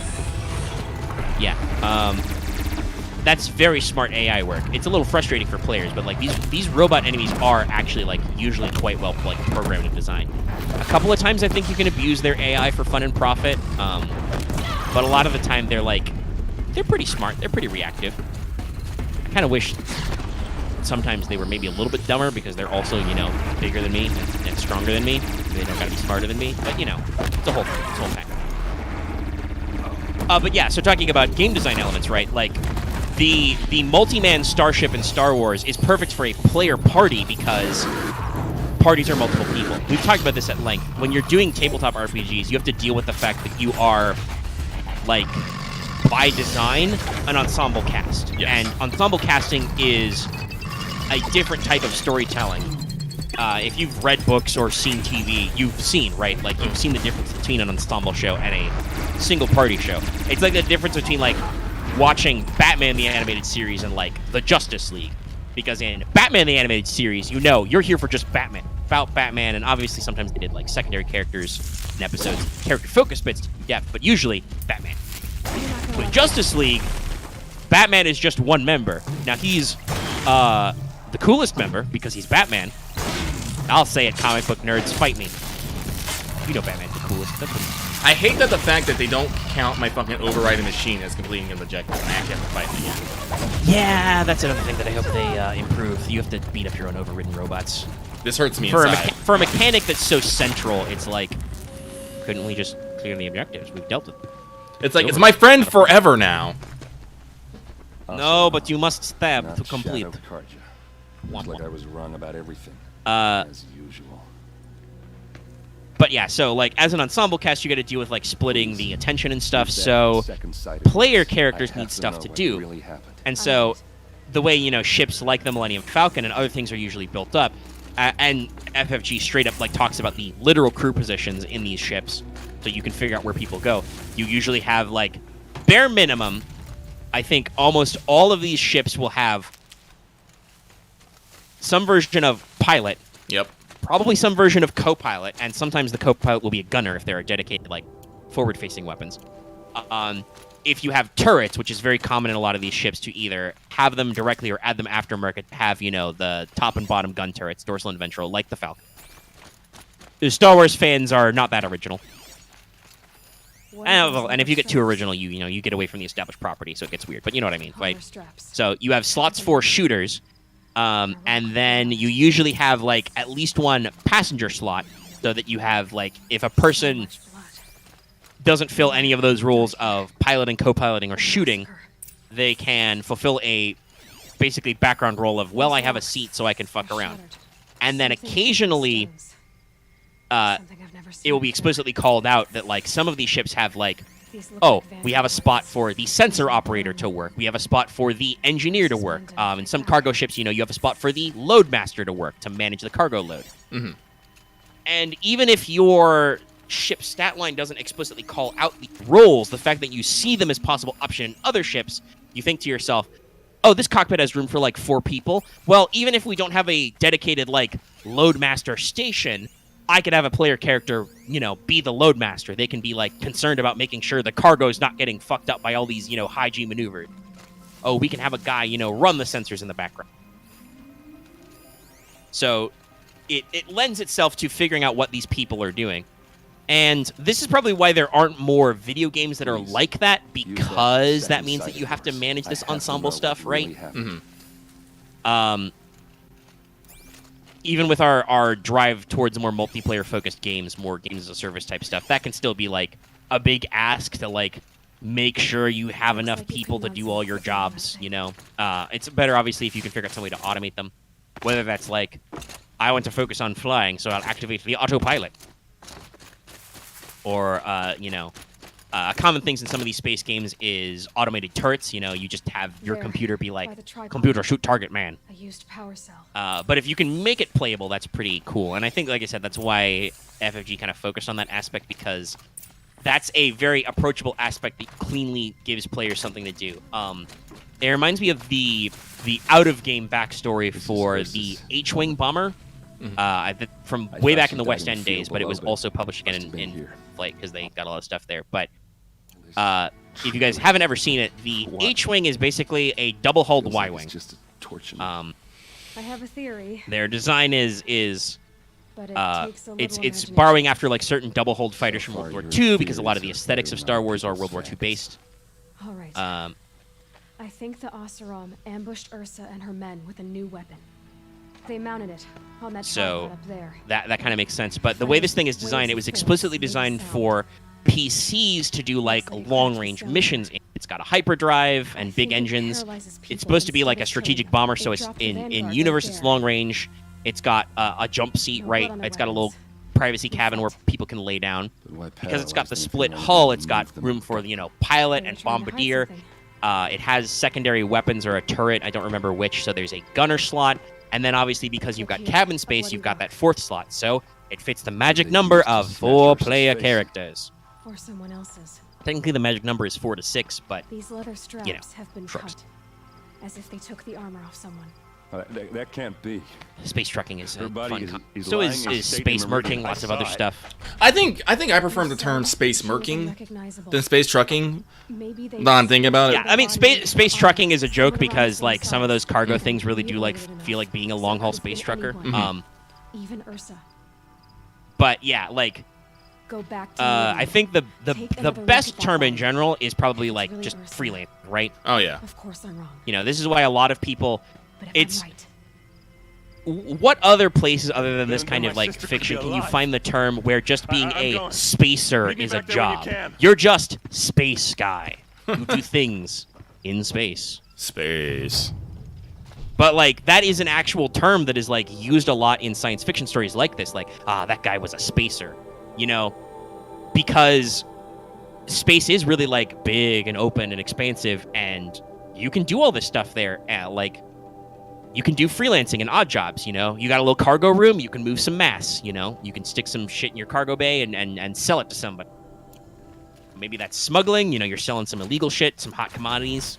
Maybe it's just like, hey, the guys on the next moon will buy this space grain for, you know, 20 space dollars as opposed to 10 because they don't have any space bread. Space. I use space as an adjective a lot. It's a good way to communicate that things are not quite the same as they are. But I love that I can see. I love that I can see the tall neck all the way fucking over here. Yeah, this is really using that that PS4 era engine rendering, right? Like, Actually, that you can reminds see me that of. spot. That actually reminds me of something that I really fucking liked. So I went into the Frozen Wilds. I only did a little bit, but I did enough to get the tall neck going, and I kind of like that quest because you actually have to fucking fix it. And then, you know, you see it, like, you know, rise from the fucking ice and be all like, woo. I'm like, sweet.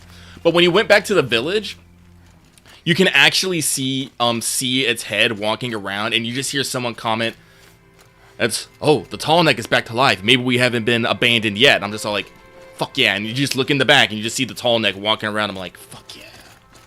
Like, again, it's one of those things of just like, man, I just love, like, little things like that. Just... like seeing all this shit in the distance. Can I even get up there? I don't know. Wait, no, I probably can. I just have to go up here. But yeah, just the atmospheric of it. But yes, being a spacer, it's baller. And being a spacer is like so generic So that it much can for mean being lots of careful. things. Maybe you ferry people, maybe you cargo, maybe you shoot pirates sometimes because nobody likes space pirates, duh. And you know, go back to the spaces and ocean thing. Of course there are fucking space pirates because, like, in real life, that's it. It would happen on some levels, but it would be very different. It would probably be much more like modern, like piracy off the East African coast, right? Like near Somalia and stuff. Like, it would be a guy in a pressure suit in an insulated box or dinghy, right? That would be hanging out where you have to fly some big slow ship. You would see it come by. he would engage his little thrusters and fly over to your airlock and try and like pry bar it open and take over the ship from the inside. It would not be swashbuckling on the heist.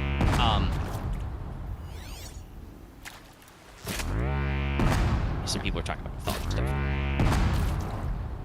I need to remind people that while I don't want to throw stones at Ovid because he had valid reasons for being mad, you should not necessarily take the versions of mythology presented in Ovid's Metamorphosis as the end-all be-all, because context key. Gotta remember, people, all mythology is fan fiction. Yeah. That's the way I describe it. Loth, you may need to retype that. Okay, Star Sector, because I was like, you said like 2 different Star Sector. Maybe double check. I know there are some space, like this is a niche that like lots of games have done, and gamers are kind of like, they're you know, it's a thing for some people, like for us obviously, but also for other people. This is like a niche genre. They get in that space stuff. I don't need any new space games right now. I have technically abandoned my my Stellaris playthrough that I need to get back into. Oh yeah, Star Sector. Awesome. This reminds me of.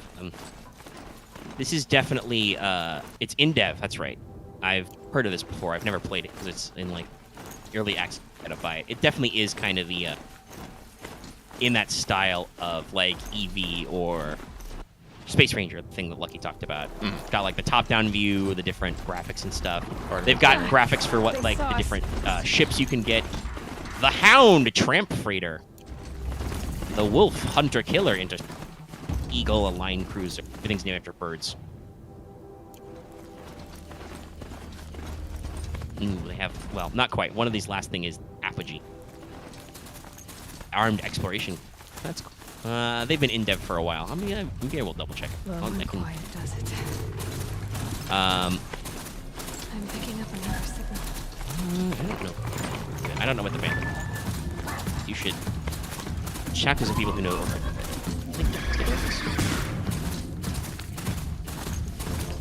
Anyway, where was I? Computer. Well, it is 11 o'clock at night. It might be 32. I must be closing in on the signal. I think I don't remember if it was on air or not, but I talked about how I feel like my current weather is cursed to when I'm recording.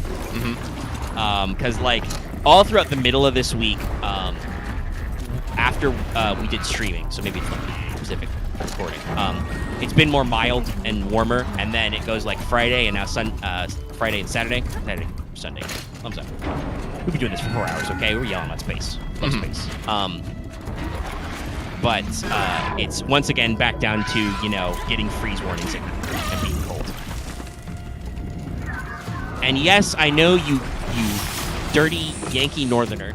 Say dirty Yankee Northerner, technically. I was born in Green Bay, Wisconsin, in the middle of winter. It was cold. I know that, like, it being only freezing is not that intense for you. And some people do have, like, severe winter weather right now. You know, these blizzards. You're on a different plane, right? You're engaging in a different plane wing right now, like in the desert? Yes. See, that's neat. I mean, obviously you're reusing assets you already made, but that's neat. Like, you can see multiple examples. Great work.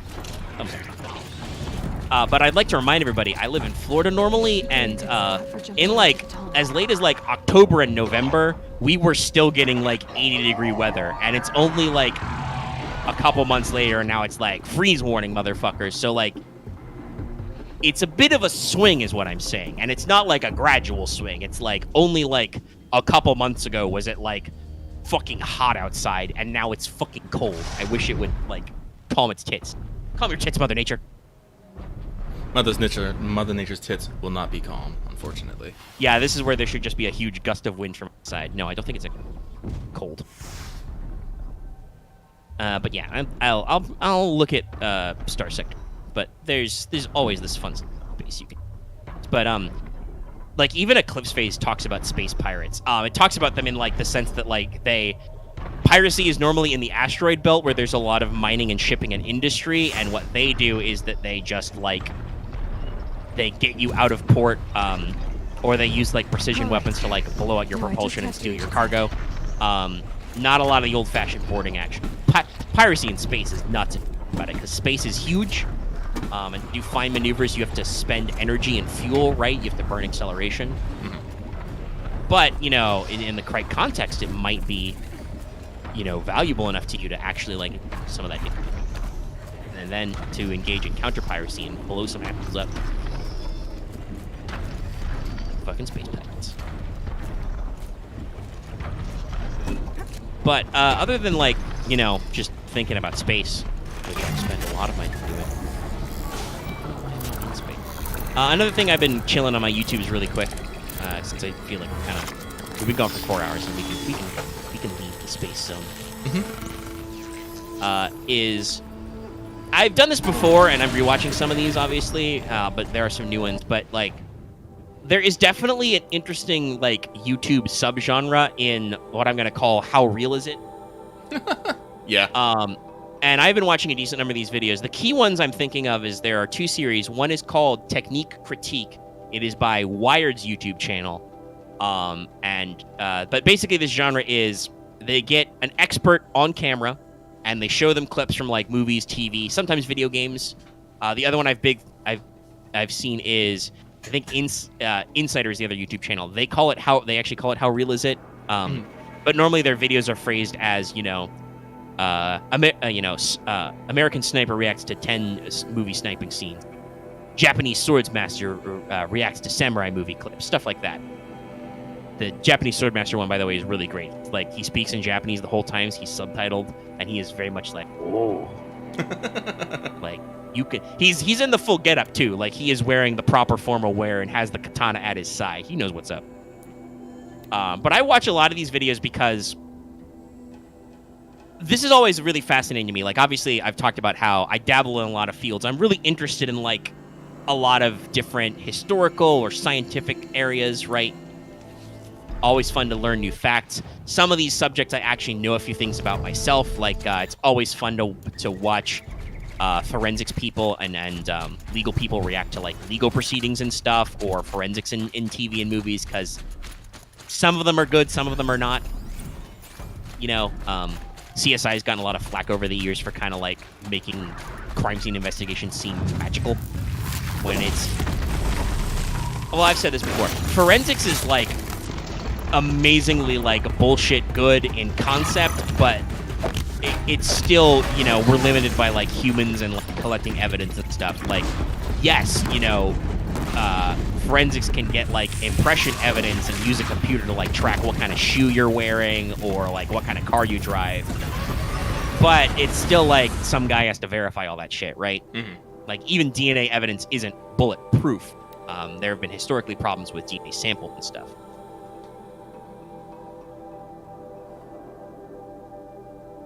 But forensics can still be pretty freaky deaky.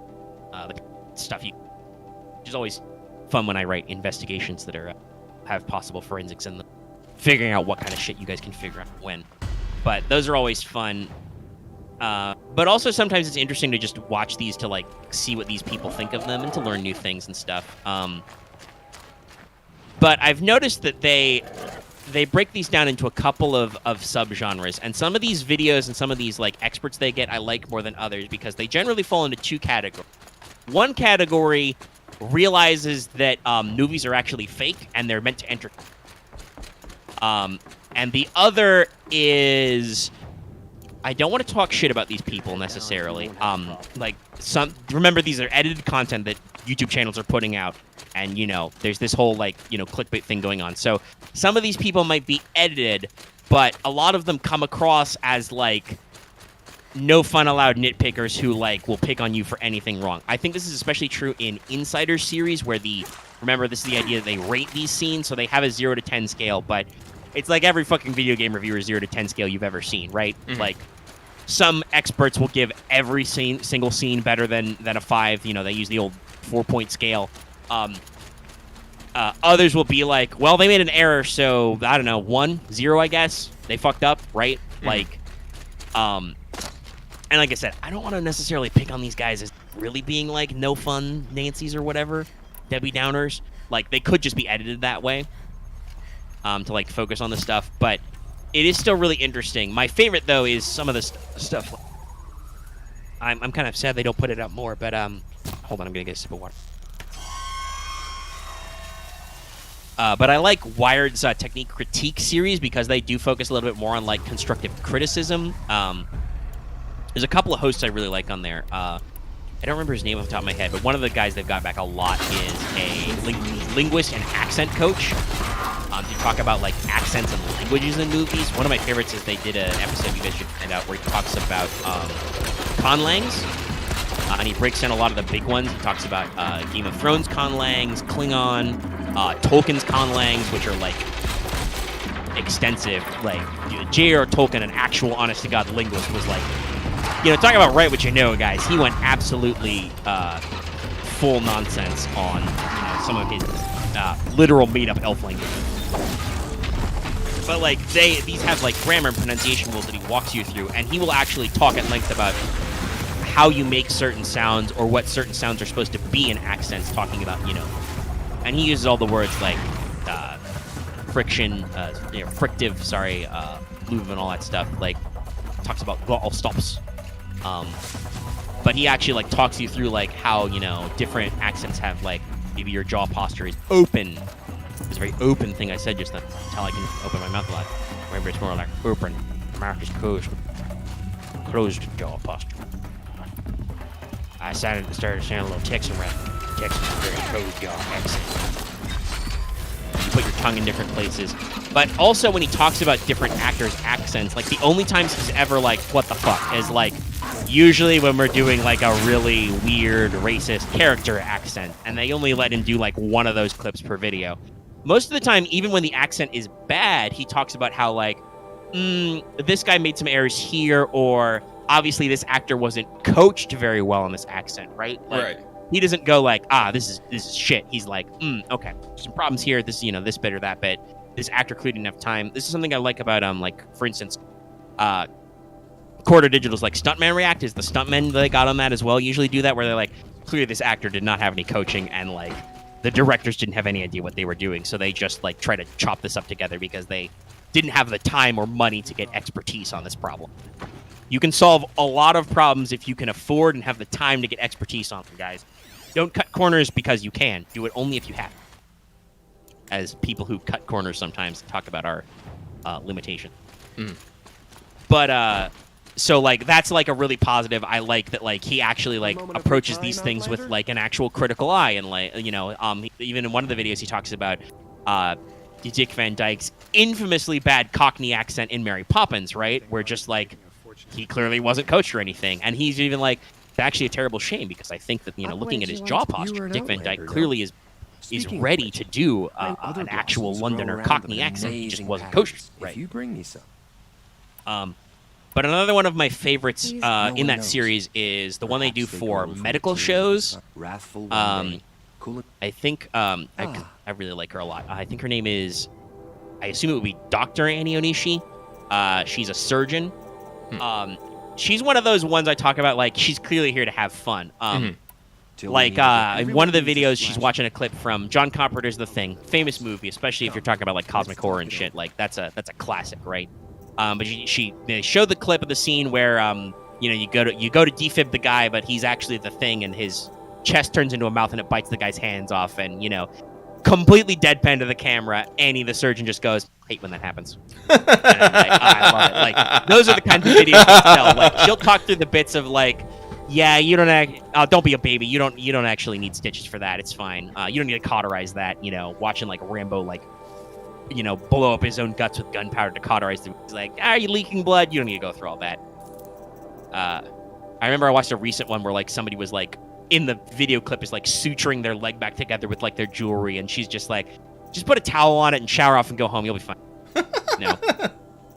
Gets a little nitpicky, but like some stuff, like she's like, okay, they're doing something like wrong here, or this is something medical shows do a lot. Like you've heard of technobabble on Star Trek, obviously. Yeah. The number 2 culprit of that is medical shows, Dr. Babble. Like they will just say medical shit to you, and they pick that apart. But like I said, clearly she's there to have fun, right? Right.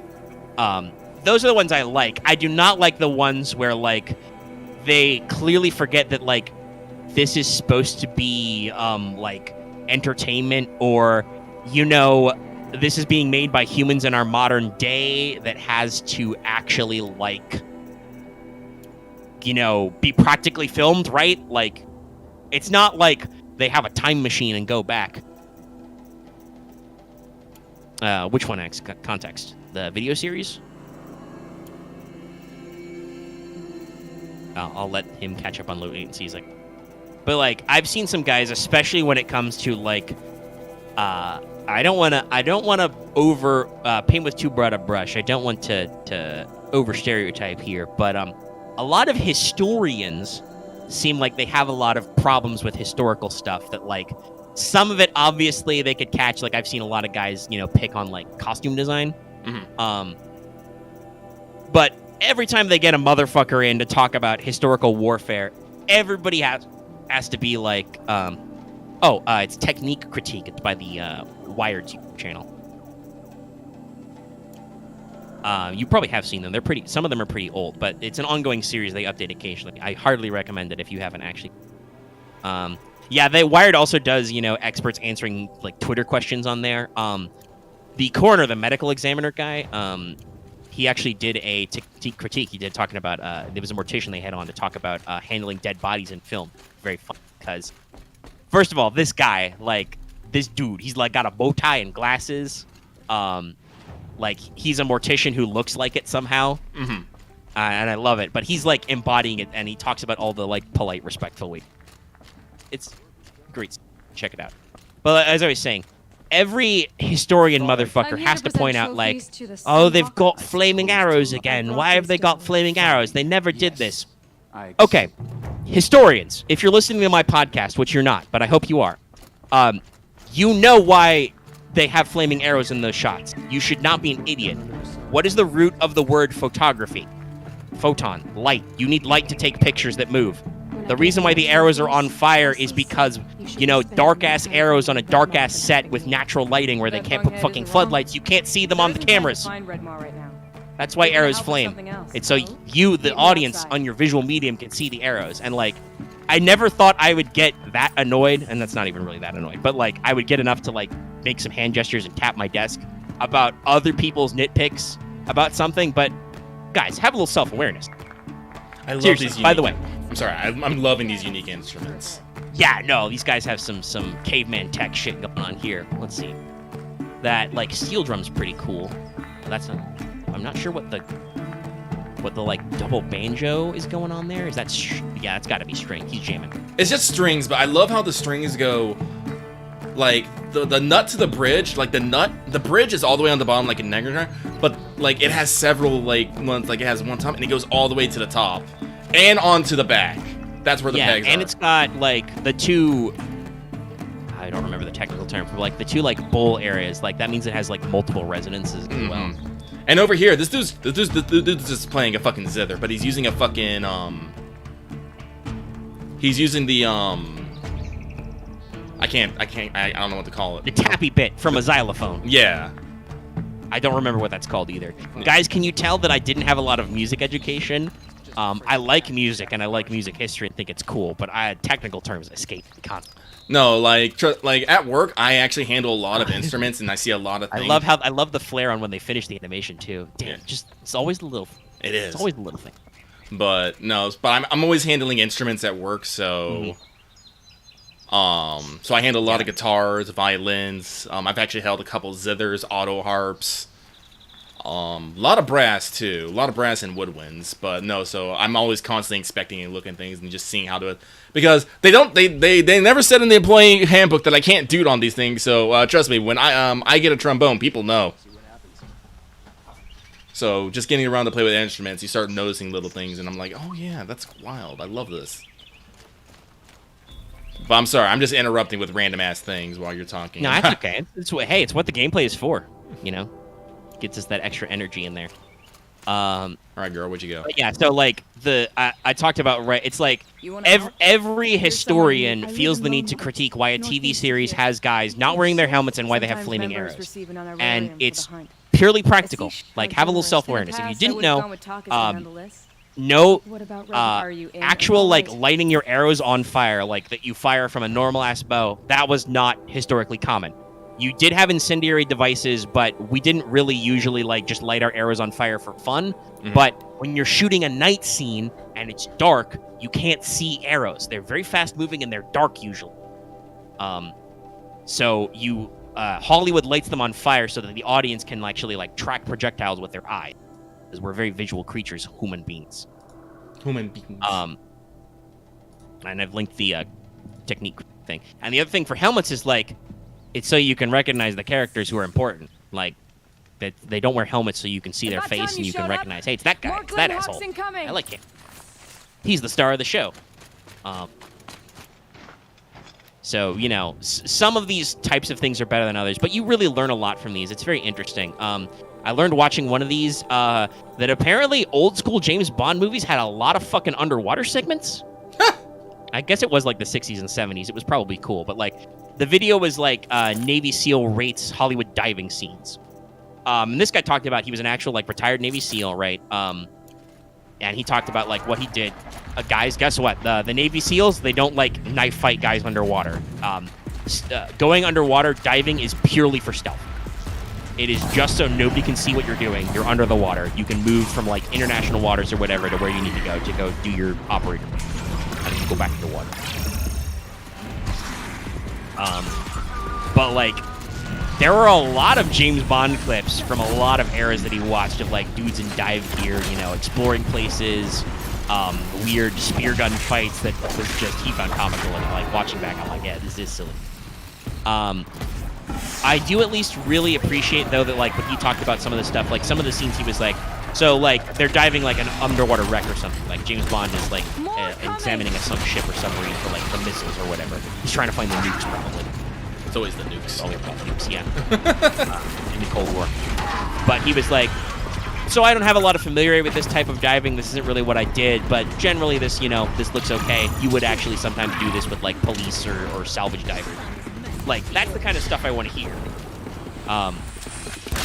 You know, and obviously, you know, he had his own nitpicks. There was I don't remember what movie it was from, but there was a scene of like some Spec Ops guys in a jungle where they come up on a bad guy standing on a dock, right? And one of the guys like reaches his hands up out of the water, and then they have a sniper shoot the guy on the dock, and he perfectly falls back and catches on him. And he talks about the actual SEAL talks about how, yeah, that's stupid. We don't do that. Because guys, guess what? If you're being stealth, you don't fire bullets usually.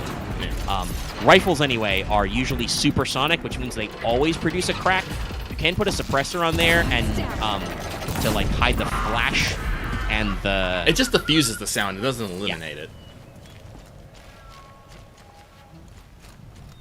So, like, a rifle will still make a supersonic crack, which people who may be near the trajectory of a bullet might notice. That seems to have taken more always comes. So usually you have to use like specialized ammo, which fucks with your ballistics. It's a lot safer to just not do that. Talking about like our stealth elements and like how you can make choices like in Plague Tale, for instance, sometimes it's better just not to murder people and not to fuck with them because it would go out of your way. One less enemy. You know, sometimes you skip those problems. So this is just something I've been watching a lot. Thank you, Shield. You protected my ankles. Okay, I was like, what happened there? Oh, lucky missed the yeah. Well, yeah, so suppressors are also useful because guns are fucking loud, if you didn't know, which a lot of people don't, because despite all of our, you know, blah, blah, blah about American gun culture, a decent number of people aren't familiar with guns. Guns are loud, even small guns. Listen, go ahead. Oh, no, sorry. No, like, I've gone through plenty of firearms training. You wear... Like, when you're, like, especially, oh my god, especially when you're indoors, you put in the small earplugs, then you put on the big earplugs, and then it's still like, Jesus fucking Christ. I've never been to a fully indoor shooting range, but I've seen people at them, and I've seen them do the small plugs in and the muffs on, and I could see why. That would be loud. It is. I've only done, like, outdoor range shooting or,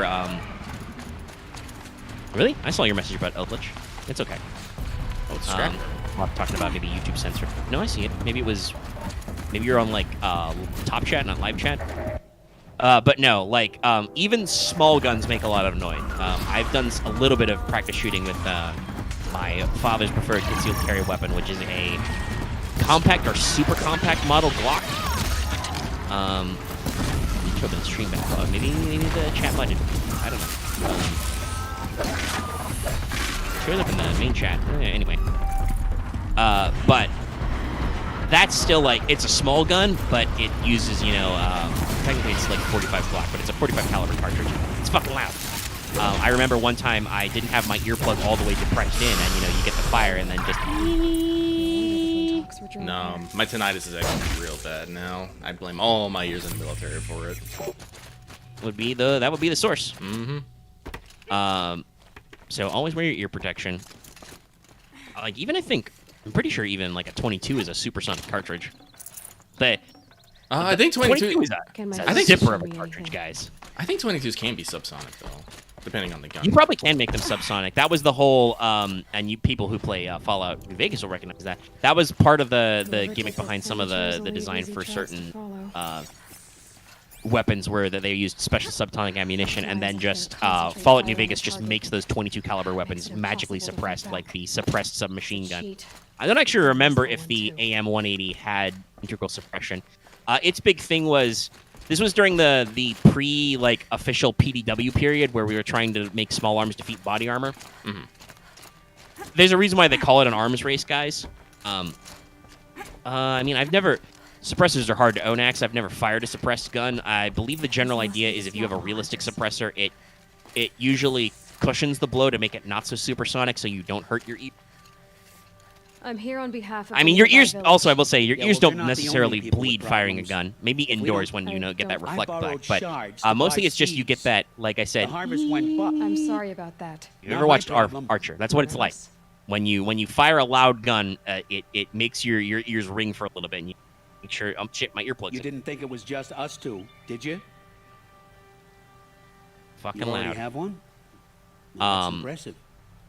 But right, yeah, like there. always wear your ear protection. Stuff's pretty. Now, But what about the your AM-120 was their idea for armor penetration was just volume of fire. We won't be back. Eventually, their armor will get out if you hit it with enough bullets. Keep it that way. The basic idea was, I think, during the 70s and 80s mostly, when a lot of these like Wunderkind, submachine guns and PDWs and assault rifles were designed, was basically body armor was becoming more commonplace. Like we invented Kevlar, and it was actually getting fairly commonplace to get Kevlar and steel strike. So if you wanted to stop guys, you needed to actually like be aware that like, hey, he might be wearing a plate under there, or have a Kevlar vest that's gonna stop normal slow pistol caliber ammunition.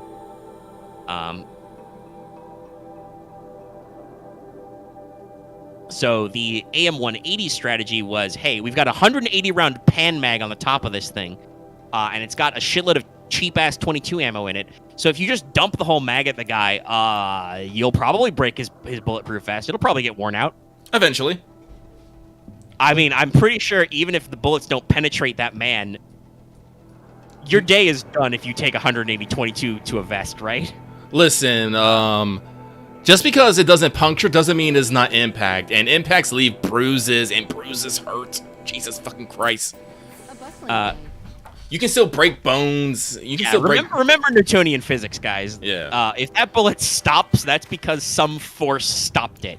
What was that force? Oh, that's your body. That's the internal pressure of your body pushing back against that bullet. So, you can.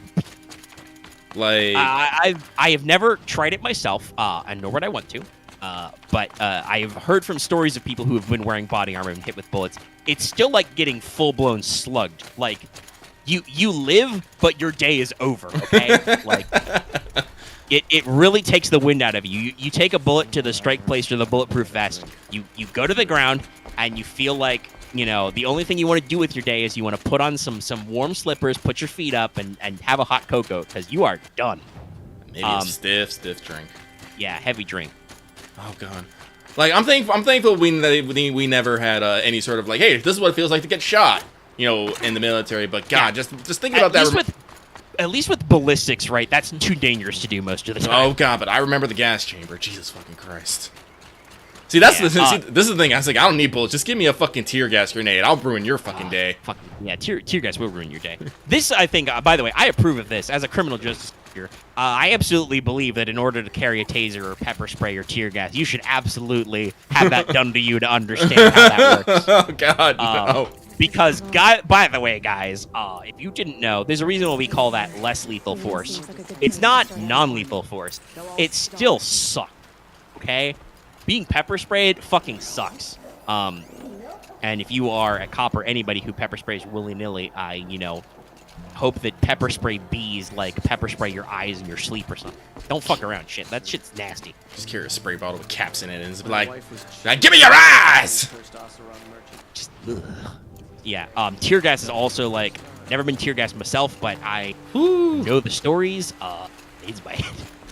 Yeah, no, But tear gassing. It attacks, like, all of your mucous membranes, I think. Oh, God, no. It gets in your mouth. It gets in your nose. It gets in your eyes. Everything is on fire. It's super hard to fucking breathe. Yeah. Like. Yeah, that's all your mucous membranes, nose, mouth, ears, eyes, all that stuff. And just like, oh, is this a place where I can, like, intake oxygen or water? Oh. During boot camp, we did that, and we're giving gas masks because this is part of like gas mask training and whatnot. But yeah, no, they'll grab everybody, they'll teach you how to put on your gas mask. You go on there, they'll put the fucking tablets in the water. You see the gas going in, and they tell you to take off your mask, and do your name, rank, and fucking serial and your social security number, and you can't leave until you get it out. Ugh. Yeah. Nope. And then you know not to fuck with the tear gas. No, you do not. As the sun is my and you witness, also learn Laura to in put my on your house. PPE, put on your gas gear, buddy. Mm-hmm. I assume that's what the motivator is so heard that that you name, fucking we're memorize trading how the trying to mask get a goes lot of on. people through. Oh yeah. All kinds, I'm sure. Like ones who don't. It's want a little to follow. fucked up, but also I understand the never heard logic, of right? your Yeah. Gavin.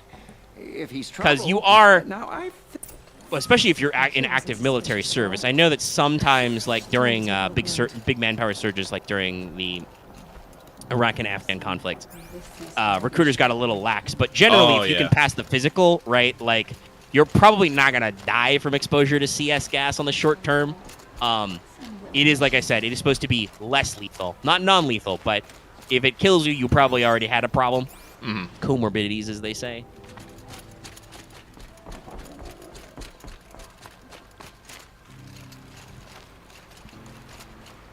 I mean, that doesn't shock me that you can build a persistent tear gas. That's kind of crazy. But yeah, loud noises, watch out for them. Always wear ear protect. Protect ear. But yeah, because this we were talking about. I remember now. We were talking about like that clip of like using a sniper rifle to just knock a guy out stealthily, and how that doesn't work because bullets loud.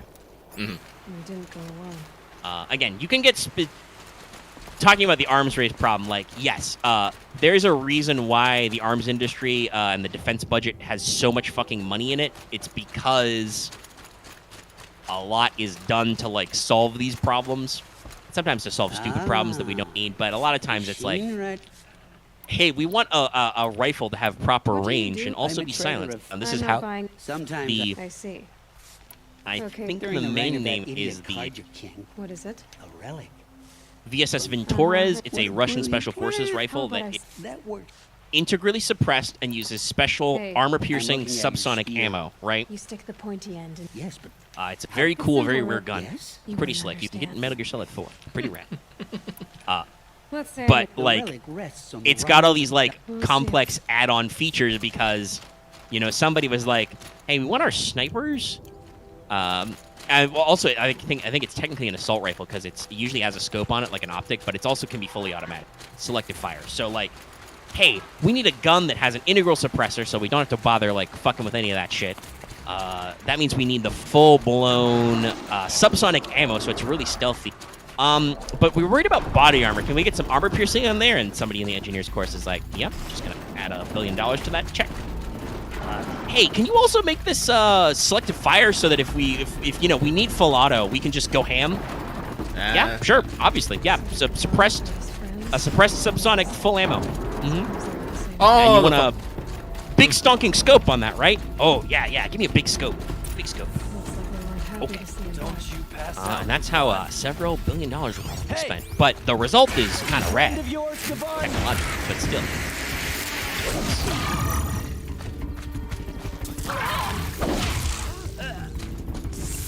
Don't run, I'm your friend.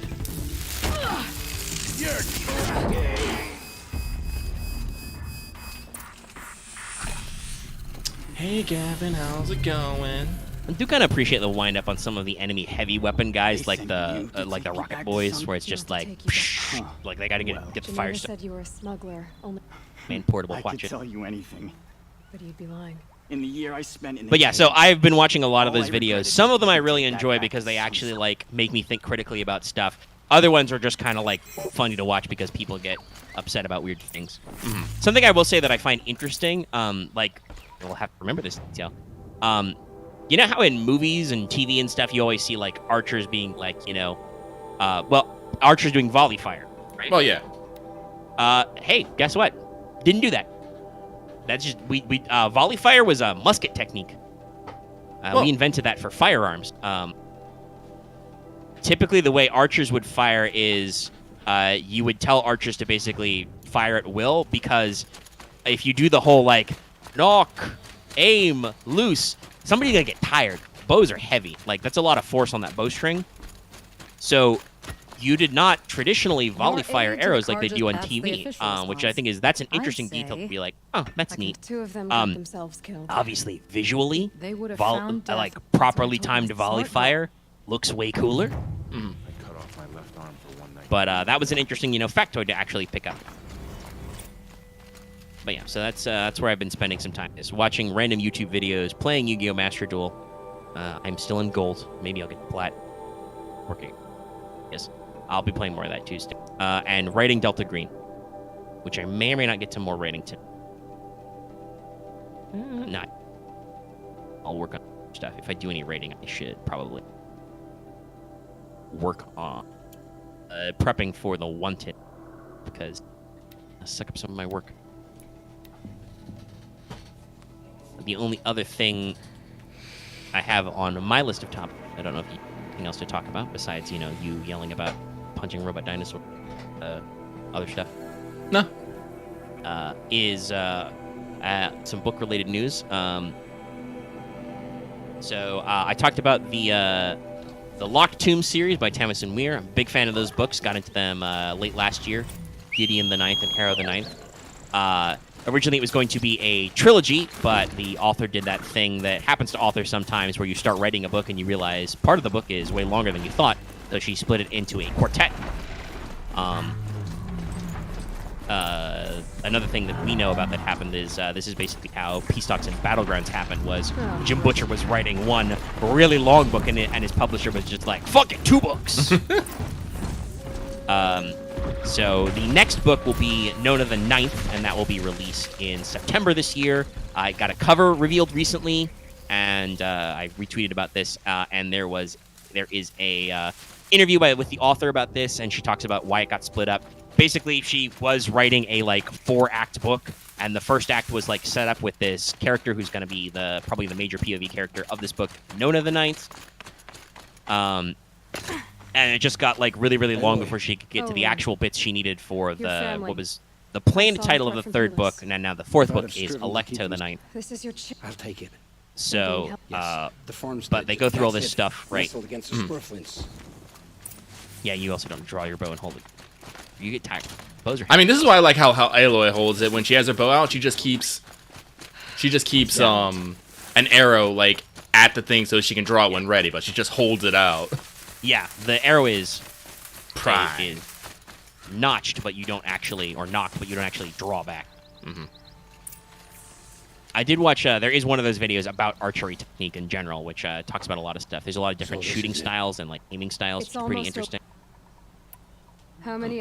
I don't know enough about it to know how Aloy does bow draw and stuff, but she's got some. You'll often see archers do the canted thing. They tilt it slightly to get their eye line. I learned a fun term from this video, the archer's paradox, because you usually, typically, if you're right-handed, you're also usually dominant eye on your right side, but you put the arrow point on the left side, it goes on the left side of your bow, the way drawing and stuff. Though actually, I believe if I remember this video correctly, it said that the Asian or Japanese style is actually on the other side. Cool. Because I know that Yumi though the bow technique is actually can be very specific and ritual. So I'm kind of interested in stuff. But you know, because you've got your eye on one side but your arrow points on the other. That's the archer's paradox. You're trying to point your arrow where you're not looking. So that's also usually like can't the bow. Though another thing it's very interesting about the tech base of Horizon is you guys can hear with the limbs and stuff. Aloy has a compound bow, like adjustable limbs and even possibly some pulley assist in some models of the bow, which is a very advanced modern thing. But anyway, yeah. So just this interview about None of the Ninth was like really refreshing. Talked about some stuff. I've talked about this before. The books are really rad. I like them a lot. Tamsin Muir has a very particular humor and stuff. But she also talked about in the interview that she's making a deliberate choice to write every book almost in like a different tone and genre almost while continuing like the through line, which is something I talked about was so amazing about the jump from Gideon the Ninth to Harrow the Ninth. Like that Harrow is like way different. It's like a lot more like third person-y and like super psychological and freaky deaky. I love it. These books are amazing, guys. Go check them out. Also go check them out because the first one has a skeleton wearing aviator shades on it, and it has a tagline about lesbian necromancer space, which is kind of what it's about, but also not. It's about lots of other. Check it out. It's wild. But that was good to see that news and see some cover and kind of, you know, hear from the author that was deliberate. And it's always so funny to hear authors, because I've done that myself, right? Around writing projects about the like, this project started out as you know, 10 pages, but then I got off on a tangent and it became 20 pages. Whoops. I love how I will shoot them and get them down, and they're only mildly concerned. Yeah, you just, you know, plug a guy in the chest, and he's like, what was that? Plug him in the face. Black. It's like, I've been shot. Yeah, I talked about that way earlier. We talked about, like, guys not running away. Like, you plugged a cultist in the shoulder and did, like, 3/4 of his health, and he was like, I'm under attack. I will kill you now. As opposed to, like, the smart thing of, like, oh, my God, I've been shot by an arrow. This fucking sucks. By the way, arrows really do fucking suck. Yeah, I've never personally been shot by an arrow, but they do fucking suck because, especially with the kinds of arrows that Aloy is using, are hunting arrows, which are usually broad-headed. They are for killing animals.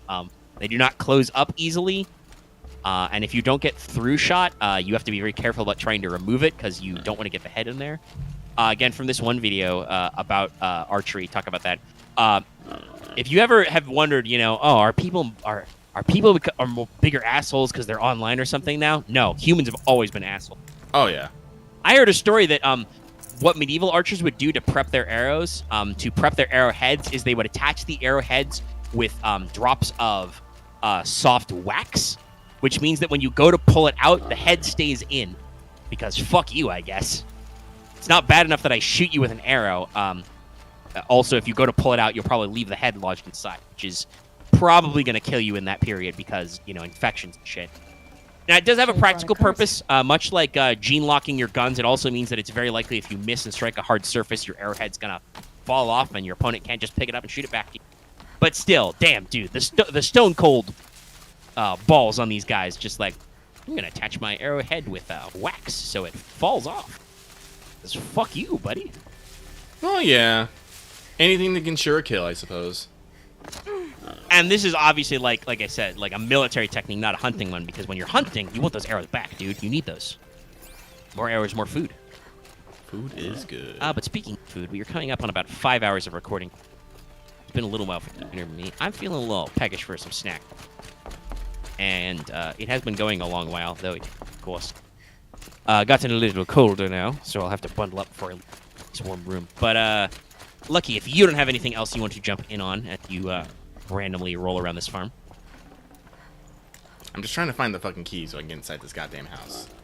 Yeah, that's right. I remember this one. The guy has it. Oh, wait, maybe it's that dude. Do you have a key? But, no, you have desert glass. Yeah, triangle daggers are also made deliberately. Room doesn't close. That's why they're illegal. There's a lot of, like I said, like physics and stuff behind things. Like, you might not think it because it's a small blade, but rapiers and stuff, right? Like rapiers and epées, very dangerous because they are broad-headed, and some of them were actually triangular. So when they're designed to thrust, not cut. So if you get poked with one, you might die because the wound don't close up easily. Which means more risk of infection, more blood loss, all that shit. And a lot of brain goes into. But let's rest our brain on these processes. Lucky, anything else you've been going on with this week you want to yell about to the people? The eclipse won't, then it's over. I dreamed of escape. You survived. No, but I am done. I'm ready. I think I gotta get me some food too. Well, then, let's do the outro and get the fuck out of here. Good. I'm also starting to feel stiff. Need to get up and stretch, guys. Remember to stretch regularly. So, the outro goes a little something like this. If you are watching this video on YouTube, be sure to give it a like if you liked it. If you have any comments, leave them in the comment section down below. You can also join our Discord. Link is in the video description and on our channel page. We have fun times in the Discord. If you want to yell about Yu-Gi-Oh! Master Duel, you can yell about it there. And many other things. There's no... I have much to confess. And you think I don't know? You know there's always been... Take your son up in those... You should listen to your wife, Olin. But Hedis and his Next demons, thing, with what little honor... sorry. Olin, Side comment. whatever your debt... Farewell, Discord. Right. Subscribe to us if you want more of this. Subscribe to channel to get more of us. Get our regular podcast about FGO, Fate Grand Order, Let's Talk FGO. Get What's Up every week. Get access to our streams and other stuff. Other side content and other videos we do, because we do occasionally do shorter form stuff. So we usually like to do long form stuff, and YouTube likes us to do long form stuff, podcasts, whatever. Check it out. Subscribe. Normally I'd be concerned, but YouTube is currently telling me that sub numbers are fucked. So I'm like, okay, I don't know if I'll be concerned yet. Maybe YouTube will fix them. They're all over the place right now. So check them out. Get in there. Make Do sure you guys to do that also for everybody, or is it just me? Oh, you're talking about the guards doing the thing? salute? Yeah, every time I pass, just... I think they mostly do it for you. Sick. You're special. I am a seeker. I have the magical second sight, and I wield armor of the gods. Fear me.